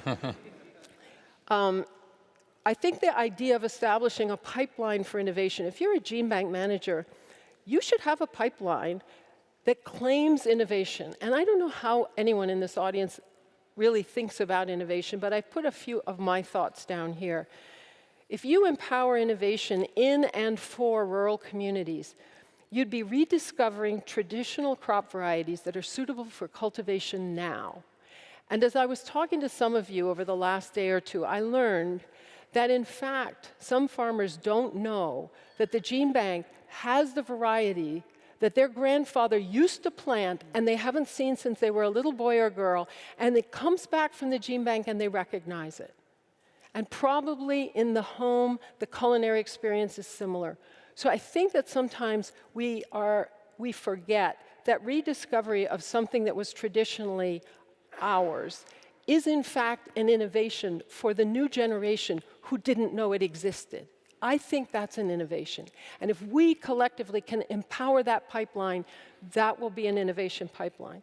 I think participatory strategies for both evaluating germplasm when it's still in the breeding stage and varietal testing toward the end to find out what really works for different communities. Once you become a participant in a project like that, again, it's transformative. So I think it's an innovation at the community level. I think adoption of new crop varieties is fairly self-evident. Crop varieties are innovations, they always have been, and new management strategies that sometimes have to go along with new varieties. And then my last point here is the discovery that gene banks not only collect and conserve, but also give back is one of the transformations that we have to work toward.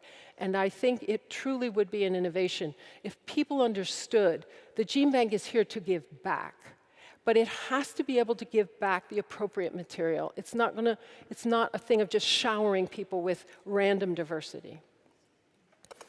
Now, along with that, I think we have to examine the policy framework that affects these innovations, because the policy framework has been confusing and will continue to be so. Somebody mentioned, I think, that DSI is on the table. I love genomic data. I think it's the most powerful thing that a gene bank manager could have at their disposal in thinking about how to giving a framework for organizing their material.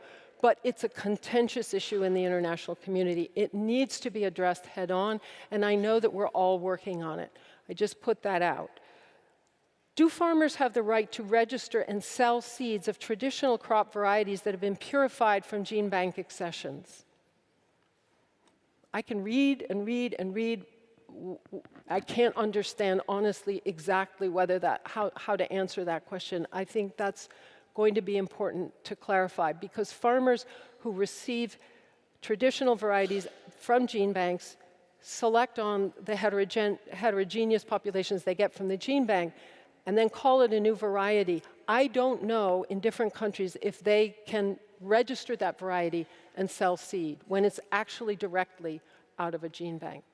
But if we're advocating that they use this material, they need to be able to make a living on using it and amplifying it and the work that goes into it. Who is, in fact, the inventor of varieties that emerge from successful participatory breeding projects when there are multiple partners? Problems that are not, you don't want to wait till you have a new variety to address that question. And if participatory plant breeding varieties derived from gene bank parents become the foundation for a successful regional business, I could imagine that a community seed system and a group of very interested farmers could be proactive in this. They could engage in a pipeline of innovation to generate new materials for their own communities. Would they be required to contribute to the benefit sharing fund? Because now they're a business. Interesting question. Okay, I don't know how to answer it, but maybe others do. We have 2 minutes. Oh, okay. So this point has been made and maybe should be made again, is that gene banks are in fact both resource and information centers. The information about the plant genetic resources enhances the value of their holdings, and it's the only way that we can actually, as users, find the diversity that we seek. But it's also important to realize that that information component, it may be, again, at various levels, uncovers hidden variation that a user might not even think to look for.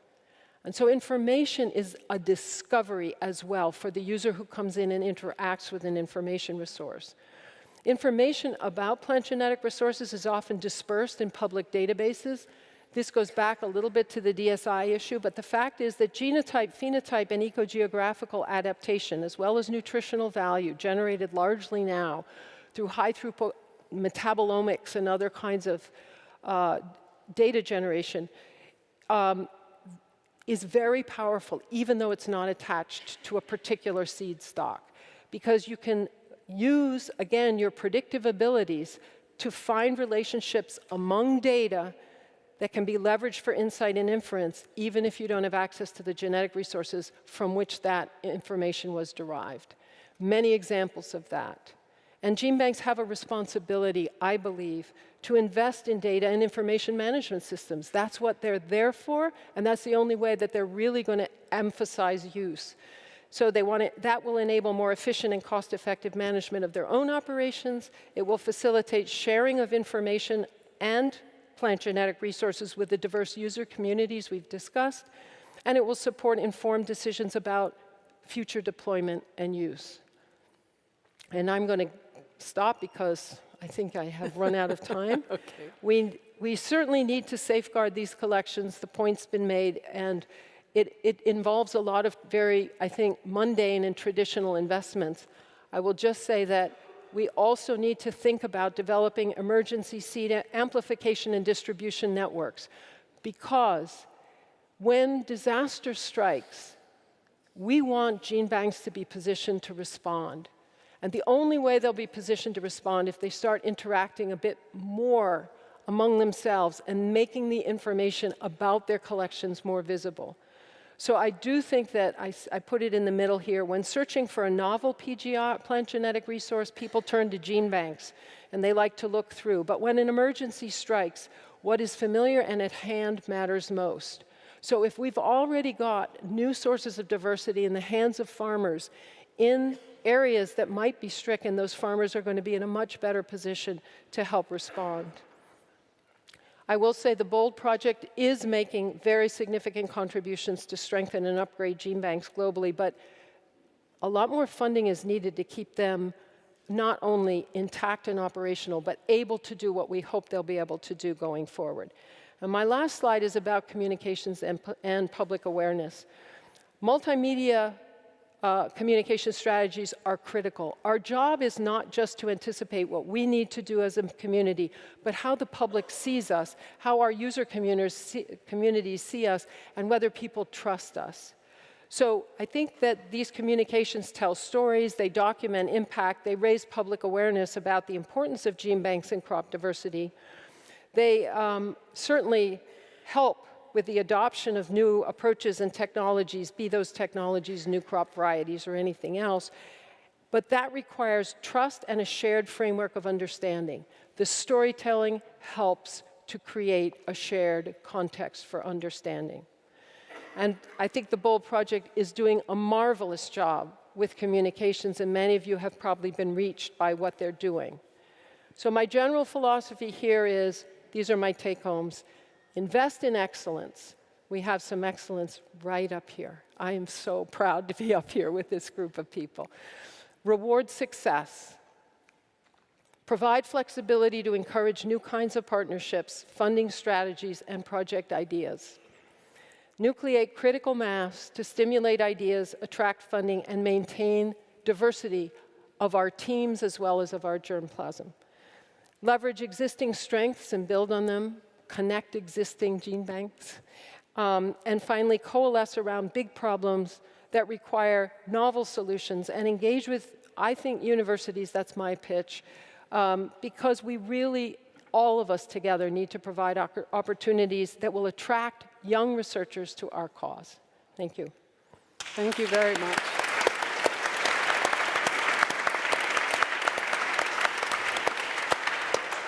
Thank you very much, Susan. I'd like to invite 4 speakers to the stage. The first is Dr. Karen Mapuswa. She is the Director of the Land Resource Division of the Pacific Community in Suva, Fiji. The first woman to hold this position, and she provides technical and scientific support to the Pacific countries and territories on all aspects of agriculture and forestry. Please sit.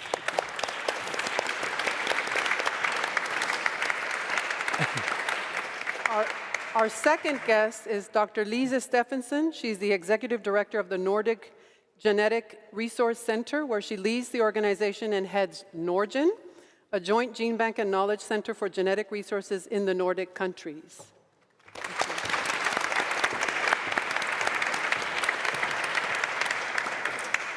Our third guest is Dr. Anthony Okere. He is the Acting Director of the National Center for Genetic Resources and Biotechnology of NACRAB, an Acting Register of the National Variety Release Committee in Nigeria.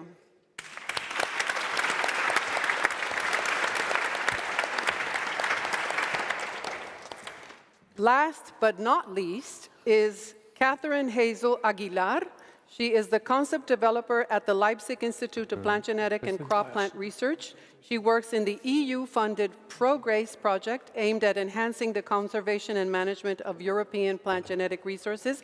She was also the National Gene Bank in the Philippines and stewarded the beginning of BOLD Work Package 4 at that time. Thank you for joining us.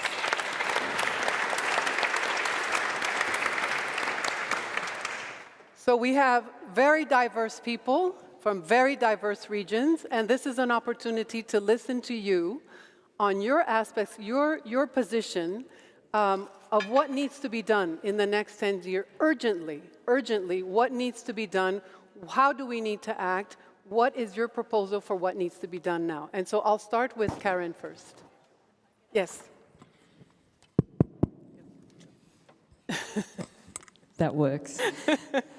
Thank you very much, and we greatly appreciate this opportunity. So I'm from the Pacific Islands. We're a blue continent, not a green continent. 98% water and 2% land. So what happens on that land is critical.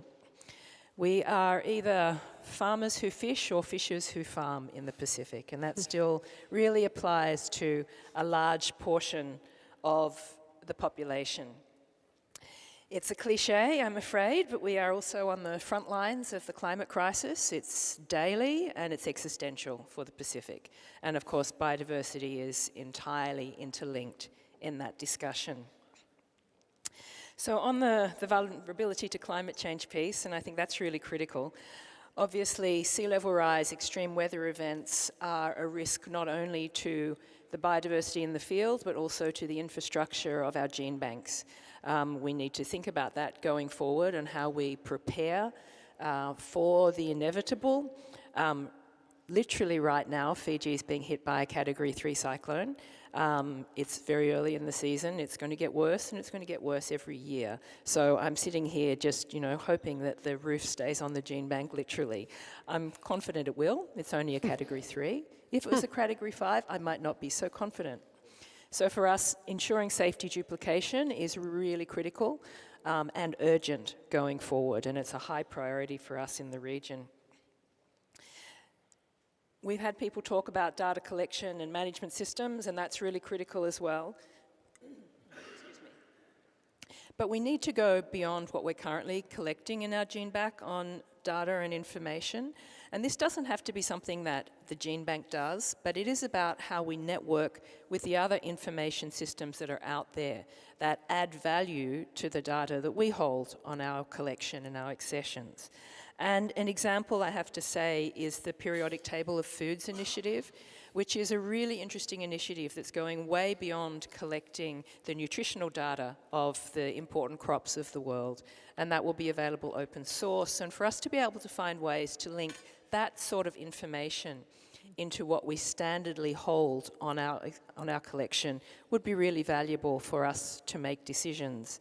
Another critical concern of the Pacific is the NCD, not the non-communicable disease crisis. We have the triple burden of malnutrition, undernutrition, and overnutrition.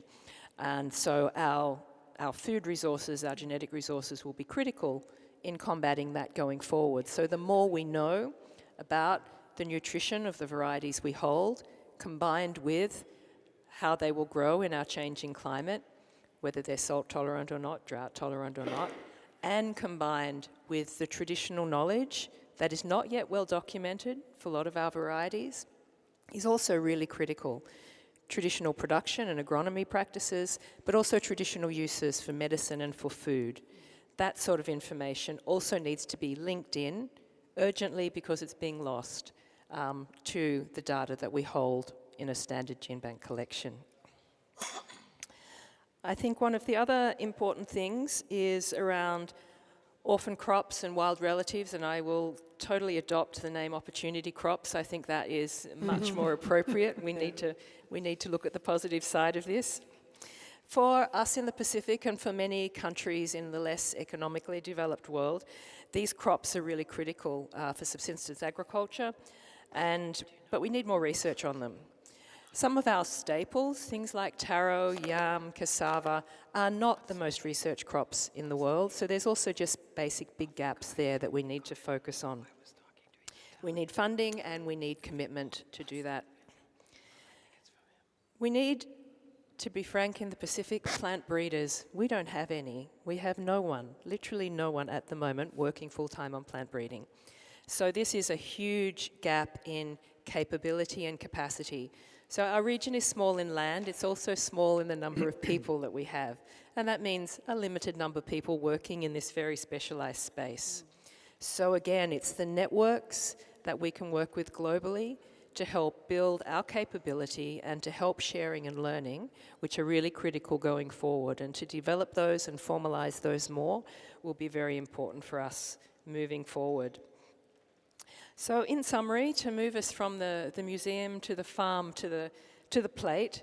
It's strengthening those information ecosystems, strengthening the resourcing and the capability that will help us move from what is still really seen as a museum in lots of cases, I hate to say, but it is.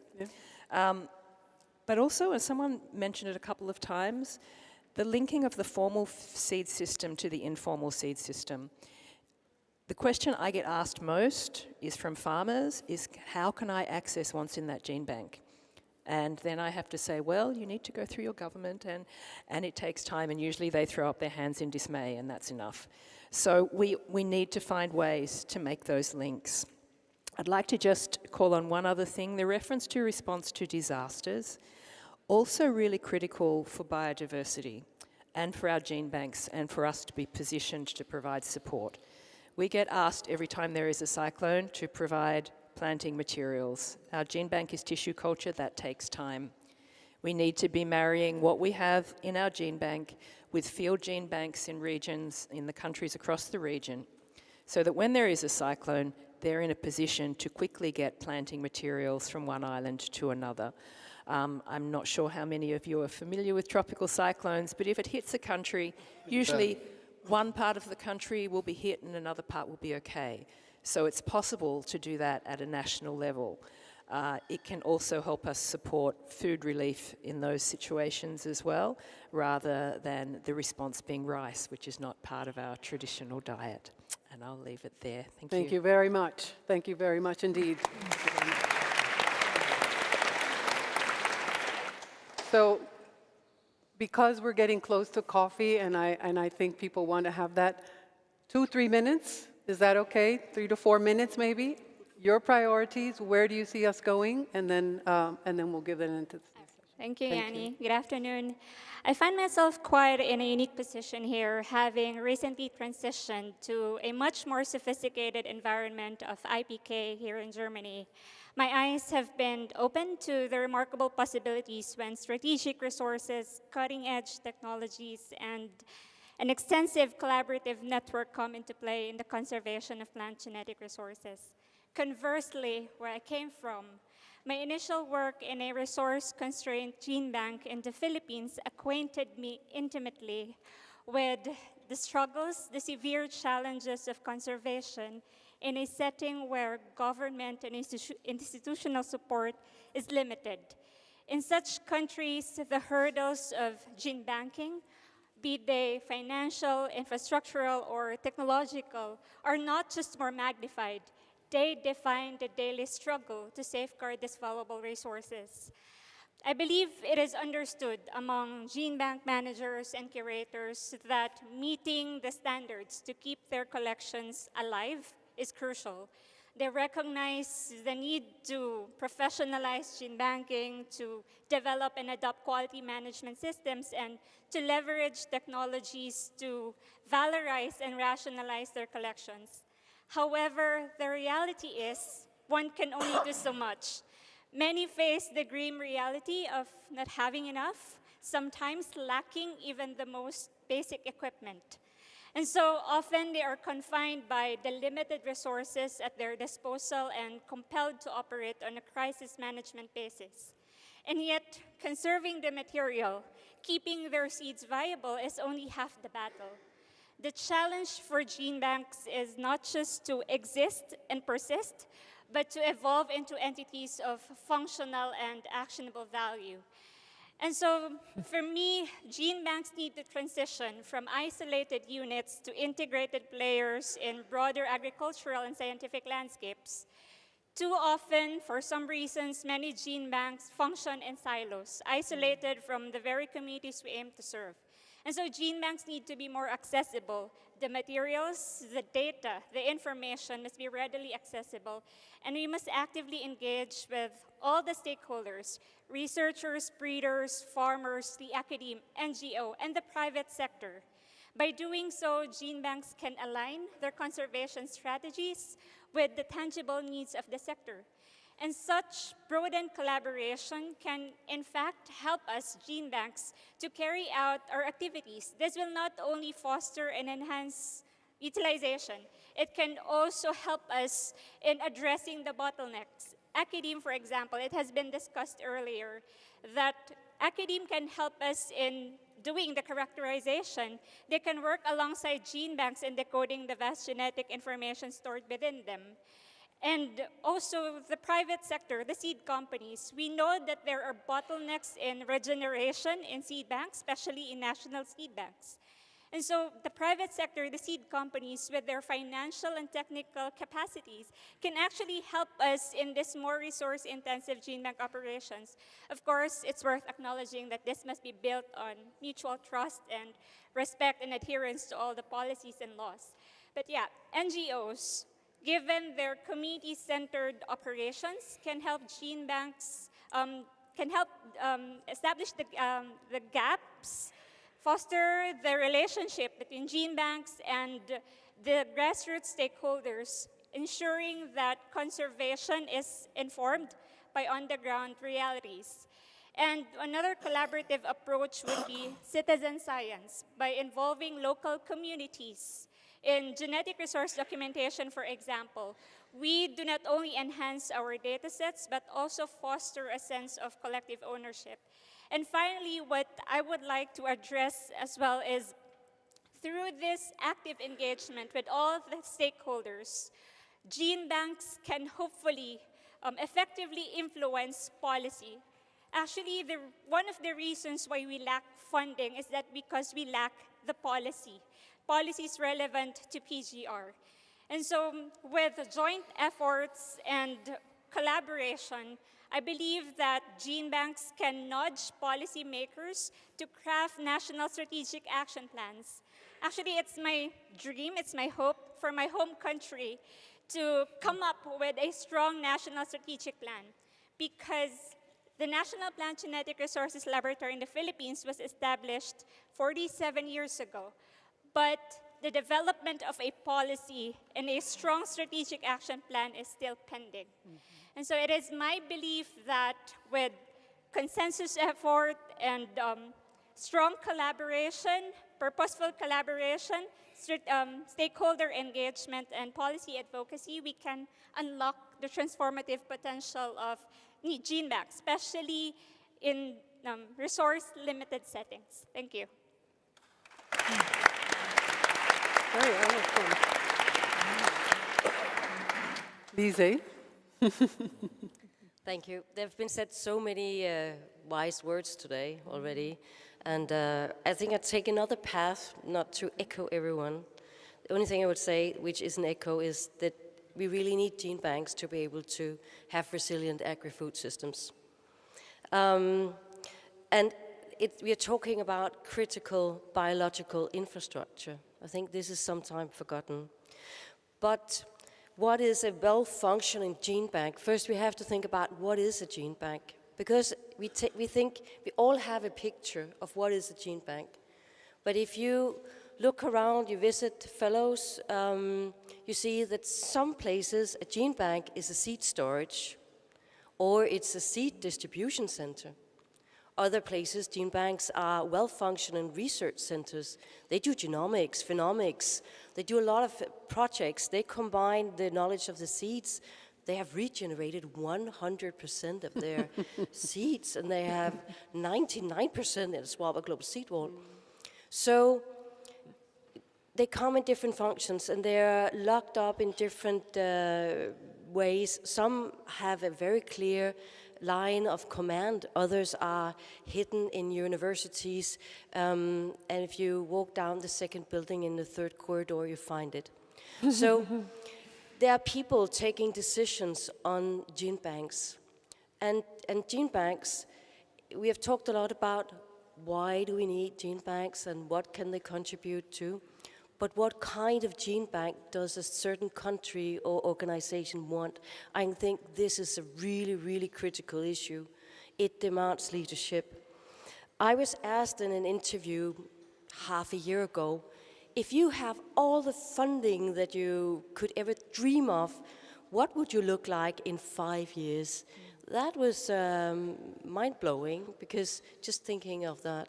So I just think maybe we should start by having a dream, a clear purpose, and a direction for where are we going with my particular gene bank. There are thousands of experts telling what the gene bank should do, but if it's not what the gene bank wants to do, or the decision makers, you won't get there. So I made a dream, okay? A long-term, well-funded gene bank, not just funding for 3 years, funding for 20 years, because we work for decades, in a 100 years perspective. Yes. We don't work in a 2-year term. Come on, perennials, we won't even have the seeds, right? We want great leadership. We want somebody who really takes responsibility. Very often, I have colleagues where there are 2 persons, and they are biologists, and they don't even have 1 drop of leadership within them, but they're the best curators. How should that gene bank develop then? So we need leadership. We need efficient work processes. We need equipment. We need technologies. We need motivated staff. And that's what we all have, actually. Motivated, passionate staff, because we have a true purpose, a true star where we're guiding us. This dream would also, we can deliver all orders at the same time. We don't have to wait for multiplication. We don't have to dig it out somewhere, or we can't find it. So we want to participate in research, and we want to take part of those research projects, not just deliver seeds. And we are in AI projects. We are doing phenomics, genomics, and we are not in a silo. We're working across. Isn't that just a wonderful dream, right? Okay.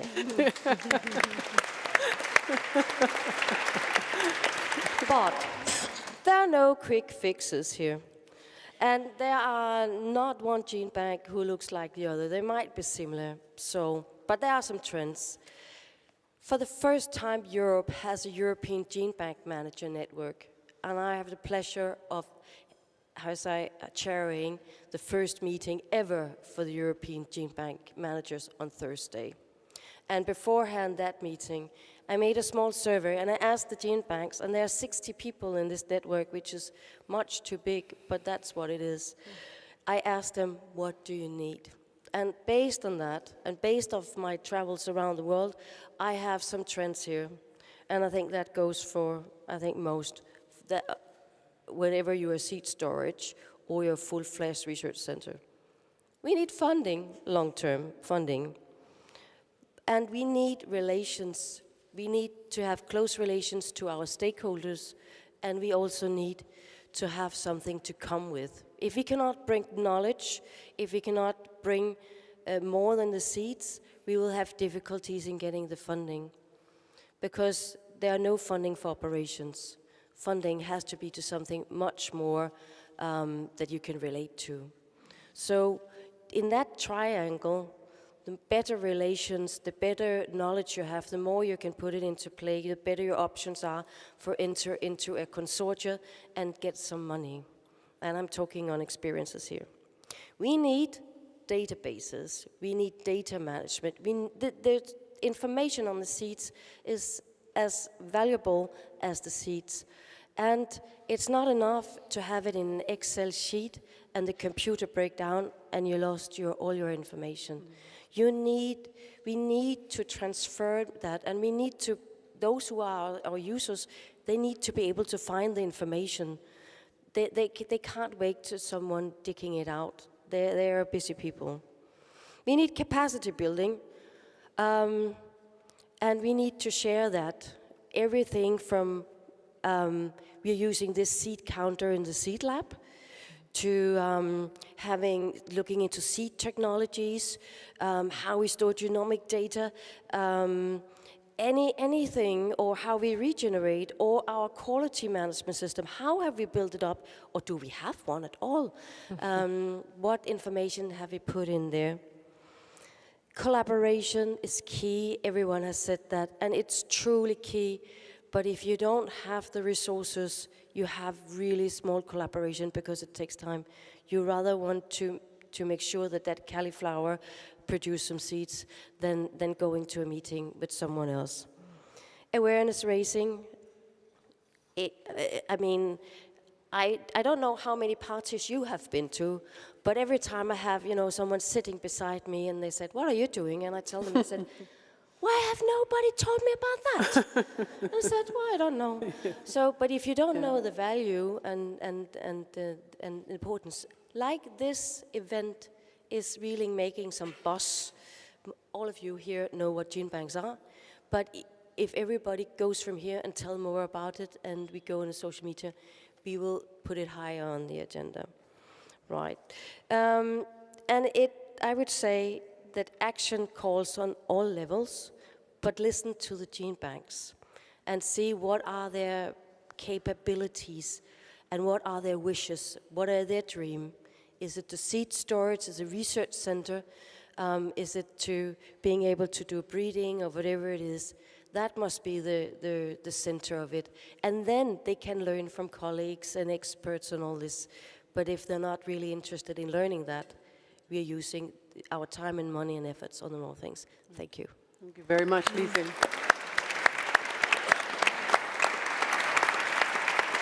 2 minutes. Sorry, but 2 minutes and we have to. Yes. Thank you. Yes. Distinguished dignitaries and ladies and gentlemen, good afternoon.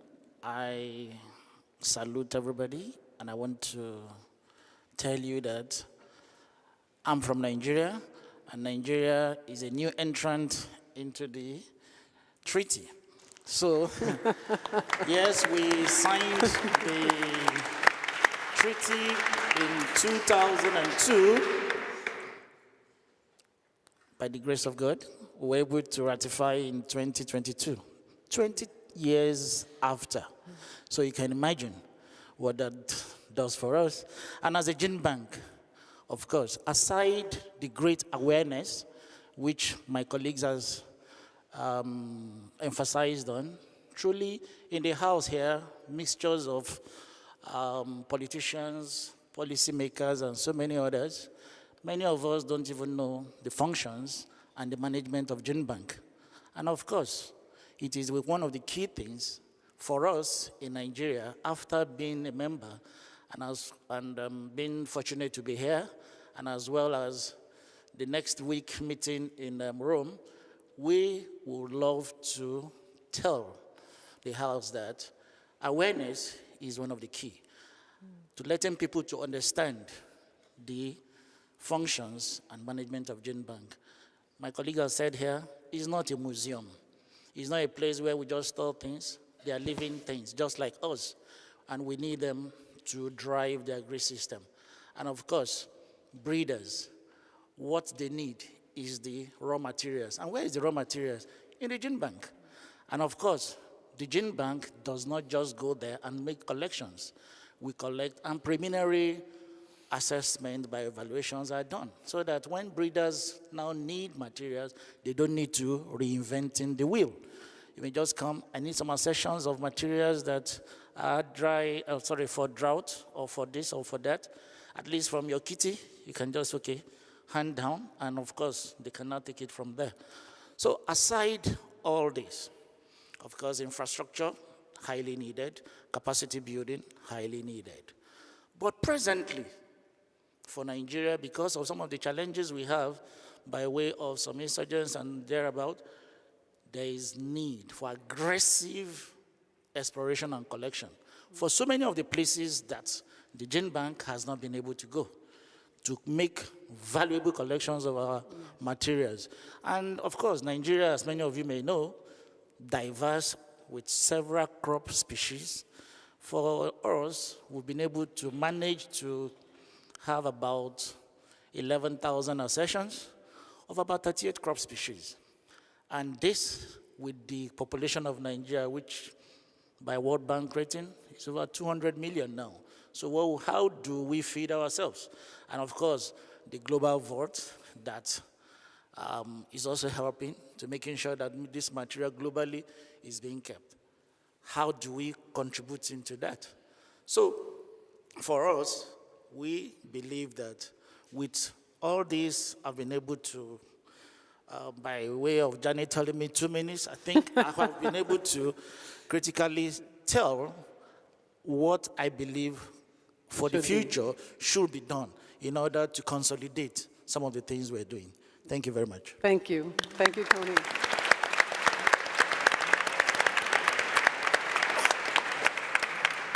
Apologies for cutting into your coffee, but I think you will agree that we had to listen to everybody, and we had to give each person the time to express their thoughts, their dreams.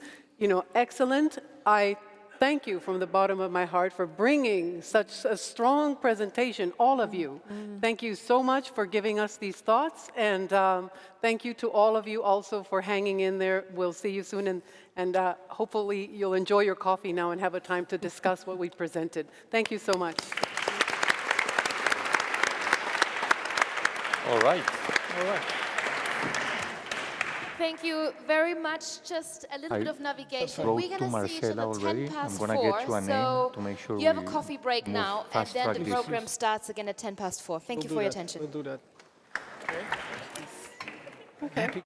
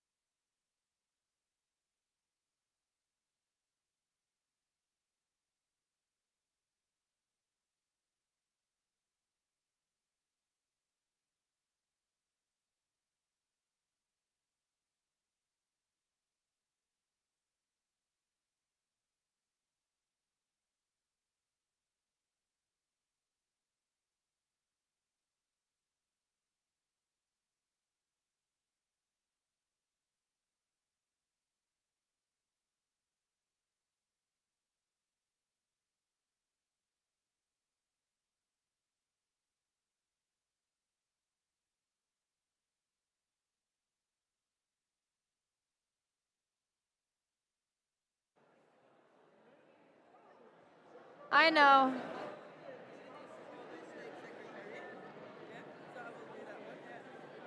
Is that, yeah?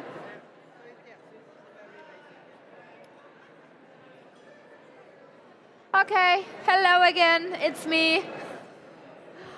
I know, you're just getting into the depth of the next conversation and then the moderator crashes into the conversation. I know, it's a very uncomfortable situation.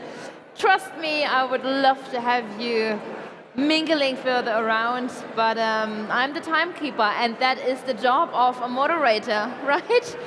But I love it, so no complaints. Ladies and gentlemen, if you hear my voice, this is the kind invitation now to go back to your seats, but also, of course, the kind invitation, just take your coffee with you, right? And the cake and the cookie or the tea, just take it with you, and then you can enjoy your cup of tea while having food for thought. So this is a win-win situation, right? It's great to see you. So come join me and bring your attention back here on stage, please, that we can forward and dive into our fourth thematic block of the day, and also, of course, back with our international audience on the live stream. Thanks for joining us for the Global Crop Diversity Summit. It's a pleasure to have you with us. All right, so this is the magic of silence. It vibrates. Let's breathe in. Okay, and this is the moment where the focus and the attention is back here on stage. Thank you very much. Get your seat, get comfortable, take your cup of coffee with you. And now we are coming back here on stage with our next... Who's still talking? With our next talk, from talk to action. There was a lot of keywords, right? How to make it accessible, this call to action that we are debating about. So, empowering seed banks for sustainable, resilient, and healthy agri-food systems. That's the title of the hour. And for our next panel debate, I invite now the Deputy Secretary of the International Treaty on Plant Genetic Resources for Food and Agriculture to join me here on stage. Alvaro Toledo is with us. Thank you.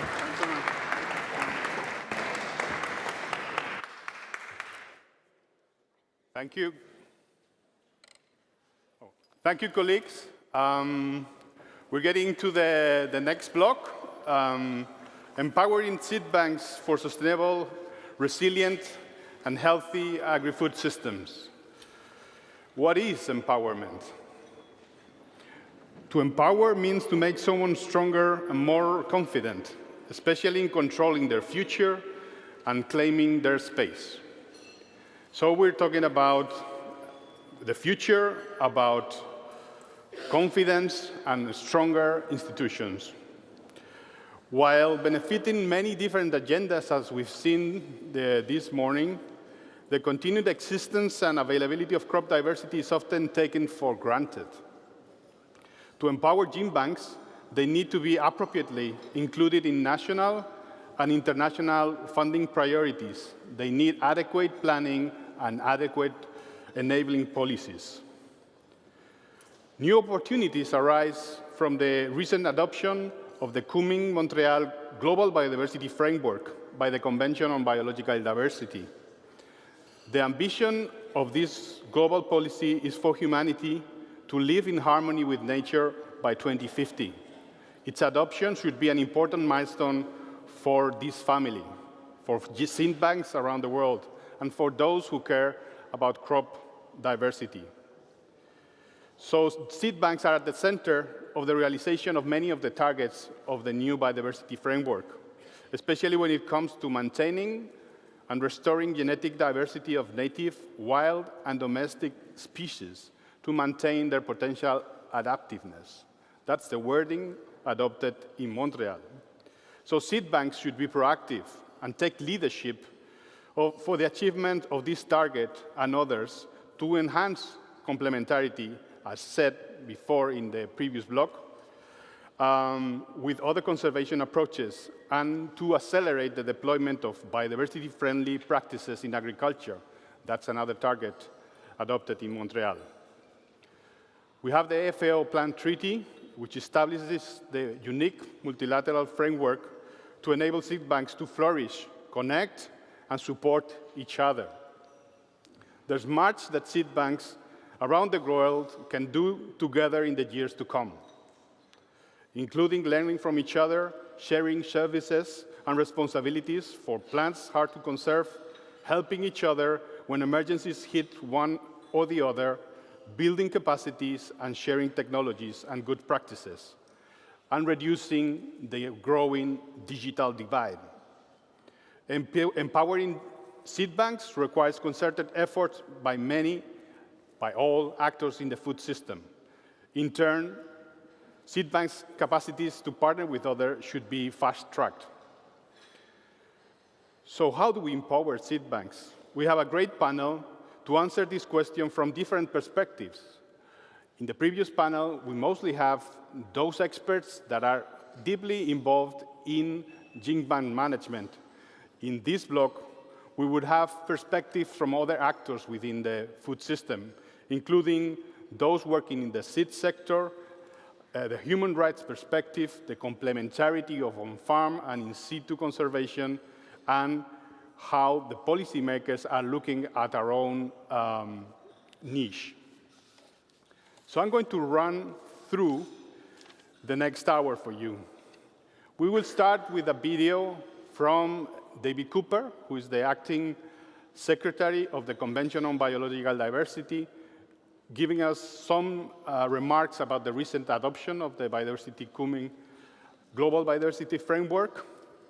Then there would be a keynote, and we will then have a panel with which we will have some interaction at the end. And then my colleague Katie will bring forward some of the questions received from you participants during the session. So with this introduction, I would like to present now the video statement by David Cooper, Acting Secretary of the Convention on Biological Diversity. Greetings to you all. It's a pleasure to address this Global Crop Diversity Summit on behalf of the Convention on Biological Diversity. The global food system is facing a multitude of challenges. Many people still suffer from hunger or malnutrition, and our current production and consumption patterns exert a heavy toll on the environment.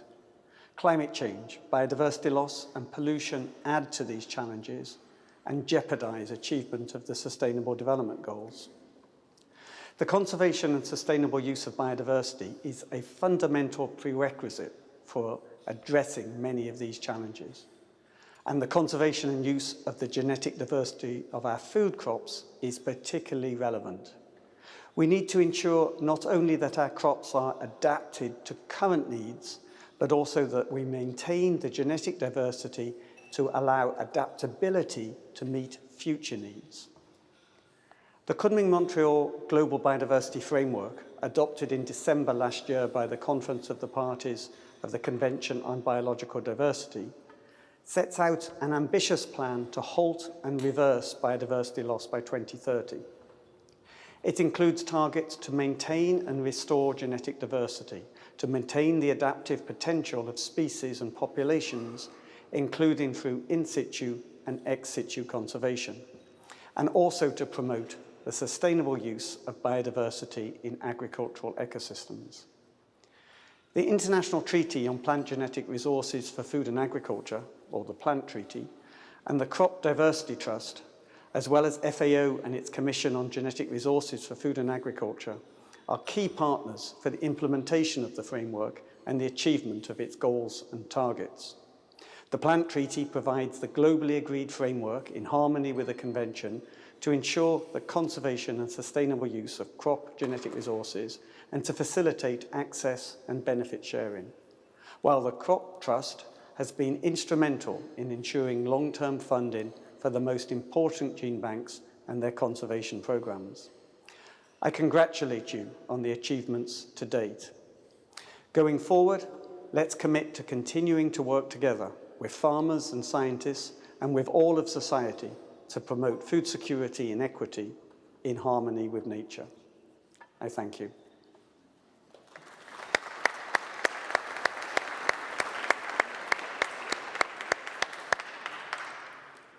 Following the words of David, let me warmly welcome Her Excellency Wenche Westerberg, State Secretary, Ministry of Food and Agriculture from Norway, to join us for a key speech on actions taken by Norway to empower gene banks and increase diversity within the food system. You have the floor.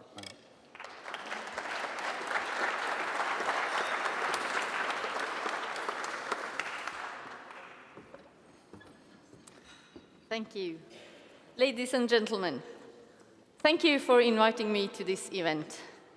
It has been a very inspiring day and a long one, so hopefully you will stay awake a little longer.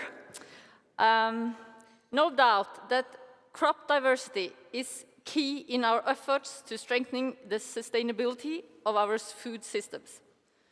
Crop diversity is making our food systems more resilient by adjusting food production to a changing climate, new pests and diseases, as well as consumers' preferences, and providing healthy and nutritious food.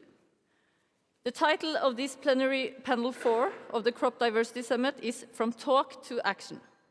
I cannot imagine a more concrete fulfillment than the Svalbard Global Seed Vault. In February this year, I joined the 9th graders of the Longyearbyen School on Svalbard when they enthusiastically helped carrying 20,000 new seed samples from all over the world into the seed vault. The students were all 15 years old, the same age as the seed vault.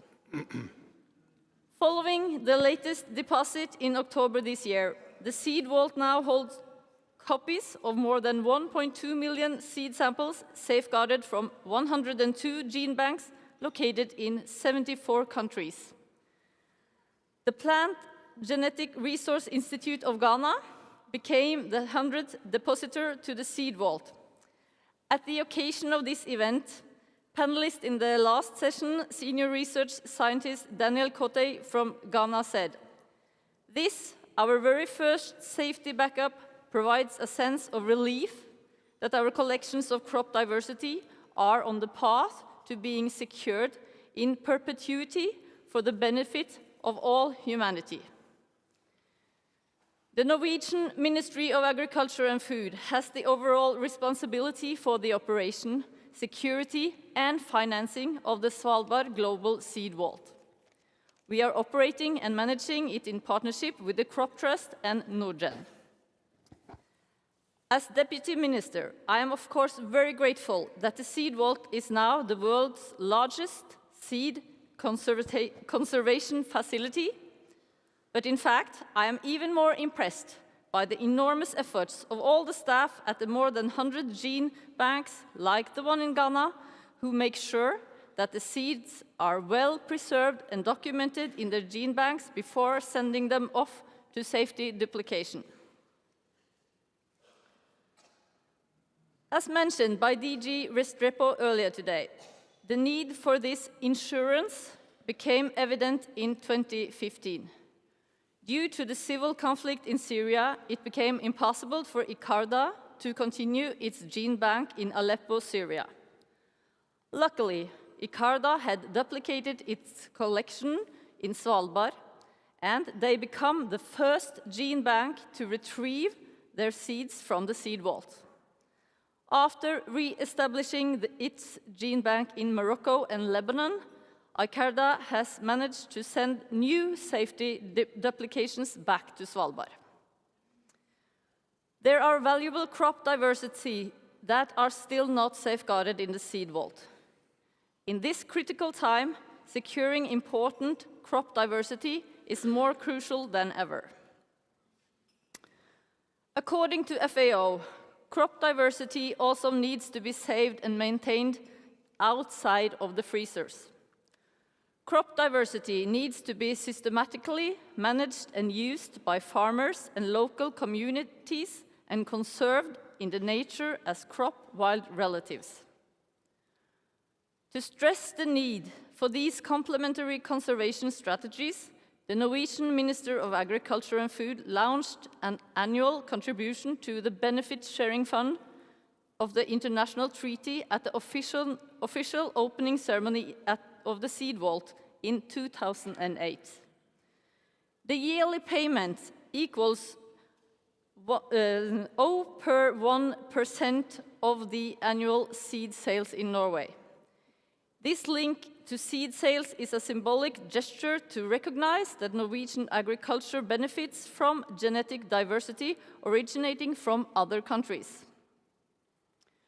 For 15 years, the Ministry of Agriculture has given this annual contribution.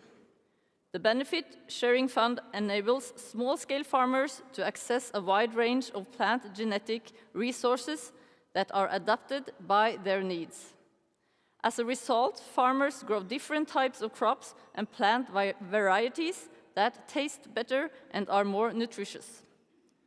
So far, the Benefits Sharing Fund has supported 109 projects in 81 developing countries, and it's very encouraging that the 5th project cycle has been initiated this year. In one of its projects in Zimbabwe, farmers worked with scientists and extension services to test varieties of sorghum and millet. They selected crop varieties that can be grown under more erratic climate conditions, which have become increasingly frequent in recent years. In farmer field schools, farmers enhanced the quality of seeds of crop varieties available locally and then conducted participatory selection of new varieties with national breeders. As a result of the project, communities can access genetic material from national gene banks and from breeders and further adapt these to local conditions. To create an enabling environment for on-farm conservation, farmers' rights are important. Basically, realizing farmers' rights means enabling farmers to maintain and develop crop genetic diversity and recognizing and rewarding them for this indispensable contribution to the global pool of genetic resources and to local and global food security. The international treaty recognizes farmers' rights, and in recent years there has been major achievements. The treaty has developed an inventory of best practices, which is now a rich source of inspiration-making experiences from different countries available. And the treaty has published a set of options to encourage, guide, and promote the realization of farmers' rights. At UN Food System Summit in 2021, there was a call for game-changing solutions to transform our food systems. Norway proposed to rethink how seed system development is supported globally. We proposed to ensure, through legislations, seed policies and action, that farmers have access to a diversity of well-adapted varieties of crops that meet agroecological and nutritional needs and preferences. In addition to our specific proposal to rethink the seed system development, crop diversity in general should be fully integrated in our efforts to strengthen the sustainability of our food system at both global as well as domestic level. Finally, I'm pleased to share that the Ministry of Agriculture and Food has just finalized an action plan for the conservation and sustainable use of Norway's national genetic resources for food and agriculture. The action plan gives structure to our efforts to preserve the national genetic resources in our crops, our livestock, and our forest trees, both in a dynamic way in the field, in nature, in the barn, and also as seeds, tissues, and sperm in frozen gene banks. We will also step up efforts to improve access to the national genetic resources for farmers, scientists, breeders, but also for hobbyists, consumers, and chefs. Norway's gene bank is in Sweden, and it is not our own. Rather, the 5 Nordic countries have joined forces and established a common gene bank. It is managed by NORGEN, which is short for the Nordic Genetic Research Center. NORGEN and the joint gene bank is a great result of regional cooperation. To conclude, Norway remains steadfast in our support for our joint global agenda for the conservation and use of crop diversity. I will encourage all countries to safeguard their genetic heritage for future food security and include crop diversity and crop development in their national pathways for sustainable food systems. In my closing remark, I will stress cooperation, as many speakers before me. The international treaty has been in force for almost 20 years and provides the intergovernmental and legal framework for our collaboration. This framework was needed to establish the Svalbard Global Seed Vault. The Crop Trust is an essential element for the funding strategy of the treaty and complements the Benefit Sharing Fund. At the global level, also FAO in general and the Commission of Genetic Resources in particular are important, as well as the CGR centers that are well represented here. And we need collaboration between the public and private sector, between governments, researchers, businesses, and civil society. Together, we can make crop diversity part of the solution to global challenges of food insecurity, climate change, and biodiversity loss. Thank you for your attention.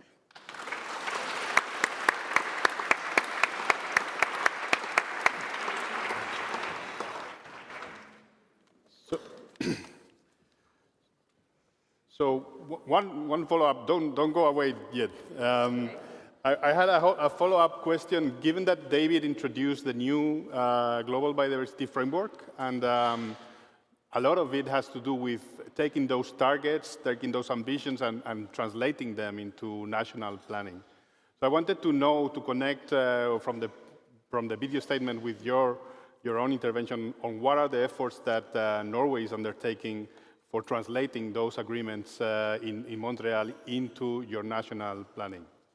Okay, thank you for a timely question. As a follow-up on the new global biodiversity framework, the Norwegian government has decided to update our national biodiversity strategy and present it as a white paper to the Parliament.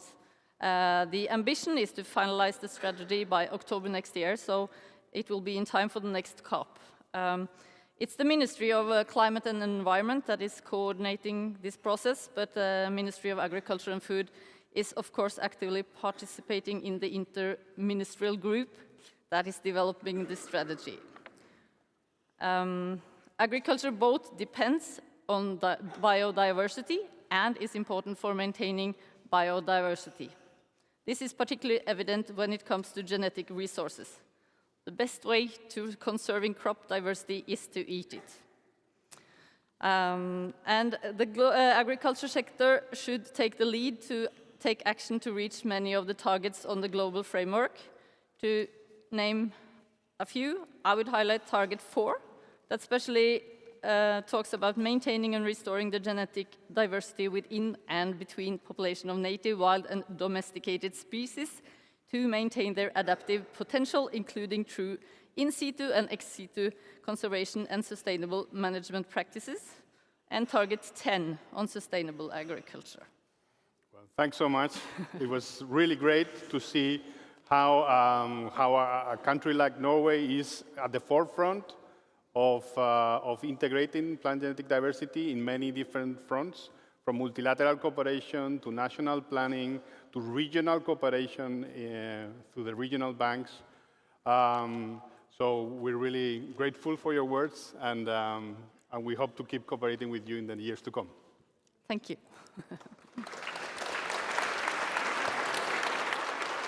So I'm now going to invite a series of panelists to join me. The first one being Michael Keller, Secretary General of the International Seed Federation, who would provide some remarks on how the seed industry is working together with gene banks and the vision that the seed sector has for sustainable systems. Good afternoon, Michael. We have a plane to catch together, so... I know, but I think the topic is so important, we need to take the time. Thanks, Alvaro. We heard a lot this morning about delicious partnerships. What I would like to insist today is on the beliefs of the private sector. And one of the beliefs of the private sector, and I think that's really important that you take this also, is our symbiotic relationship between the private sector and gene banks. Why I'm saying this? Because at the end, the gene banks are also a starting point for plant genetic resources to be used in breeding programs. And why? What is the topic we are speaking about? It's about empowering farmers. It's nothing else. It's our joint capacity to empower farmers. We heard a lot about challenges and needs. It means, what is our target? Empowering farmers. I would like to quote the FAO Director Q, who mentioned in the seed conference 2 years back, there are no good crops without good seeds, because seeds are the vehicle for translating the genetic potentials. That's the starting point. For us, the plant breeders, indeed, conservation of genetic resources is essential, since genetic resources are the very key for plant breeding. Breeders always look in the broadest genetic pool to start with, to make sure that they can do the best combination of characteristics. That means when we are starting to design a breeding program, we need to have the understanding what is needed, what are the challenges the farmers are facing, but at the same time, what is available, which genetic resources are available and under what conditions. And we know this is a topic. While it's important to underline this, I would make one point. Plant breeders are using commercial varieties, land races, crop wild relatives, and other gene bank accessions. But I would like to underline that 80% of our plant breeding starts with genetic resources used from commercial varieties or early germplasm. But this is not enough with all the challenges we are facing. That means we need other types of materials. And therefore, it is so essential today in this time that the breeders who are here to support farmers to have the access also to gene banks. And I would like to point out the importance of the condition of access to such genetic resources, because we need to have effectiveness and predictability and clear rules when the private sector is starting to access genetic resources. Please take also note that for the private sector, it's of highest importance to support the conservation. And I think you asked me also, hey, what are your concrete role in supporting gene banks, not only in the use of genetic materials, but also in maintaining genetic materials in gene banks. And here we have different activities as private sector. This can be in-kind contributions, such as regeneration of material in gene banks.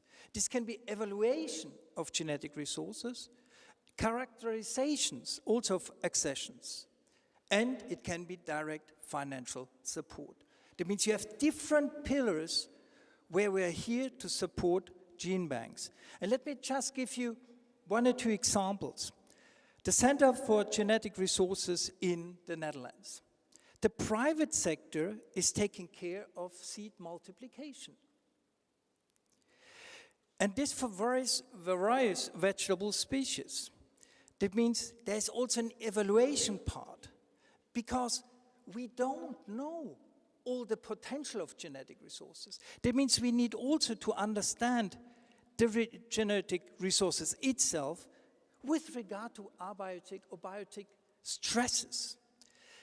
And also, to give you a more concrete example, we had a company who received 199 eggplant materials from the center in the Netherlands for regeneration in its farm to see how they behave.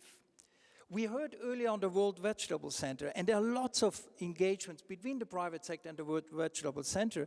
And just to give you one example is several companies are providing contribution for regeneration of priority germplasm. Or for the national gene banks in the Philippines, we are here companies who are reviving old seed collections. That means you see the diversity of cooperation between gene banks and the private sector is a day-to-day business. We need to broaden this. But again, and I will stop here, the most important thing is our capacity also to use genetic resources and to support the farmers today. Thank you, Michael. The seed sector has been very active in the new agenda for developing sustainable food systems. So what are the key contributions that the seed sector can make to such transformation, which has been the topic of the day today, and how can GeneBank play a great supportive role on what the approach of the seed sector is taking? You know, let me start. I traveled in the recent weeks to 4 continents and to 4 countries, Bangladesh, Rwanda, Chile, and just this week in France. And I would like to highlight one thing. The private seed sector, in its diversity, and these are thousands of companies, day in, day out, working and collaborating with the farmers, has nothing else in mind than to build seed choice for farmers. And I'm bridging here with the Food System Summit. I think we had all the experience of the Food System Summit. I went to both, Food System Summit plus the stock-taking event. And I'm always saying, food systems discussions need to start with seed systems. Because food is starting with seeds. We know 80% of the food is coming from plants. For me, it's still totally underestimated the importance of seeds and the discussion on seed systems in the food systems dialogue. And when I'm saying this, there's a reality out there. It's important, gene banks, but there's another reality out there. You have many countries in the world where farmers have no choice, no seed choice, where farmers have not even access to find seeds for this planting season. And I'm speaking here for a planting season. I'm not even speaking about seed choice. What we need all together, and this is an initiative we take, and I would like to describe them. We took an initiative to increase seed resilience in the world. We need seed resilience. We need that the farmers can choose, because I heard formal, informal seed systems. Is the farmer looking, if it's informal or formal seeds, the farmer is looking for a solution. We took an initiative by saying we need a Seeds for Food coalition. What is this about? That we have an inclusive seed system. The farmer is sourcing from different channels. We need to accept it. And this is important. We hope he can source from different channels, which can be a land race. And farmers are using land races, but at the same time, a smallholder farmer can use in a small plot a hybrid vegetable. And this, I think we need to remind ourselves, farmers look for the best solution. We need to be able to provide a diversity of solutions. Therefore, seed resilience is a priority. Seeds for Food coalition for an inclusive seed system, not opposing. We need all solutions, and the private sector cannot do it alone. We need to do it together. That's a call for collaboration. And that's also a call, we are signing a memorandum of understanding with the CGR. We need to build also better take-up of CGR breeding to the farmers. And we heard from the World Vegetable Center how it's important that we have the bridge between what is in the gene banks and the farmers. And the private sector can play this role. And on top of this, we also take more concrete engagement, for instance, in Rwanda.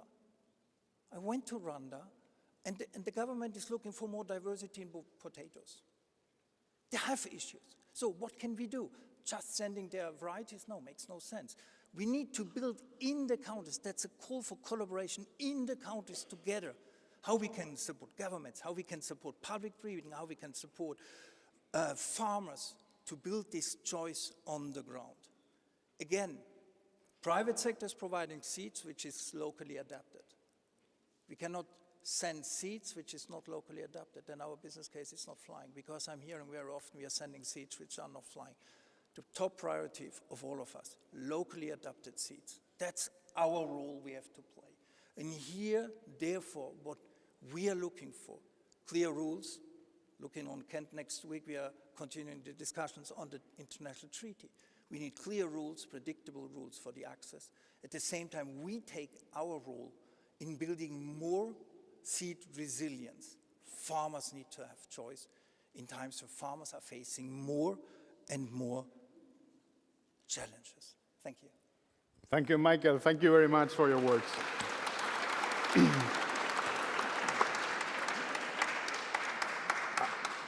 I would like to invite now my friend Francisca Acevedo, who's an expert on agrobiodiversity and one who has actually seldomly visited a gene bank. So how can you be an expert on agrobiodiversity and don't visit a gene bank? Because she's been working with farmers in a center of origin, which is maize in Mexico, and she's been working with them to empower farming communities in these centers of origins and looking at how they could be supported. So, two questions for you, Francisca. On farm conservation and management of crop diversity is critical for food security and plays complementary roles to ex situ. What have we learned in recent years about on-farm conservation in globally important centers of origin, such as Mexico?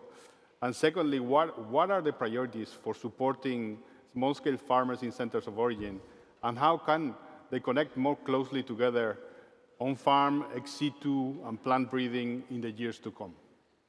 So, thank you. I hope you don't fall asleep in this very small chat I'm going to present. I thank you, Alvaro, for the invitation. I thank the Global Crop Trust and the International Treaty for letting me be here and trying to convey what I think is most important. So I'll try to show you the immense richness that there still exists in agricultural areas in the world through our experience in Mexico. So Mexico still harbors an immense variability of its native crops, thanks to its extremely diverse territory that holds environmental, biological, and cultural very diverse conditions. The way these native crops are tended is inclusive, nature-based, and molded by evolutionary forces. So, you all probably know Mexico is a mega-diverse country and that it is center of origin and center of genetic diversity to many relevant crops to food and agriculture. Maize is one of such crops. Here we see native maize distribution along a very good portion of Mexico's territory. Each black pixel, the little black spots you see there, represents a sample of the amazing native maize landrace collection that was obtained in Mexico between 2006 and 2011. The map is showing mean temperature variation in rain-fed conditions. These land races thrive in very diverse climatic conditions, where each variant is locally adapted to climatic and social conditions. So each native maize cycle, agricultural cycle, in rain-fed conditions is sown together with the milpa by around 2 million small-scale farmers that produce up to 3 tons per hectare in a varied range of environmental conditions, as you've seen in the map, In 78% of all of Mexico's municipalities, that means 4.6 million hectares, where around 1.38 times 10 to the 11 genetically different individual plants are subjected to evolution under domestication each cycle, meaning that around 5.24 times 10 to the 8th mother plants contribute to the next generation with their standing genetic diversity and rare alleles, increasing the number of adaptive mutations that appear and can be selected for. So we are describing here, what I'm describing is a territory-wide ongoing breeding experiment on native maize, which represents an ecosystem service, an evolutionary service. These 2 million farmers, small-scale maize farmers in Mexico, also contribute to a second ecosystem service, which is food provision. They provide enough maize to potentially, because we don't know how it's moving around, to potentially feed 54 million people. That is to say, almost half of all the population of Mexico. This is something to think about. These small-scale farmers are constantly providing these two extremely important public goods to society: evolutionary services and food provision. What they do and who they are is irreplaceable.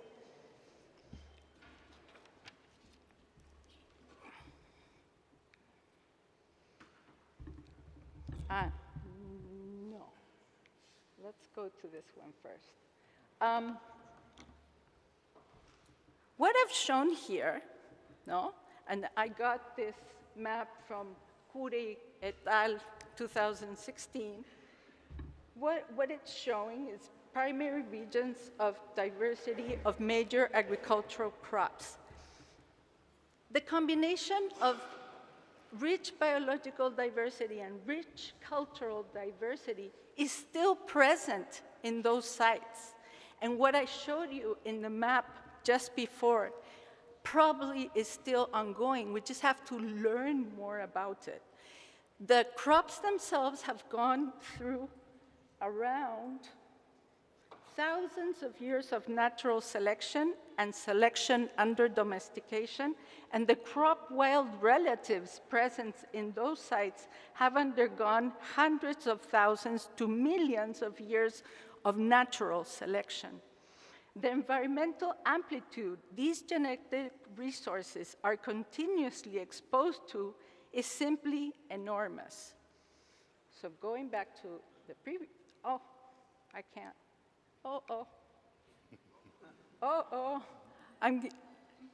That one. So, for me, the question is Polaroid or ongoing movie? The Polaroids are in the banks, and I think they're very, very important, but they're pictures in time. They're just something somebody got out of the field and took back to the bank. And it's not going to evolve anymore unless you put it to evolve. But then there's these huge experiments that are out there all around the world that we should pay more attention to. So if we want real chances into the future, my bet, what I would put part of the effort is in situ conservation and really focusing on small-scale traditional agriculture, which is still prevalent in most parts of the world. Finally, I'm not talking about going back in time, like to the 1800s or the 1900s, but of providing the necessary innovation to make quantum leaps forward. So a word to action. Small-scale farmers need small specific productivity improvements. They need attention for especially agronomical problems. We also need to understand the evolutionary services they are providing, and this is not obvious. The other thing that has to happen from my point of view is that we need to make small-scale farmers participants and partners in research, development, gains, and profits. We cannot only look at them as users. They are providers of the genetic resources that everybody collects and then breeds and so on. So we should make them participate and listen to them. Their knowledge, as important as that of any one of the ones who are here, will certainly be useful. But there's a sense of urgency. A friend of mine told me a while back in Mexico, if something is not done in the next 10 to 15 years, this is over. Because farmers, small-scale farmers are becoming very old. The average is 65, 70 years old. And the new generations are not interested in keeping on with traditional practices in agriculture because they don't see that they benefit from it. So we have to find ways of dignifying what they do and recognizing that all of us, whole of society, depends on them, on what they provide. Yeah. Thanks so much, Francisca.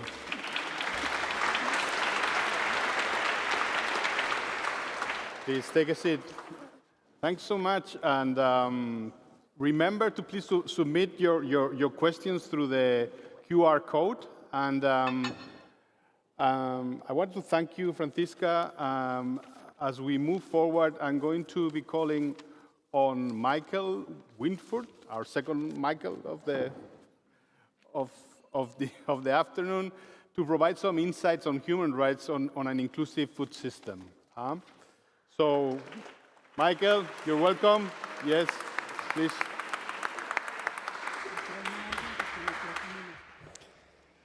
Yeah, thanks for inviting me. You talked the whole day about seeds, and I talk about human rights. What is the linkage, you had to say? And it has to do maybe with a question you have put for the last panel. Yeah, you were saying how to empower seed banks to be maybe contributing to sustainable, resilient, and healthy agro-food systems. That is the question for the last panel, and it has to do something, in my perspective, with human rights. I'm a member of the UN Committee on Economic, Social, Cultural Rights. We are supervising or monitoring the implementation of these rights, which includes the right to adequate standard of living, including food and water, regularly with all the states parties who have ratified this covenant. And we have developed in 1999 on the recognition or on the request of the World Food Summit, which was in 1996, who demanded from us to describe a legal interpretation of the right to food as in form of a general comment on the right to food. We did it, we delivered this interpretation of the right to food in 1999, and it describes how important is access to productive resources for guaranteeing, let's say, food or food security for all those living in rural areas. And it describes the access to land, the access to water, the access to seeds, which are relevant for this. Later, in the system of the FAO and the Committee on World Food Security, there was a development of voluntary guidelines for the implementation of the right to adequate food in the context of national food security, which was done in 2004. And it is also one paragraph which particularly talks about the importance of those living in rural areas to productive resources. Again, it's mentioning land, water, and seeds. Yeah? And I think based on this understanding, several instruments has been developed later in the context of the CFS, the Committee on World Food Security, and the FAO, which are more specific. In 2012, it was the voluntary guidelines on responsible governance of tenure of land, forest, and fisheries. The International Treaty on Plant Genetic Resources was also developed, which is then more specific on access to seeds. Yeah?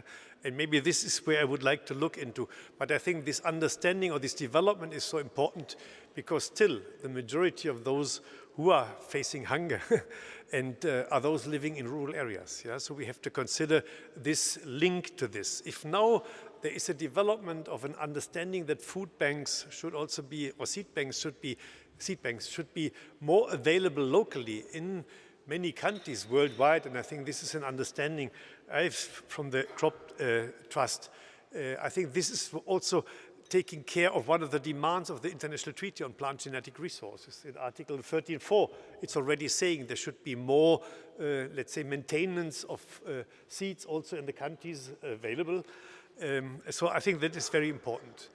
Now, coming from a right to food perspective, what I have to build on is that you need functioning institutions for those living in rural areas to have access rights, for example, realized. Yeah? And what does it mean? If you look into many rural areas, you have a very sclerotic or weak institutions in rural areas. It's not only land banks, yeah, or not existing agricultural financial institutions.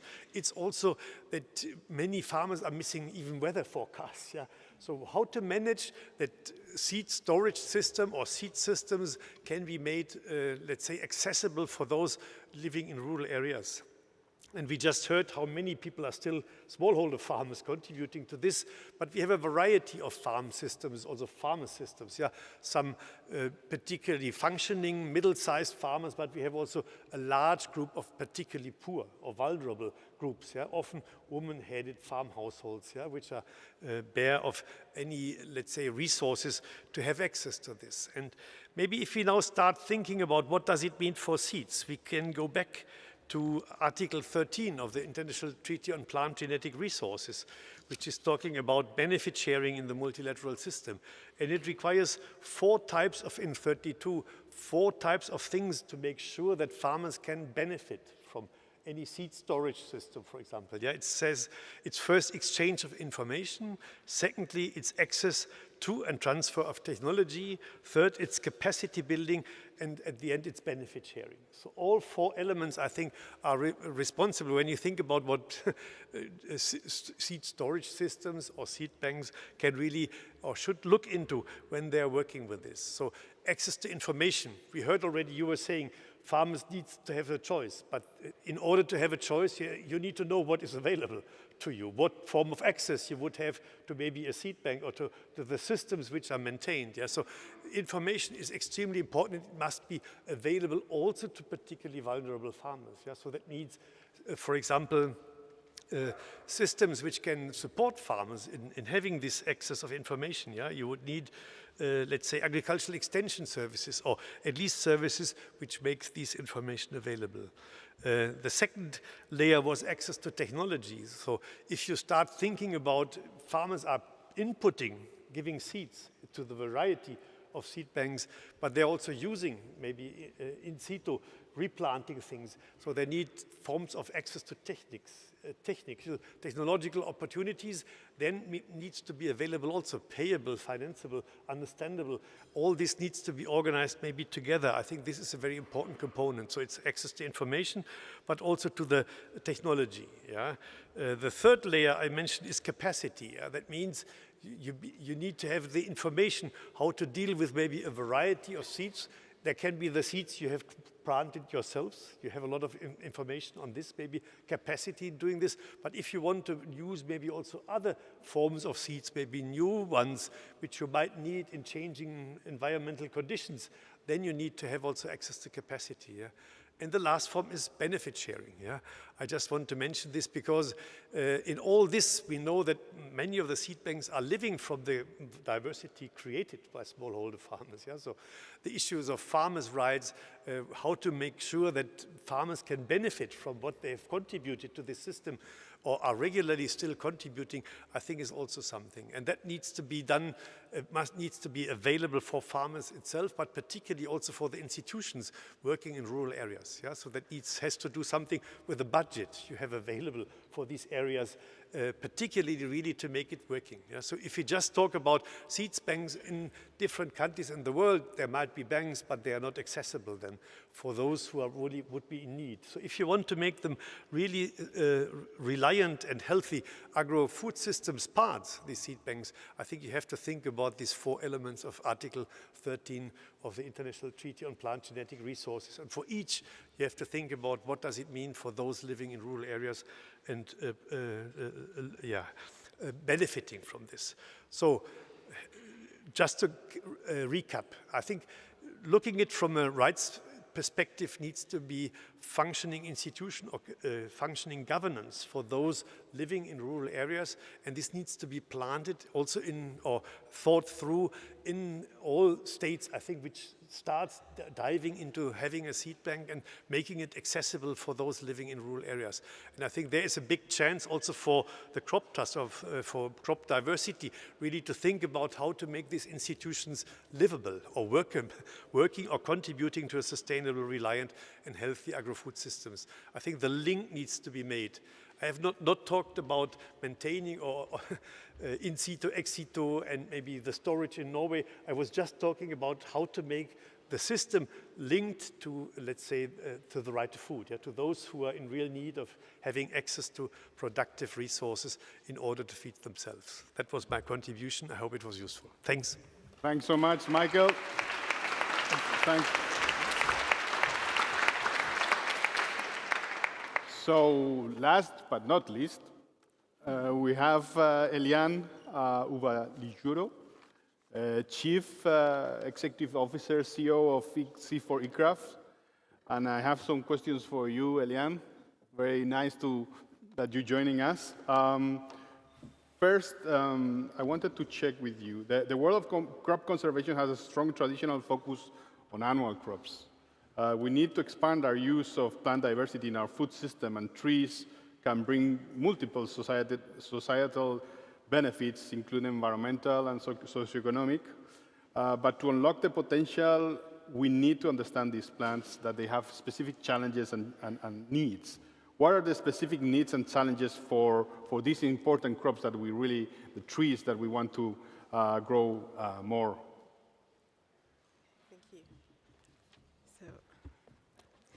Good afternoon, everyone. It's a real pleasure to be here, and I also realize that I'm in between you and cocktails, and so I know it's a tough one, but this subject is a really important one. And for me, having had the pleasure to be a member of the Crop Trust Board, and now to be on the other side, a Director General of a CGIAR Center, where we have a gene bank, and we're really grateful to the type of work that the Crop Trust does in terms of championing the storage and availability of our seed systems from around the world. Trees are really critical, and you may wonder, today's about food. Why trees? Why trees? And so if you think about it, in the 101 underutilized crops in the world, 40 of them are tree crops that are really critical to our food systems. So if you think about olive oils, you think about nuts you may like to eat, you may think about fruit trees, these are really critical sources of the nutriscape. And what is really critical about the importance of trees in terms of crop diversity in the work we're doing and we're reflecting on today is that trees have a long life cycle. Trees can take years or even decades to reach maturity and flowering and fruiting, and this makes regeneration, breeding efforts, and evaluation of traits a lengthy process. Trees can have large size in terms of mature tree size, make storage of living specimens exceedingly difficult. Field gene banks are usually required. Transportation of germplasm is also challenging. You also have the case of recalcitrant seeds. Many tropical and subtropical tree species have seeds that are recalcitrant, so they can't be dried and stored at low temperatures like orthodox seeds. This complicates ex situ conservation.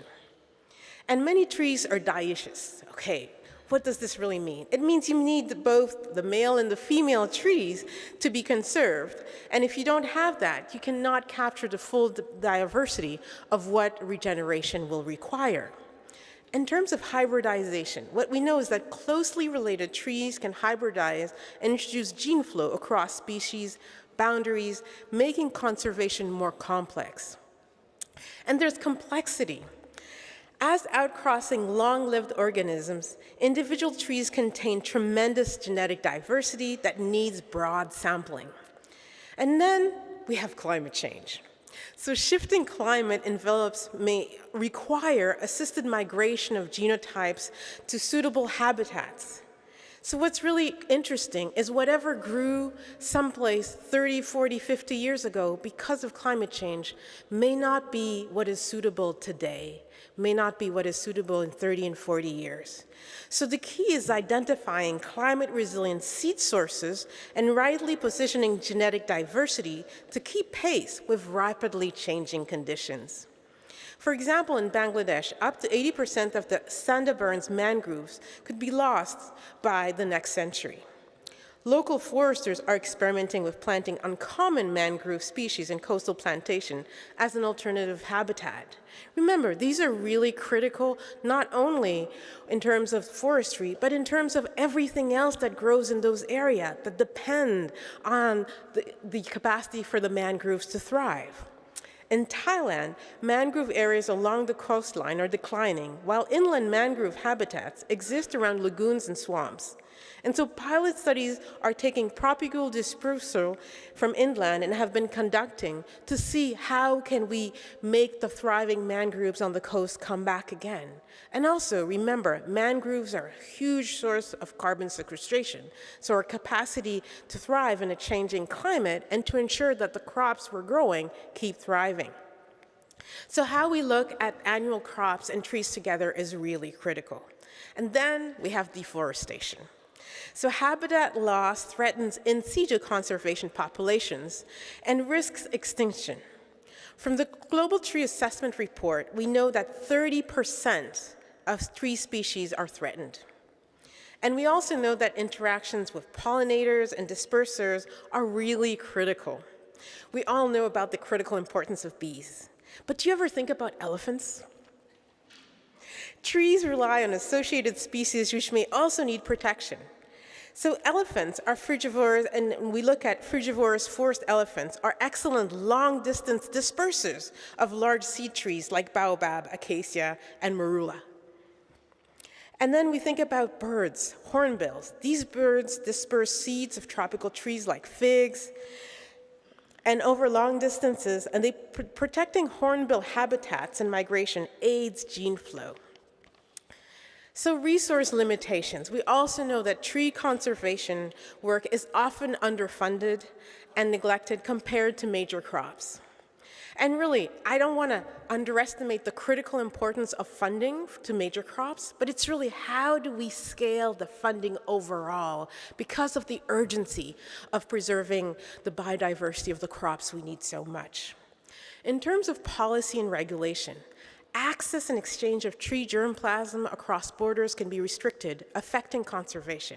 I love the previous presenter in terms of the right to food. Well, how do we look at the right to preserving the biodiversity of trees that's so critical to us in so many ways?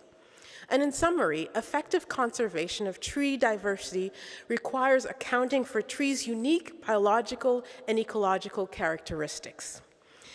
We have to look at the high genetic variability and also the vulnerabilities to environmental change. And it's a vital but really critical task that we really want to be engaging in as we look at the interaction of trees and annual crops. And the space of agroforestry for us is a really critical one where we can really bring synergy, where right now we can use a lot more of.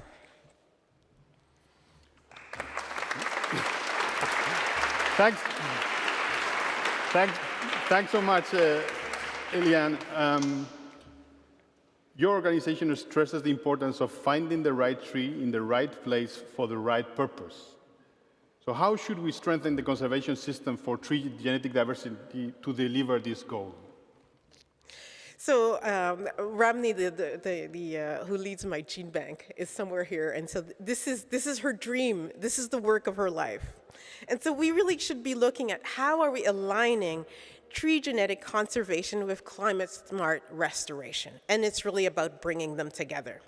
So to support climate-adapted landscape restoration, conservation systems should proactively collect and evaluate tree provenances suited to target planting zones.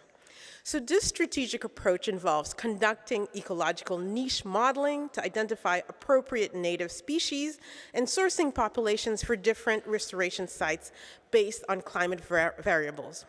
We also need to undertake collections that acquire reforestation seeds and germplasm from locations representing environments similar to restoration zones. And remember, with climate change, these are changing, and how we're using digital tools to aid us in that is really critical. Establishing on-farm conservation stands and common garden trials across a network of climate analog sites that mimic conditions in priority restoration areas also can identify matching provenances.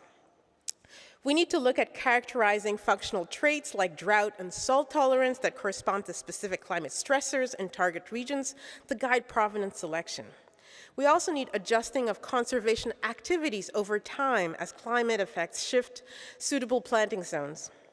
Partnering directly with restoration projects to bulk up and deploy pre-adapted diverse germplasm to plant resilient mixed species forests is really critical. We're at a time in the world where the agenda is let's plant trillion trees.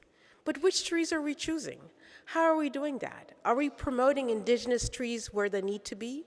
Are we looking at those intersections of tree planting, of culture, of food systems that are traditionally available? And are we really using all that collective intelligence, or are we just planting what is available and easy? And so these are really difficult issues that really require a collective intelligence and a systems approach. And so we also need monitoring performance to continually improve climate alignment of conserved materials with evolving restoration area condition. And so what is also really critical is expanding ex situ collections and field gene banks to include diverse fruit, nut, oil, and medicinal tree species that provide food, nutrition, and income sources for rural communities is really critical. And also, some of the work we do in dendrochronology is really critical because tropical trees have growth that is very different from temperate trees.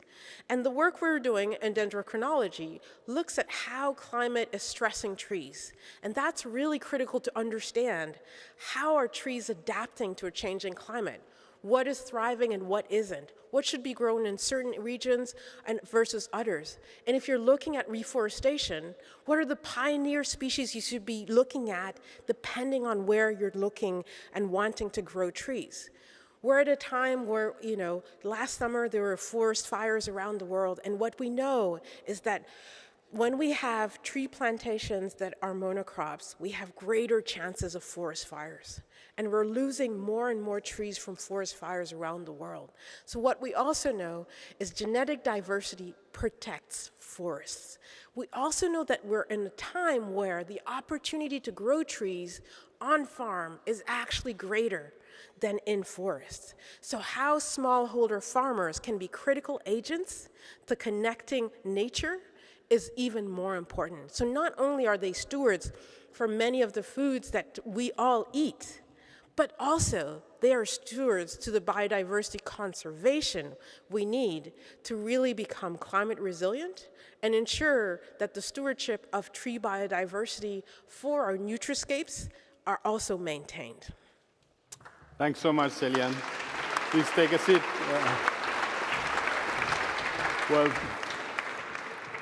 now with Eliane, we've concluded our panel. It's been a great panel in the sense that we've touched upon many of the current policy discussions that are around food and agriculture. If you take a look, you could see how there are examples. Earlier in the morning, the Minister of Agriculture of Germany explained how they are developing a new conservation strategy for genetic resources, building on the adoption of the Kunming-Montreal Biodiversity Framework. So there's a lot of emphasis now on opportunities to implement the new biodiversity framework by planning new plans to conserve and use diversity. It's an opportunity that this family, the family of crop diversity, needs to take very seriously. It's an opportunity that will only happen every decade or so. So this time it should be our time, and should be a time for working together, not only in on-farm, not only in ex situ, not only in breeding and seed development. It should be a time for working together. So that's another take-home message. I think there were very good interventions related to how inclusive seed systems should be central in the discussions on food systems. I think everybody agrees on that. We may not fully agree what is an inclusive seed system. We do agree, I think, that the national context and realities will, in any case, inform a lot of those decisions. So there's a common pathway that we could also take together and strengthen in the years to come. So I really want to thank all of my panelists, and one of them, Michael, and myself, have to leave now because we have to take a plane. So we leave the other three with my colleague Katie for some follow-up questions that may have arisen from the QR exchanges. So I thank everyone here. I'm really sorry to have to leave, but it's really the only chance for me to catch that flight. And thanks so much for your attention. Muchas gracias. Thanks so much. I'm sorry I have to leave. See you in Rome. Thank you. All the best. Gracias. All right, so it's us. Let's sit down. Good luck with catching the plane. See you next time. All right, I brought some questions. Shall we move on a little bit? So, yeah? I brought your questions, ladies and gentlemen, to that stage, of course. Thank you so much for your inputs and your keynotes. So I'd like to start with the first question that comes up in the context when we talk about Mexico. So Francisca, this question goes into your direction. When you talk about the important role of small-scale farmers in Mexico, what is the role of small-scale breeders? Do they exist? Does it exist? So can you give us a glimpse of how you would answer that question? Number 2, please. Hello? Yeah. There are small-scale breeders. Small-scale farmers are small-scale breeders, and there's also many breeders in places like Mexico that work at the national level.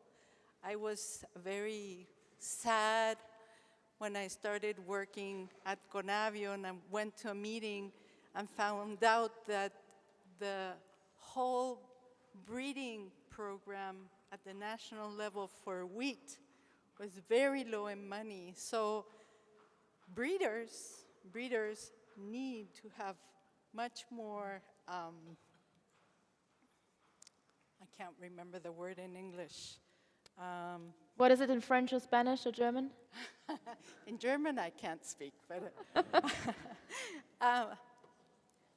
pitch in a lot of more credibility in them, helping them out to be able to work financially, but otherwise as well. No? So yes, small breeders do exist and are very important. And I would say that participatory plant breeding is very important. And now we're looking into evolutionary plant breeding, which is also very, very important, putting a lot of crop diversity into the fields in the communities. Mm-hmm. Thank you. So another question goes, into the context of human rights, of course. So Michael, I'm looking towards you because, of course, that's your silo. So one thing is a question that also kept us busy in the morning. How are human rights linked to the discussion of crop diversity? So you made that linkages already, but maybe you can bring it down again. How are human rights linked to discussion of crop diversity, and also the discussion and the question of how to include the gender aspect into this discussion of crop diversity? So 2 questions in one with very big keywords concerning human rights and gender rights. Yeah. Thanks for this question. Well, I tried to be explicit that smallholder farmers in a lot of parts of the world are contributing, or farmers in general are contributing to the diversity which we have, and they have done it historically. And one of the important issues is that they should benefit in the use of these resources. Yeah. And it's the farmers' families who have to benefit, but also the food systems who have to benefit from this contribution. So it needs to be a feedback. Therefore, I think localized seed banks is a good idea, yeah, because it might link local food systems much more to the resilience of the food system, yeah, to the storage capacities, so on. Secondly, I've said the system needs to be accessible for those living in rural areas, yeah? And I mentioned the different categories which are important, and this is extremely important, yeah? The systems, if you just create them and you don't think about functioning institutions which can link it to those living in rural areas, we are missing so much, yeah? And talking about the right to food is always talking about responsible governance vis-à-vis those who are particularly marginalized or vulnerable, yeah? They need to get into attention in national agricultural politics, in national politics on seed banks, and in the linkages between this. Yeah. Woman-headed households are particularly vulnerable groups in many rural areas, yeah, because they often have not secured access to, for example, productive resources like land. Yeah. They have often problems in getting access to credit systems. Yeah. They have often problems in having the educational level because they were family-wise or in other aspects not having the same opportunities to access to this. So particularly when we think about how to create access of such a system of seed banks to those maybe woman-headed households, yeah, then we have to think about what are the necessities they need to be able to access it, yeah, and benefit from this, yeah. And this is not just talk, it's really important if we want to make sure that those families can get an income from agriculture, yeah. And we talk about this all in the context of a triple planetary crisis where the circumstances are changing a lot. So that means also that those farmers who have maybe contributed most to the diversity which we have, yeah, have the largest impact of having access maybe to be able also to maybe move fast enough to transform themselves, yeah, having knowledge and access to knowledge to this, yeah. So therefore it's another investment, yeah, and we can't just do it only technically. We need to be thinking about how to make the bridge to those living in rural areas, yeah. Eliane, I'd like also to pass on the question towards you, because of course you were mentioning the importance of trees and the tree conservation. When you bring that into the debate of also engaging the very vulnerable groups and communities in order to strengthen the tree conservation, what are best practices, what helps and what doesn't help? So I think one of the things we first have to look at is what are the cash crops? You know, there are crops we call women's crops, because often they're less lucrative, they're not for the export markets. And so when it comes to indigenous crops, indigenous tree species that are contributing to local nutrition but may not be as marketable, those are the crops that are often seen as the ones that are stewarded by the most marginalized and vulnerable groups. But at the same time, they also contain the most value in terms of biocultural context. And so the tension we hold today is how do we ensure the preservation of the biodiversity that is often held by indigenous, local, and women, while at the same time, we live in a world where most of our nutrition is coming from very few crops. So that tension we hold is a really critical one. But what we know, for example, is that in times of famine, in times of drought, a lot of people in rural areas will go to trees to get additional nutrition to meet their needs. And so I think what is needed is how do we take that biodiversity and ensure in the restoration project, on-farm, multiplying in terms of diverse incomes for farmers, how do we create that multiplicity? So for example, a few weeks ago, I was in Rwanda, which is where I was born, and I met a smallholder farmer who had 1 hectare of land. And on that 1 hectare, he was growing over 10 different crops. And so he had trees that he was growing for green manuring, so as fertilizer. He had maize that he was growing to feed his family and to sell. He had fruit trees. He had timber trees. He had trees that he's using branches for beanstalks to grow the beans on. And he was telling me how the variety of different crops he was growing on this 1 hectare of land not only met the needs for nutrition for his family, but also supplemented income, gave him income as well as sources of energy for cooking. And what he was doing as a champion farmer working with ACRAF is that he was training other farmers to be able to do the same. And this is in a very dry region of Rwanda. And so when I met a community, a cooperative, that was also practicing agroforestry, what was exciting to me is in an area of Rwanda where there was a lot of hunger, they were saying, look, we're not hungry anymore. We're producing enough for ourselves. We're selling what we don't need, and we're able to buy more land to grow more things. And we're also stewards of the landscape. And so they were able, because of that variety that they were growing on the same land, preserve water, be able to be more climate resilient. And they asked me, they said, look, all that we ask you to do is help more farmers do this work. And so really it's about how do we understand the multiple needs of smallholder farmers and take the variety of trees and crops that we can help them grow to meet their own needs, have sustainability, but also build a prosperous smallholder farm.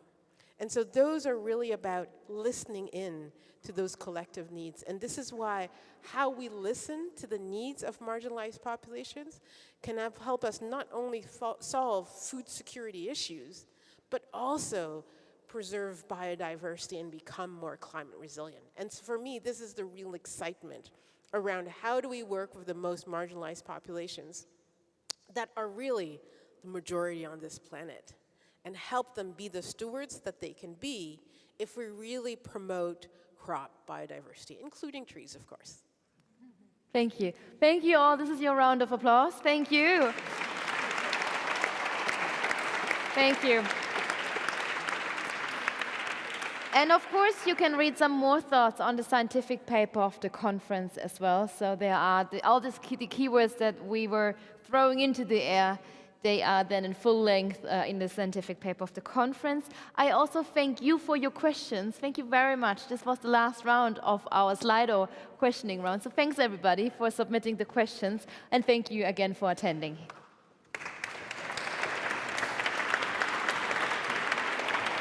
Thank you. Thank you very much.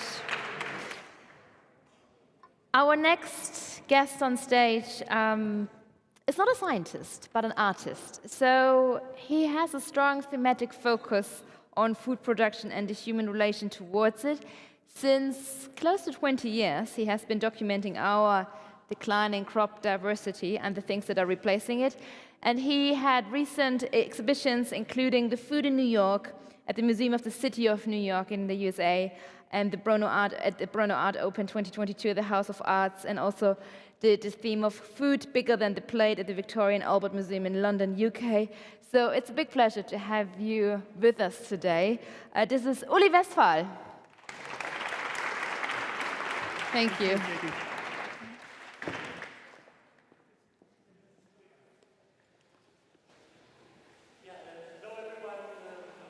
I want to thank the Crop Trust and Stefan Schmitz for inviting me. It's a huge honor for me to be here among you. I'm a visual artist, and yeah, as Katie said, I've been documenting crop diversity for almost 2 decades. And I grew up in a small town in rural northwest Germany. And although I was surrounded by agriculture, I wasn't really connected to the sources of my food. So fruits and vegetables came from the supermarket, and they looked like this. When I moved to Berlin in 2005, I started getting my groceries from local street markets, but the produce here often looked different. And I was intrigued by the beauty and the sculptural qualities of these fruits and vegetables, but they also immediately triggered the question, why would I never find shapes like these in a regular supermarket? And despite their unusual appearance, they were delicious. I started searching specifically for these strange vegetables and photographing them and then cooking with them. And this has become a common practice for me ever since. The images went viral, and I started exhibiting them around the world. This, for example, was an exhibition in Prague in the form of 7 large billboards along a busy road. And the exhibition was a collaboration with a group of food waste activists called Zachan Yidlo, Save the Food. And together we harvested a field of carrots that were left to rot because the supermarket that the farmer was supplying would only accept carrots that had intact leaves. And this is what we found. The work is called Field Study, and it shows how diverse a single crop variety can grow. And many people have forgotten or have never experienced the way how fruits and vegetables can actually look like. It is estimated that we waste around 1/3 of the food we produce, and a lot of it is due to really unnecessary and absurd cosmetic marketing standards. And it is not only fruits and vegetables that accidentally grow outside the norm that are being filtered out in our food system. Of any given crop species, there are hundreds, sometimes thousands of cultivated varieties that humans have developed over the course of history. But most of them are no longer grown because they don't fit our current farming or marketing practices. In 2009, I visited Fern e.V., a small non-profit organization that preserves and reintroduces forgotten crop cultivars to the public. I walked into a greenhouse full of tomatoes that I had never seen in my life. This was one of them. Its name was Aunt Ruby's German Green. After this encounter, I started what I called the Cultivar series, in which I attempt to document all the possible varieties that have evolved from a cropland in one species at a time. This collection of tomatoes was the first of the series. These cucumbers cultivars came to me in the form of seeds from the Wageningen seed bank in the Netherlands, and I grew them out in a greenhouse next to my studio. This collection of bean varieties came to me in a small cardboard box from the IPK seed bank in Germany. Many of these pumpkins came from a small farm called Pistol Belly in the foothills of Boise, Idaho. In 2018, I traveled to the US and Mexico to document maize. And on the left, you see the cultivars from Simmet Seed Bank in Texcoco, Mexico, that holds one of the largest collection of maize in the world. And on the right, you see cultivars from the Native Seed Bank in Tucson, Arizona, that focuses on maize from the southern US and northern Mexico. And while I was researching maize diversity, I was also looking at what maize is used for today. And in many countries, maize is no longer a food plant. In the US, a single type of corn called yellow dent is planted in giant monocultures. And most of it is used as animal feed or for fuel ethanol. And of the tiny portion that is directed towards human consumption, most of it is in the form of sweeteners, particularly high fructose corn syrup, that is the main ingredient of soft drinks. So for this exhibition, I collected over 200 types of these soft drinks to contrast the actual diversity of maize with the pseudo-diversity that it was replaced with. When the COVID pandemic started, I was unable to travel. And confined to my studio, I started working with what was around me, the seeds that I had collected over the years. This is a seed of a tomato. And think of a tomato. It has become such a common object that we don't really pay attention to it anymore. It has become a mundane object. But if you see it in a different shape or in a different stage of its life, for example, in the shape of a seed, then you can see it in a new light and start reflecting on it. And I'm always looking for this shift of perspective in my work. It is not only the diversity of crop cultivars that has been forgotten. There are thousands of highly nutritious and delicious plant species, yet today we only grow a tiny fraction of them. Only 3 species, rice, wheat, and corn, account for the majority of our crops. Since I started the seed series, I discovered so many food plants that I never knew existed. And here you see the seeds of purple amaranth, slipper gourd, locust bean, okra, hollyhock mallow, cloudberry, purslane, giant granadilla, foxtail millet, yacon, narangilla, and fenugreek. And these are the species that I have photographed so far. My plan is to document the seed of every edible plant species. But like the cultivar series, the seed series is a never-ending project. And I hope that these series can help raise awareness of the existence, beauty, fragility, and potential of this botanical cornucopia. Crop diversity is the collective natural and cultural heritage of humankind. It has been developed, cultivated, and exchanged by our ancestors for millennia. And it should always remain, like air or water, a common good, freely accessible to all. Thank you very much.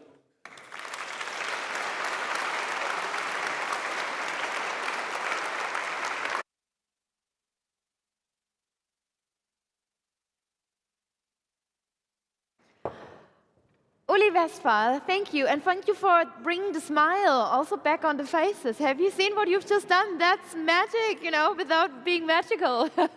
Thank you so much for bringing also the magic of art here on our stage. Thank you, Uli Westphal. All right, we are heading into our closing session. So what will echo from our day? What will stay? What will stick into your minds? What are the to-do lists? And what did you write down on your posters that you're going to bring back to your desk, of course? Or to the COP in Dubai in 16 days? It's all on the road to the COP, right? So we tackled a lot of questions, and for the summary of the day, I welcome now the president of the Oak Spring Garden Foundation. He also chaired the Crop Trust Executive Board from 2019 until 2022. Peter Crane is with us.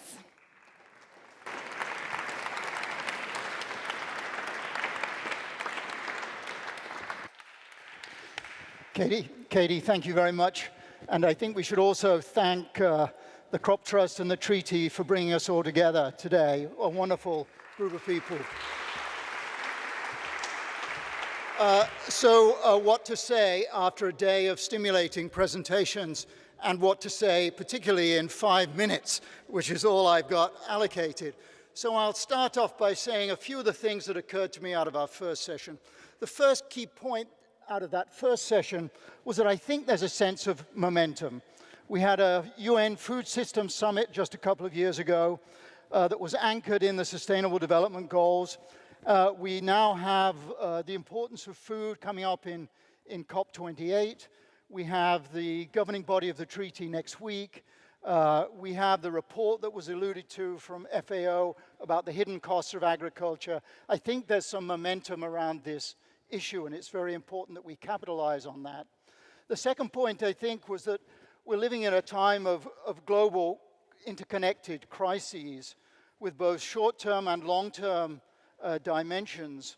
And the State Secretary from the Ministry of Foreign Affairs in Norway emphasized COVID, the war in Ukraine, and so on.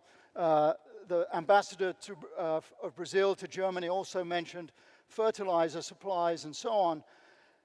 I think it's very important to remember that no matter how tragic or difficult our short-term problems are, and they will demand our attention, the climate crisis is still going to be there. It's not going away. We still have an increasing human population to feed, and problems of inappropriate and inequitable nutrition are evident in the public health crises all over the world, from the world's most developed to least developed countries. So we can't be distracted from tackling these long-term problems by the very important, urgent attention that we need to give to these short-term problems. We have to recognize that our agri-food systems are damaging to the planet, that they're built in unsustainable ways, and we have to rise to the challenge, of which climate change is a very important one, and it's no accident and very appropriate, I think, that the Crop Trust based in Bonn is based alongside the Climate Secretariat. In the second session of the day, many of the ideas carried over from the first session.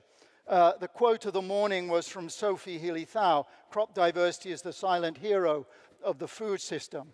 And as Alejandro emphasized, crop diversity is a silent hero in some sense, but it's also very present at the community level, which connects to a theme that several of our speakers, including the second panel and also in this last panel today, the importance of local small-scale farmers, small producers, many of whom are women.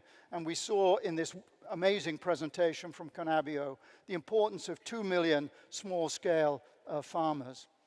And as His Excellency, the Ambassador, said, we not only need to see these problems in a sense from above, but also we need to understand more deeply the view from below. And the importance of partnerships in addressing these complex multidimensional issues was also a theme throughout the day. As the State Secretary from Norway mentioned, partnerships are where solutions come from. I thought that was a great quote. And we heard a lot about partnerships. The partnership needed to develop a truly global system. Partnerships that include smallholder producers, but also the private sector. And we also realize, of course, that going alone is absolutely the opposite of partnerships and not what we need at this moment. So this is a complicated issue. There's much that needs to be done. There's no magic bullet. Many actions will be required across many sectors of society. But a few things can be said with certainty. First of all, we're all in this together. No community, no country, no region is self-sufficient in crop diversity. And no meaningful transformation of global food systems can happen without a base of crops that are diverse at all levels, not only biologically in terms of species and at the genetic level, but also culturally, where there are obviously tangible connections to the people all over the planet. Simone Passarelli mentioned a phrase which I'd not heard before, opportunity profiles, as part of their VAX initiative. Crop diversity provides an opportunity. It's a source of possibilities. It provides options for the future. So there's much to be said, but moving quickly to the third session, where we focus very much on complexity, the reach, the value, the use of gene banks.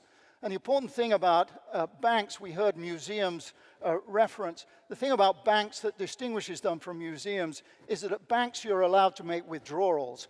And withdrawals are really important for seed banks. Withdrawals to use those resources. And we heard about the 3 C's, colorful, in other words, diversity, climate, and costly. And certainly, maintaining seed banks is a costly business, but they're relatively effective, relatively cost-effective mechanisms of sustaining a lot of diversity for the long term. We heard in the wonderful presentation from Conabio, I love this analogy, do we want a Polaroid or do we want a movie? I thought that was a really great point. But we also heard that that movie has a finite life. We heard that the people doing this conservation in smallholders are at the ends of their careers, 10 or 15 years. So do we want a movie? Should we not take out insurance when the movie may be coming to an end? We've heard that, unfortunately, gene banks are frequently taken for granted or indeed often overlooked entirely. They absolutely need sustainable funding to be empowered for transformative change.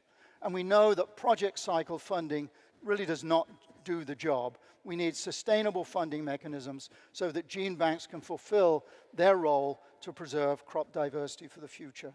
But we need much more. Obviously, the things that Susan McCouch talked about, advanced technologies, digital platforms, and so on. And we also need, of course, the important work of the international treaty. So, just to finish in my 5 minutes, to empower gene banks to catalyze the transformation that we need is going to take a kind of concerted and sustained effort by multiple actors. We have many dimensions that we have to influence. Governments, the seed and food processing industries, the research community, civil society, the financial sector, multilateral agencies, it can all seem, and farmers, of course, particularly those small-scale farmers, it can all seem very, very daunting. And it is daunting. And it does take financial resources, because only through adequate investment in gene banks can we ensure that their roles for conservation, documentation, and most crucially, the use of crop diversity are actively fulfilled. Gene banks are foundational. But I think it's clear that business as usual or only modest incremental change will not be sufficient to adequately address the scale and urgency of the problems we face.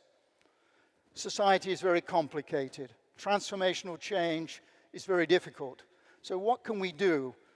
We should focus on what we can do, and that is to support gene banks to be ever more effective to their users from the private sector, but especially to those small-scale farmers who are so important both for the conservation of genetic diversity, but also for food production.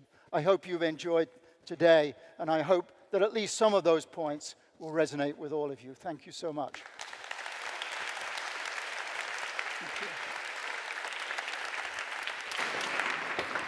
Peter Crane. All right, having a little bit looking back into our day, now we are coming into the outlook, of course, and for that I welcome Kent Nadosi and Stefan Schmitz on stage. Kent is the Secretary of the International Treaty on Plant Genetic Resources for Food and Agriculture, and Stefan, you can come both together as the Executive Director of the Crop Trust to give us a little bit of an outlook. So number one, Kent, you got the number one microphone. And number two, Stefan. All right, what's the outlook? How do we say goodbye to each other now? And what are the messages that you'd like to spread? Thank you, Kati. And I think as Peter mentioned a minute ago, it requires all of us to make progress. So we as a crop trust, what I can give now in a few minutes is just our perspective as a crop trust and how we think what we can do to bring everybody on board. Before I do this, allow me just 2-3 minutes. Joachim von Braun this morning in his introductory remark referred to this beautiful building. And let me just pick this up again. When you would go around here in Berlin and ask non-expert people walking around, ordinary Berlin people, ask, what do you think, where does the potato come from? I bet many people will say, stupid question, it comes from Germany. Yeah, stupid. I mean, it is so deeply rooted in German culture that we take it from outside. But we learned today that in most places, or in all places of the world, what people eat there does not originate from this place.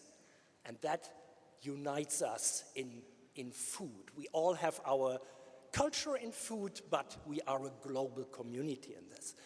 The expert, you know that it was the Spaniards who brought it back, the potato, along with beans, tomato, and maize, and other things. The value chain development, to use a modern phrase, at that time, the value chain development of potato was not working in the beginning, in the 18th century here in Germany. And farmers and consumers, and in those days mostly were identical, simply didn't like potatoes. There is a saying in Germany, was der Bauer nicht kennt, das isst er nicht. What the farmer doesn't know, he doesn't eat. And so, however, the Prussian king, Friedrich II, and here in Berlin, and Berlin in those days was the capital of Prussia, he was a real sustainable food system champion. He was really convinced that potatoes would be an important, resilient, high-yielding, nutritious addition to the food system. And so what he did, he let potatoes be planted in his own fields, and he orders his soldiers to guard these potato fields. That made farmers think, wow, that must be something very precious. Perhaps that's something our communication teams think about when it comes to how best to promote neglected and underutilized crops. So in the course of the potato, time, the potato became a mainstream staple crop in Berlin, in Germany, and in Europe. Friedrich II was the third Prussian king, and his grandfather, and now I come to this building. His grandfather, the first Prussian king, he built this church. And why is this church called the French Cathedral? It was simply at the end of the 1600s, the French Protestants, so-called Huguenots, they lost their religious freedom, they lost their civil rights and more or less were pushed out of France, and they tried to find new homes all over the places. The Prussian king welcomed them in Berlin, and he sponsored this ship. It is an emigrant church, where until today, a French community in this city has services. It's an emigrant church.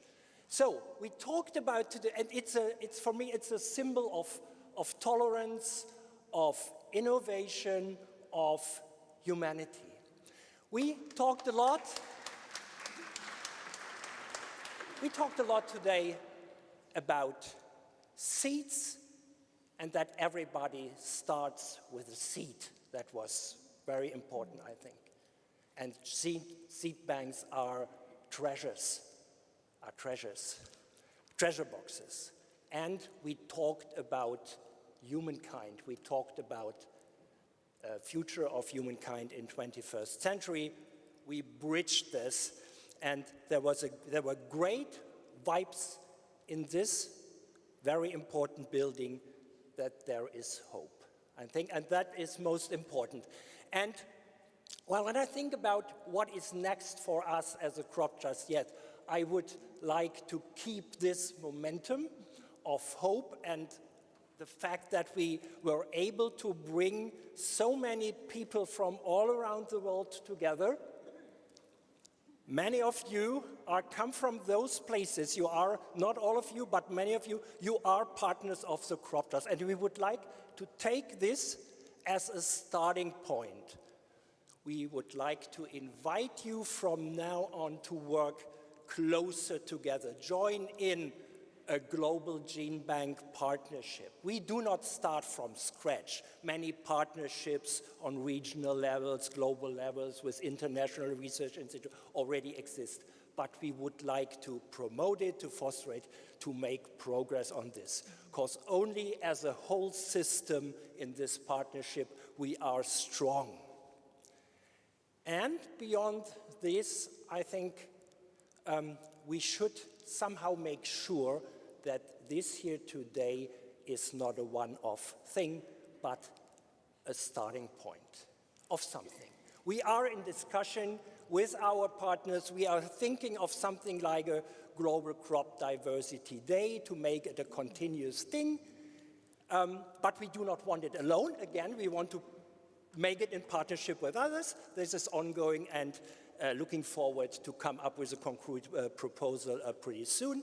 And very concretely for us, yes, I think that was a good step to raise the political profile of plant genetic resources. And we, from now on, we would like to spread the message. We will be present at the next week in Rome at the governing body meeting of the Plant Treaty, in Dubai at COP28. Next year, here for you who come from Berlin, at the Global Forum for Food and Agriculture, we try to raise the profile, discuss here and get engaged, and also with a biodiversity COP later, and so on and so on. I think we have a plan now, and with all your support, I think we can make it happen. Thank you very much.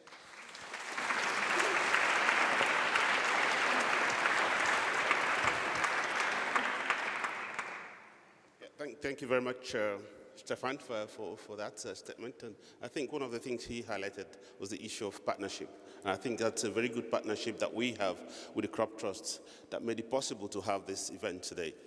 And the presence of very diverse stakeholders from different countries, different professions, and different sectors is an indication of what we're working about. We're in the business of diversity. When Jaspreet's panel was going to, she gave a definition of resilience, but I think there was something that was missing there. The fundamental prerequisite of any resilient system is diversity. Because if there's no diversity in a system, whether it's an economic system, if it's not diverse in its players, actors, and systems, it is going to be so vulnerable that any shock would collapse, make it to collapse. Equally, if it is the food systems we're talking about, the fundamental component and element or prerequisite for it to be resilient, to withstand shocks, to advance, to develop, is diversity.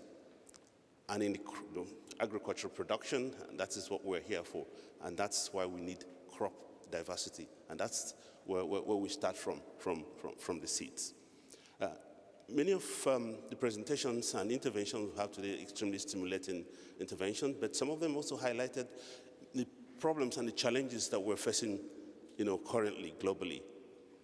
Somebody said last night in a different meeting, I was talking that previously we used to have sequential problems, but now they're coming in packages, in cascading forms, whether it is human-induced, armed conflicts, whether it's natural disasters, and other things that are coming all together.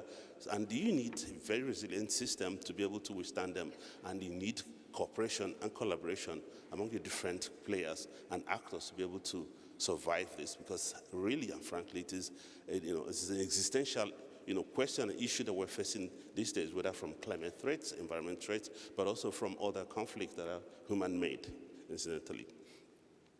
If there's anything that the COVID had taught us, is the common vulnerability of humanity, that a very little thing could actually destabilize, that little virus that you can't even see, shut down the entire earth for several months. So that as you are, you think you're a superstar, you are invulnerable. You could see how vulnerable that we are really. And we're talking about food security, our livelihood, our ability to survive. And that's why we need to be able to work together, collaborate, and cooperate. There is, of course, the necessity to look at all the different elements and components. While, of course, ex situ collections is a very fundamental and important component of this system, there's also need to complement other areas. We talked about soil health and issues related to soil, but also in situ conservation and those who are working on climate change-related issues. There's a need to take a systems approach to be able to, for us to work together to address all these issues that we are working on. And as Stefan also concluded, that this event is not a one-off thing, because we don't want it to be just another conference and then we all go home. Say, okay, we brought together a lot of people. It was a good reunion for most of us anyway, but at the same time, it must be the seed that we're planting now for further development, to grow, to be able to use the resources that we have to face the challenges that we are facing now, and those that we don't know when they're going to come, because come they will. We don't, you cannot, it is almost inevitable. There'll be definitely other challenges that will come that we're going to have to face, and it is from our ability to use the resources that we have, working together, that we'll face those challenges. And it's through partnerships like this that we can actually work together and face those challenges. So in conclusion, as somebody also said last night, don't forget to ask for the money. Because Wonderful. Because without the resources, we cannot do that. So thank you very much. Thank you, Kent and Stefan. Thank you. Come here into the light, yeah? Wonderful. Thank you so much. Thank you, guys. Thank you to Kent and Stefan. And now, as the last conference point, promised, we have, of course, the summary of the co-chairs. So I welcome now on stage Catherine Bettini and Jasmina El-Bahlul again on stage for your summary and for your points that you'd like to share with us rolling out of our summit. Thank you. Thank you very much. I'm here again. But before going to the summary, let's remember that the seeds are the beating heart of the agri-food systems. And we are very grateful to the gene banks, the farmers, and all the partners contributing either directly or indirectly, donors, funders, traditional communities, the scientists, and all the contributors to the conservation of the seeds, but not only the seeds, the genes as well, and the traditional knowledge to enhance the crop diversity for sustainable food security over the planet. But now let's go to the summary communique. As a co-chair of this Global Crop Diversity Summit, my colleague Catherine Bertini, chair of the executive board of the Global Crop Diversity Trust, and I now take great pleasure in providing you with key elements of our co-chair's summary, which will form the basis of the communique which will be delivered to the governing body of the plant treaty next week in Rome. Our summit brought together global stakeholders in the plant genetic resources for food and agriculture community to highlight a vital role of using crop diversity gene banks in addressing the linked crisis of malnutrition, climate change, and biodiversity loss. We stressed the critical need to transform agri-food system before reaching climate tipping points and losing crop and trees diversity forever. We explored the contribution of plant diversity to food and nutrition security, environmental sustainability, climate change adaptation, resilience, and social equity. We identified actions to empower gene banks to catalyze agri-food systems transformation and emphasized their role in achieving the new targets of the Global Biodiversity Framework. We highlighted how the summit will contribute to climate COP28, where key findings on the importance of the use of crop diversity for climate change mitigation and adaptation will be presented. And we urge the global PGRFA community to promote awareness of the contributions of plant diversity to agri-food systems transformation, including by planning for an annual crop diversity day. I will give the floor now to my co-chair, Catherine, to continue the summary.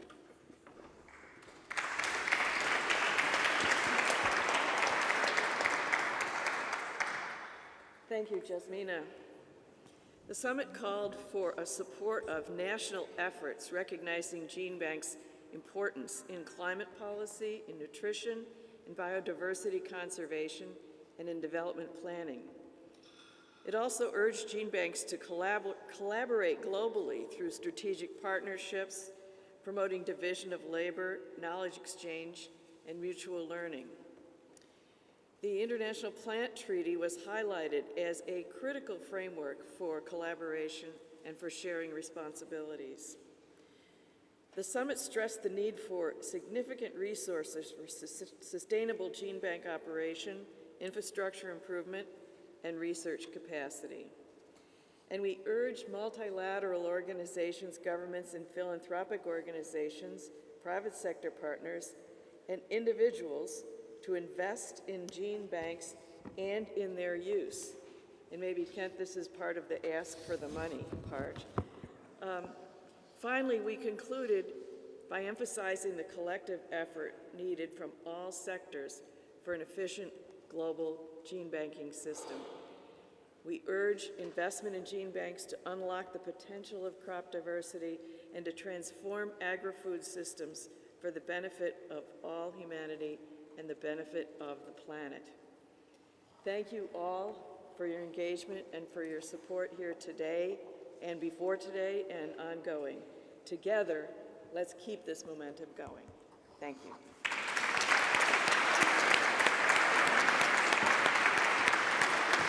Thank you very much. Thank you.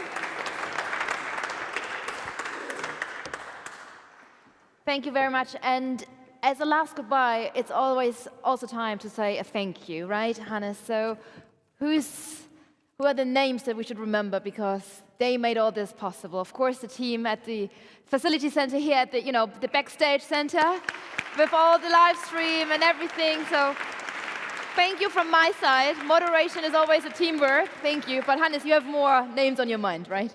Yes, a special thank you goes to the Crop Trust team and the team at the treaty who made this happen today. Thank you so much.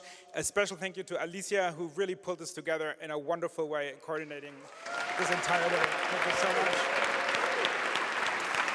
Hannah as well, over there. And Hannah, of course. The whole comms team has been engulfed in making this happen for the last few months. So a big, big, big thank you to everyone involved. Thank you. All right. So this was the Crop Diversity Summit here in Berlin. I can't wait to read your tweets and your postings and your questions with the hashtag #Seeds2Solutions. If you have any more thoughts, keep them going. We still have the socials open for you. I can't wait to see you again. We are on the road to Dubai, to the COP, so some of you are going to catch up with you there.